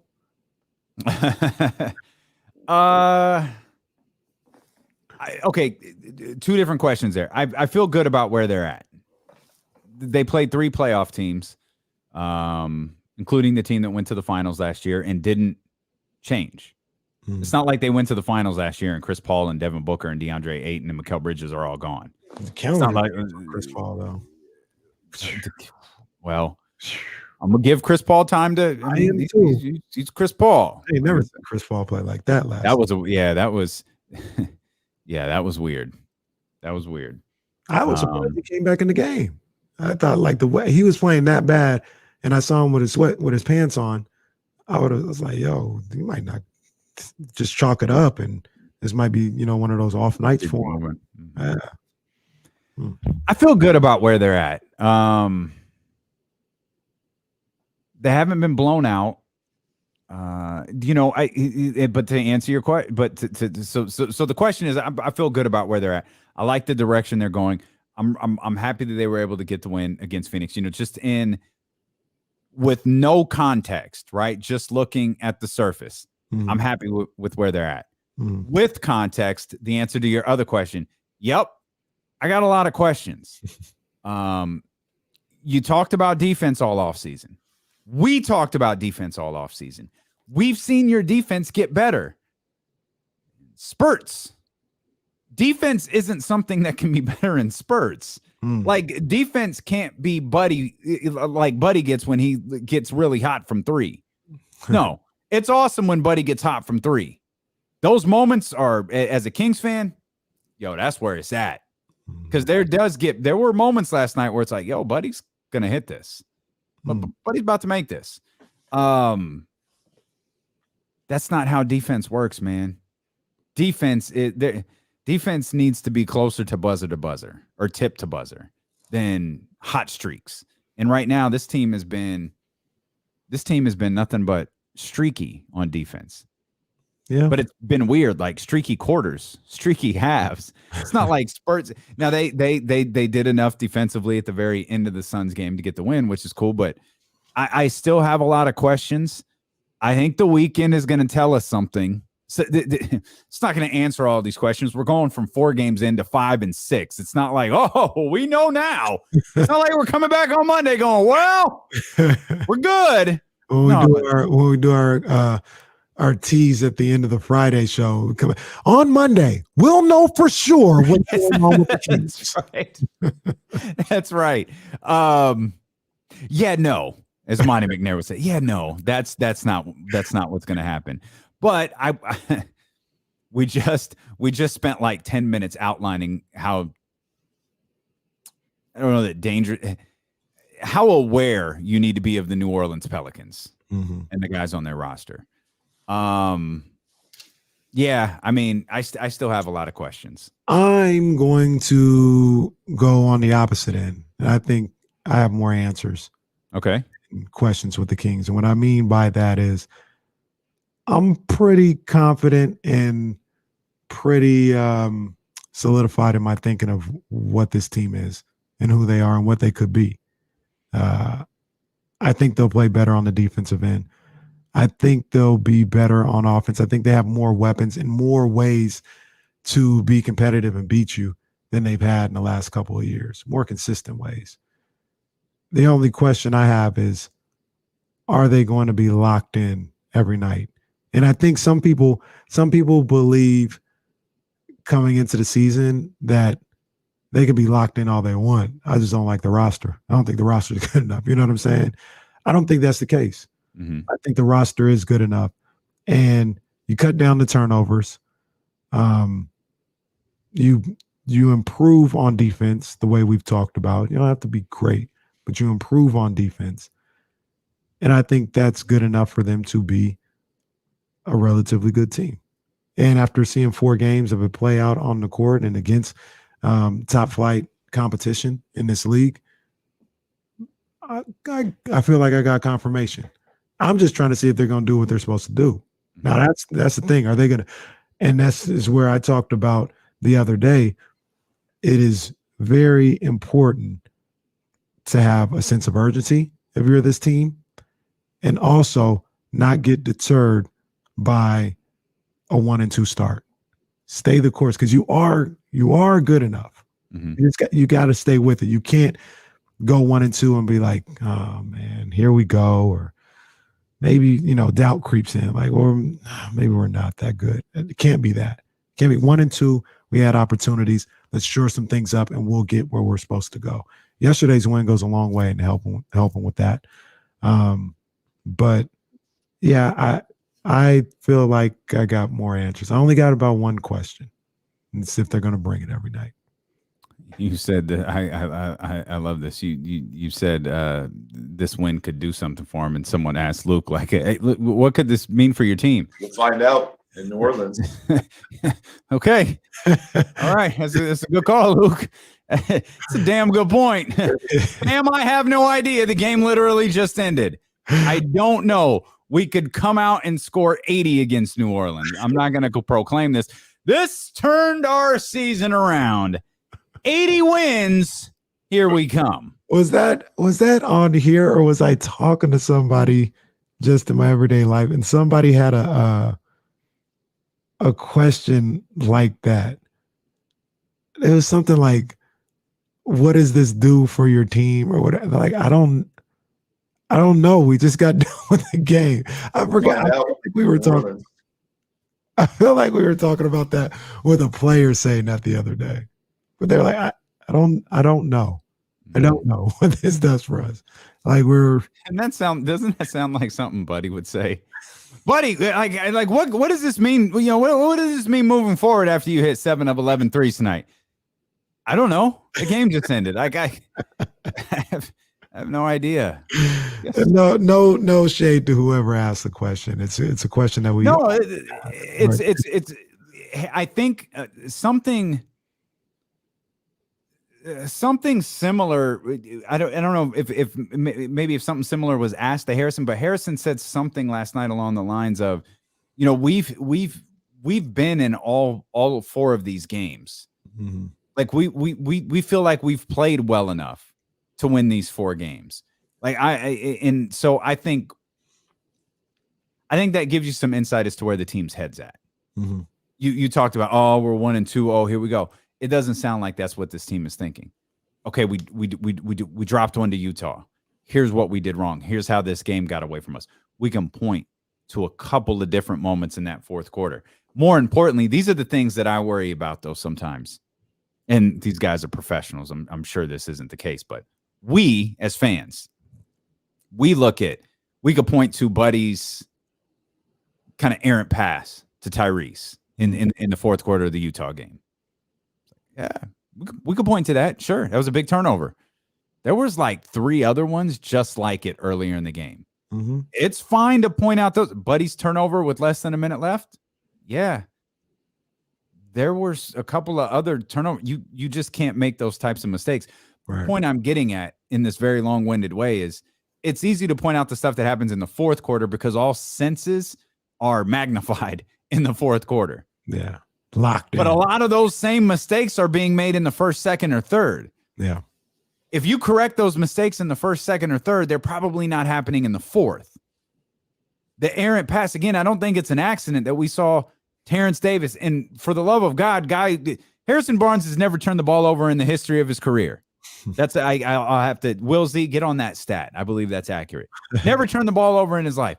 But in that game against Utah, he threw an outlet pass. It was like, oh, that was Harrison, what are you doing?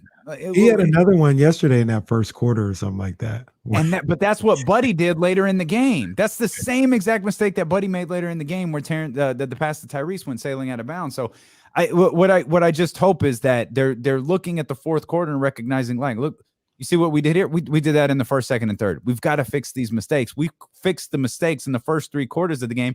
They're not even there in the fourth. Right. Yeah.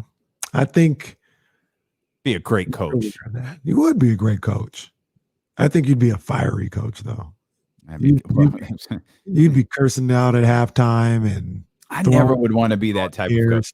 Now, I let you in earlier that when I was younger, my younger days, I wasn't always the easiest to deal with.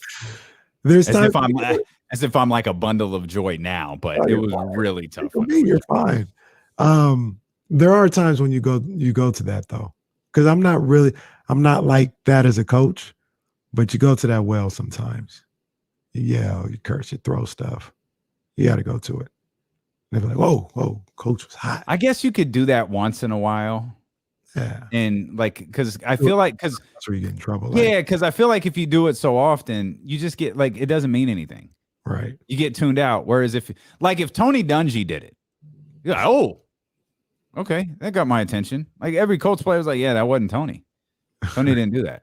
Like when Tony called, what was the dude's name that Peyton called an idiot? Jack, was that? Yeah. When Tony kicker, when Tony went at him, it was like, oh, okay, Tony does got a little, okay, he got a little fire in him. Yeah, okay, Tony got a little fire in him. So you do it once in a while, it has value. You do it all the time, like it doesn't. And I would hope I wouldn't be that type of coach. Yeah. I don't want to be that type of coach. I think you'd be aware enough not to be that. I get but you would not. Like you'd be air punching and you'd do all that. So when I get mad at you, you just don't know. I just get really and I bought idea when it happens. Got a good idea. Like,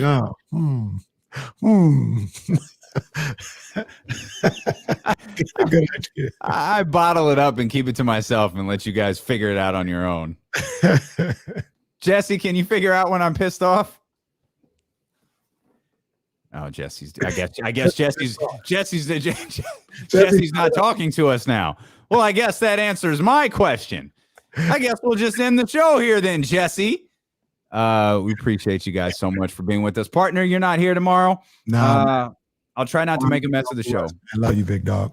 There you go. Yeah. Okay. Well, it's you. I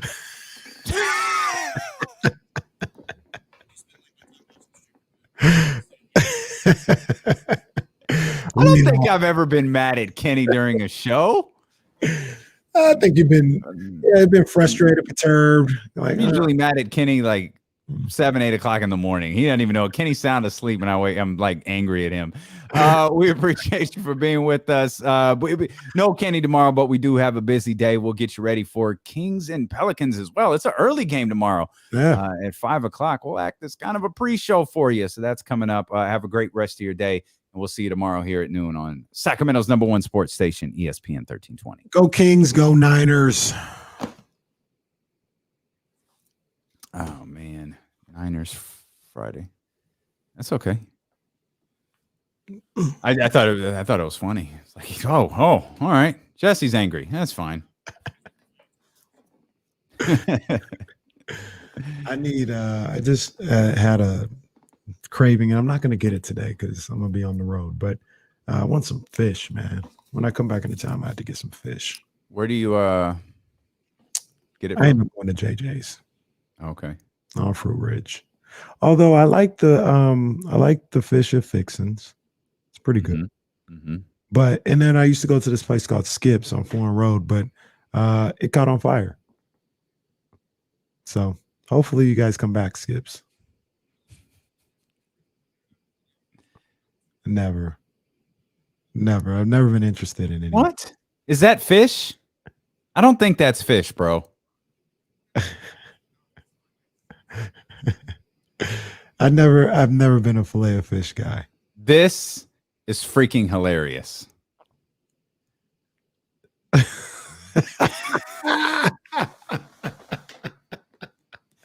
That is freaking hilarious. Q. That is one Q for sure. David will go. I'll say something, and David will sit here for about 2.5 seconds. I don't know what the hell we're even talking about here. That is hilarious. Oh man. Who was Brian Cruz? I heard this place is really good. Is that the one on what is that? Fruit Ridge in Freeport? On the corner by the comic book store. I've heard it's pretty good. So I saw this, like I keep seeing this. You guys think he really signed somewhere already? I mean, I know he's had 90 days. His 90-day clause is up tomorrow. Of course, SmackDown is tomorrow. Rampage is tomorrow. I mean, there are some people who don't think he's actually gone from the WWE, which that's wild to me. I mean, it's such a failure that he is gone. I mean, to me, that's got to be an option. Like that. Yeah. They cut him. Yeah. They said, I mean, I'm sure he was highly paid, but I think they tried to slander him after he left and said, he was difficult to deal with. He wasn't engaged, and all of these different types of things. Is that Fiend character the biggest botch job by wrestling writers that you can remember? That should have been. Now, I'll say this before you answer. It could be the biggest botch job, but there's a part to that Fiend character that was never meant to last for a long time. Sure. Yeah. I think two things. When you set him on fire, I dug the whole. I really did dig the, like, he came from the ground and he was like melted. Mm-hmm. I was like, that's dope. Like, if we're gonna go like sci-fi storytelling, that's dope. Yeah. Where you lost me was at WrestleMania, where he walked, like, all of a sudden, like, he walks through a tunnel and it's like healed. I think they realized he can't wrestle in this paint. He can't wrestle with all this stuff on. So we were gonna go ahead and come up with some explanation as to why he's, back to normal. So as dope as that character was, I kind of like, he couldn't do a 3-year run of being the Fiend like that. Like, he'd have to turn into a regular wrestler at some point. I feel that character. So I think, you talk about botch jobs. I think one of the biggest botch jobs was actually the Bray Wyatt character. Because I think what they did with Bray Wyatt is, oh, that's what's up, Mrs. McTeen. Dude, you know what? Here's the great thing about the website. I learned what Mrs. McTeen is. Mac is in her last name. No. That's where it's not McTeen, the dude from West Side Connection. I just thought she was a big West Side Connection fan. I figured she had some kind of Mac either in her first or last name. It's in her last. That's very creative. Yeah. McTeen is the lick West That Side. ain't gonna stop us from singing that. But I feel like what they did with Bray is, it was like, oh, dude, this dude cuts these wild promos, and WWE was like, yeah, fans are responding to this.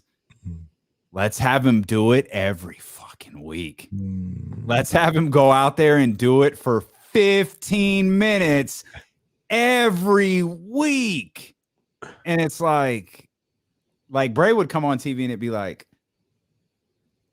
all right, dude, you're going to cut the same type of promo that you did last week. Right. So. And that is like the curse of the way wrestling is today. Because, and I say that to say, because Bray and probably CM Punk over at AEW should have been on that Hulk Hogan, where we see them once every 3 weeks. Yeah. And like, oh, snap, like this, it's a big moment because they're here. To your point, Bray doing that every week, that was a lot. Nope.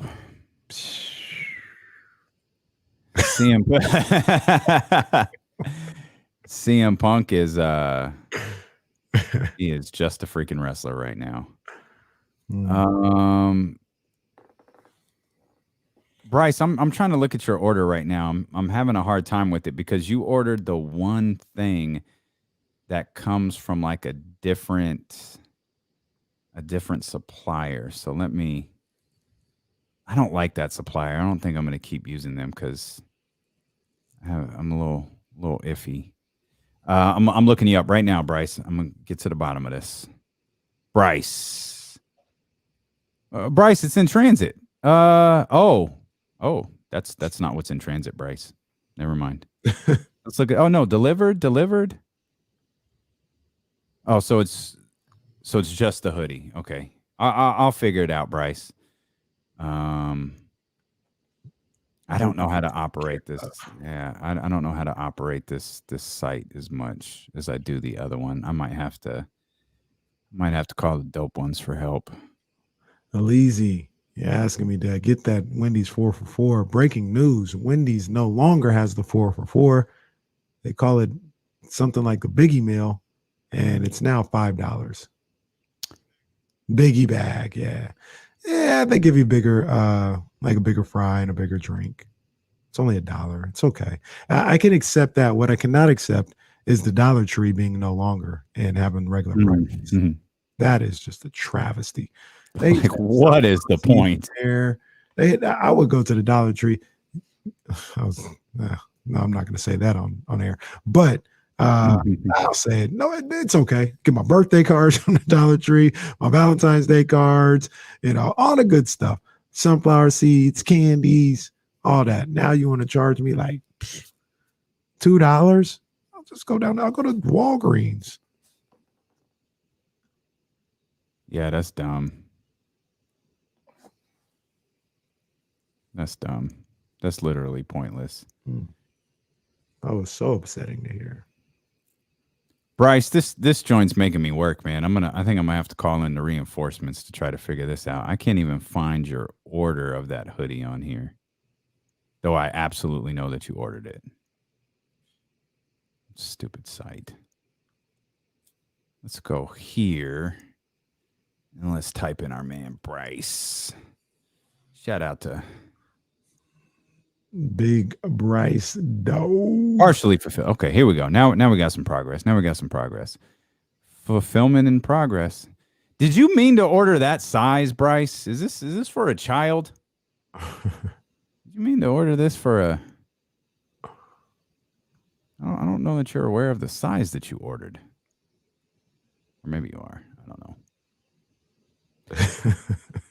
I'll figure it out, Bryce. Sorry, pal. All right, Peaches, we see you. We see you. All right, y'all. Jesse, do you want us to cut something for the weekend? Because Kenny's not here. I mean, I could do it. Yeah, it's whatever you want. Yeah, it's we could do it right now because ain't nothing changing. Okay, yeah, we could do that.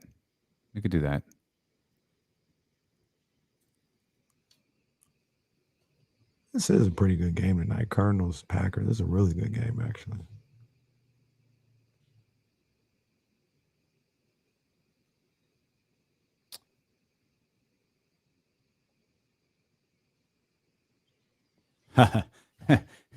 Bro, no, you didn't.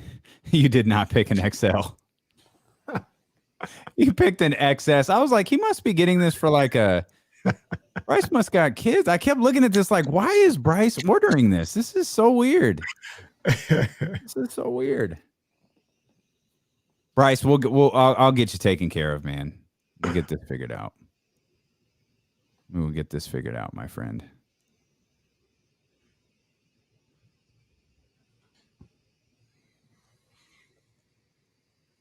That's right, man. Get those picks in. Yeah. Oh, hey, Arm is going off soon. Yeah, let's get that pick in. See if I can get back on track. Like I was ever on track. I was trash even when I was making the picks. It's looking bleak for your boy right now. I am in 39th place. Ooh, who's the leader? 56. So wait a minute. Damien is right behind me. Yeah, I didn't pick for a week. I didn't pick for a week either, it looks like. I got my picks in last week, though. Yo, that's foul. Dr. David. Dr. David leading the way. Robert Webb right behind. Mr. Is that Mr. Tapia or Jesse? Wow. Mr. Tapia in third. Cole right there at number 4. Tied with Patrick Ramsey. Oh, it's good stuff in here. Damn, y'all killing it. Popping. And we're not in last. Me dirty. I should probably be around 16, 17, something like that. But they told me, they said I missed the whole week. Oh, hey, who you picking tonight? I got the Cardinals. Because I don't know if Devontae Adams is playing. I think I'm going Pack. This is tough. Oh, this is a tough week. I'm going to go Pack. Oh, Falcons. Ooh. Dolphins at Bills. Yikes. I'm going to pick the Lions. Come on, Lions. Let's go. No update on Baker. I picked Jacksonville. Man, I've got to put up or shut up with Chicago and San Francisco. Yeah, I picked the Niners. Don't ask me how You confident. went Jacksonville, huh? I can't do that. Coming off a bye. I think this is stupid. I think I'm going all favorites. What are you doing? Oh no. They play This Buffalo. is terrible. Yeah. Buffalo coming off a bye. These are terrible picks. These are absolutely terrible picks. Coming off a bye means everything unless you're the 49ers. Yep. For the 49ers, it just means another loss. Damn.